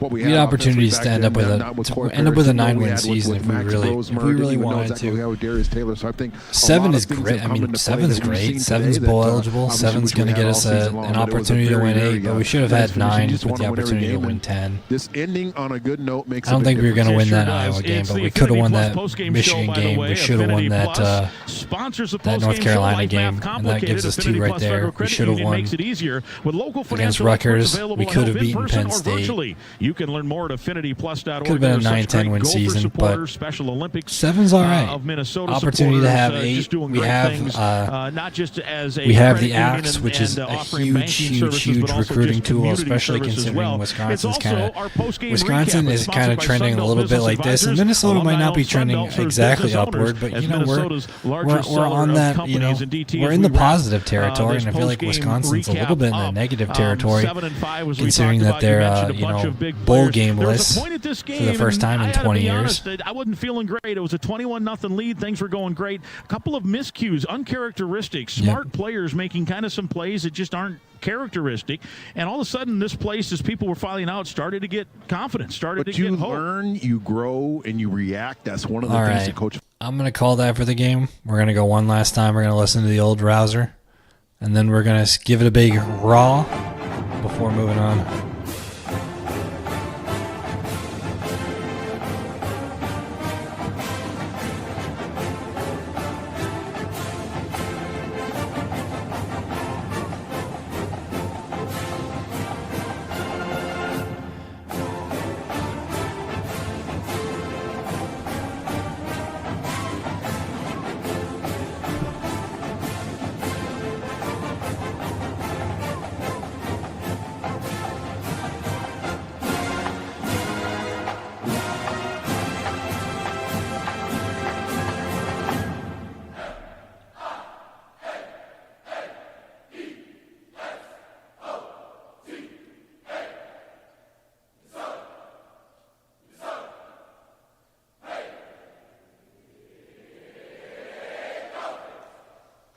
Raw. One last time, thank you guys for watching, and we'll see you next time. Bowl game next time. All right, go make fun of your Wisconsin friends. Take care, guys.